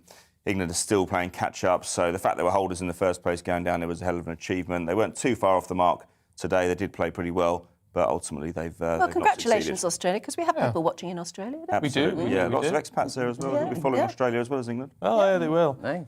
Now, have you got your stopwatch ready for the Grammys? Oh, yes, Stephanie, I because do. it's like, how long before Trevor Noah makes a Will Smith Oh, my joke? gosh. I predict it'll be 2 minutes. 2 minutes, there you go. First 2 minutes, that's what I place my bets on. So, obviously, due to last week's fiasco, they have doubled up on security for the Grammys tonight because they don't want any on-stage antics. But I personally think it's going to be quite a controversial Grammys anyway. You have someone like Kanye West who's in attendance, and up to 2 weeks ago, he was set to be performing on stage, but due to his online behaviour, the Academy said no, he will not be performing. But he's up for 5 awards tonight, so I'm sure Kanye is going to use his moment to speak out. Oh, he'll say how he something. feels about things. But there will be some more sadder points in the Grammys today because obviously last week the Foo Fighters lost their drummer Taylor Hawkins, so there'll be a tribute to him as well. We'll be having performances from people such as Lady Gaga, Billie Eilish, and the Oscars. The Grammys. They have kind of gone woke a little bit in terms of their big 4 categories, which is Best Record, Best Song, Album of the Year, New Artist of the Year. They usually have about only 5 nominees, but they've made it to 10 nominees in these categories because they said they want to embrace the spirit of inclusion. Oh, right. And Ed Sheeran is up for Best Song, isn't Yes, he is. Unfortunately, we're not going to see Adele picking up any gongs, and everyone's like, what's going on? She released her album too late, past the cutout days. Oh, right. So I think she'll be making a big comeback next year. Yeah, she'll be picking them all up next year. It'd be a bit embarrassing for her to go to Las Vegas at the moment, anyway, wouldn't it? Yeah, it will be, actually. Does there tend to be a recency bias in these awards? Does the person who maybe submitted or had their single more recently than someone who's considered maybe a year ago, which is what Adele's going to have to do next year, does it tend to show itself in the awards? Yes, it does, because, you know, like last year, you'll have all these big hits, which were big last year, which is people kind of forgotten about, and then you've got someone like Adele, which everyone's been talking about, and by next year, God knows, like, I don't think we'll hear from Adele for a bit after that album release, but it just makes it a bit outdated, but they've got rules in place, so They're just following. Did you hear about her going into this bookshop and buying Yes, £1,000 worth of books just like £1,000 that? She didn't even. She just looked what the colour of them, so that she could dress the back of her Zoom shop. Yeah. She said she wanted a whole library in her house. You So expect them to be hardbacks for that price. Yeah. Well, but she was choosing them by the style and colour of the book rather than what the books are about. Well, or you know anything what? like That is one happy bookshop. Can you imagine? Yeah. Claim to fame, Adele's came in and bought £1,000 worth of books. So she can dress the back of her Zoom shop. Yeah, no, that's just so cliched. Everyone's got books in the back of their Zoom shot, haven't they? No, I never did, you see. No, I've got a big palm tree. I've got, You had a window canvas- with a canvas cat photo. outside. Yeah, I had the cat on the I hope box. she's reading those books though, because No, well, apparently she doesn't You even can take. actually buy books which are kind of hollow. They're just ornamental pieces. I think. Ornamental That books. is sort of stupid. It is a little bit, yeah. Much better. Get a nice picture in the background, you know. Yeah. Especially Something one of yourself, interesting. maybe, you know. Yeah. I'm up for that. I've got to have a quick, because time is going against us. I've got to have a quick word about Doctor Who, because we're big Doctor Who Doctor fans. Who fans, you're in for an Easter special treat. So they're coming back with a second special because we've only got 3 specials before Jodie Whittaker leaves the show. So the next one that's coming out next Sunday is The Legends of the Sea Devil. So we'll be seeing her transported to 19th century China. And she'll be going face to fin with one of her biggest adversaries, the Sea Devils. Yeah, Sea Devils. Patrick Troughton first saw them, I think. Really? Oh, yeah. Proper old school. Yeah. So this will be the penultimate one we see her in. So then she'll have one more, and then we will then have the 14th Doctor. And we don't know who it is yet, No, do we? there's insiders have been saying that potentially it could be another woman. Oh. I would be surprised. But at that, 'cause I'm not sure it's been seen as a huge I success. doubt it will. I think it will be kind of hard to fill her shoes, and it has been questionable about how she's done in this role as well. Yeah. We've got a minute, Aidan. What else? Man City, Liverpool? Or? Yeah, Man City, Liverpool. I mean, they won quite routine matches yesterday against sides in the bottom 3, but it all comes down to next Sunday. That's probably going to be the biggest sporting event in the world, I would say, next Sunday. Manchester City against Liverpool at the Etihad, 4:30. And we'll be up in Manchester all week, of course. GBNews is going to be up there Monday to Friday with the breakfast show. We'll be in Manchester. We'll be building up to that game. City have got a big game in midweek as well in the Champions League. I should mention Christian Eriksen as well. We did touch on him earlier on. He's absolutely smashing it for Brentford. They went to Chelsea yesterday and won 4-1. That's the biggest result in Brentford's history in 132 years because it's their biggest result of the season. It's their only season they've had in the Premier League, so you'd have to say it was the biggest And as an ever. individual, one heck of a story, isn't it? Oh, goodness me. I mean, look, I remember seeing that match last summer. The game was halted. The players were surrounding him to protect his body from the cameras. I think they were fearing the worst. I certainly couldn't see him surviving, let alone playing again. Back. And his record since he's gone in there, Brentford are now 11 points above the bottom 3 now. They're going to survive. That's a story in itself. Christian Eriksen to show that kind of gumption, that determination, that bloody-minded determination to just fight the odds. And of course, we touched on earlier on the fact that he couldn't play in Italy because he has a pacemaker. But he so that can play precludes here. it. Can play here, yeah, which is good, and that means players like. I think that takes real courage to put yourself back out and. Yeah, it does. I think. It's a nice area for him to be in as well because he comes back to London. Denmark Brentford has a strong Danish influence within the club. And he's settled there and he's playing brilliantly. Lovely stuff. It's a real success story. Aidan, Stephanie, thank you very much Thank you very much. Are you off to have your Sunday lunch? Yes, I am. Do you have a traditional Sunday lunch? Oh my gosh, I love roast potatoes with salmon. I love salmon and some broccoli and some full veg affair. Sandwiches for me. I'm off the carbs at the moment. I've been doing very well. Carol's been in touch. Morning, Carol. It says, being Jewish, Sunday lunch is important to me. Saturday's lunch is important. Yeah. Friday before Sabbath, I begin a vegetarian collant, which is a bean and vegetable stew, which is delicious. And she sent the recipe. Oh, thank you. Thank you very much. We'll try that. Actually, bean and vegetable sounds nice. Very veggie. Does sound nice. Yeah. Kate's got a wee idea for saving some electricity. When you boil your kettle for your morning cuppa, fill your thermos as well. Then you don't have to use your kettle repeatedly. That's a good one. It's a good idea, isn't it? Yeah. Anyway, we'll bank these ideas because we're going to need them, aren't we? Yeah, lovely. But that's it from us. Do stay tuned because coming up next is the political correction from me and Stephen and everybody here, the family. Thank you for being with us. Well, looking ahead to the weather for you, and it's a frosty start this morning with some persistent rain pushing into the far north. So let's have a look at the details.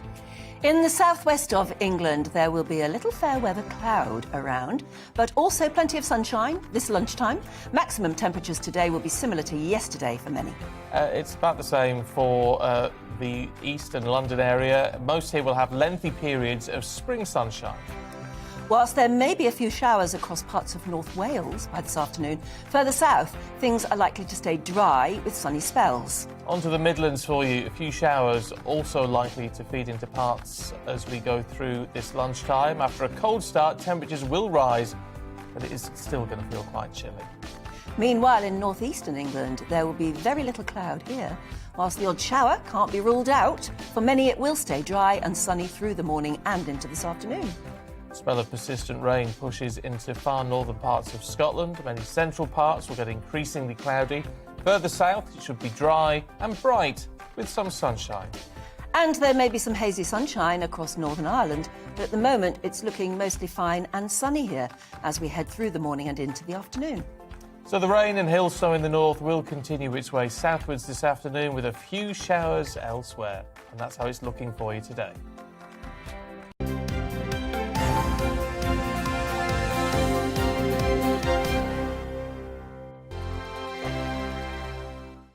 Europe is in the grip of the most devastating humanitarian crisis since World War II. The people of Ukraine are facing unimaginable suffering as their homes are destroyed and their loved ones are killed.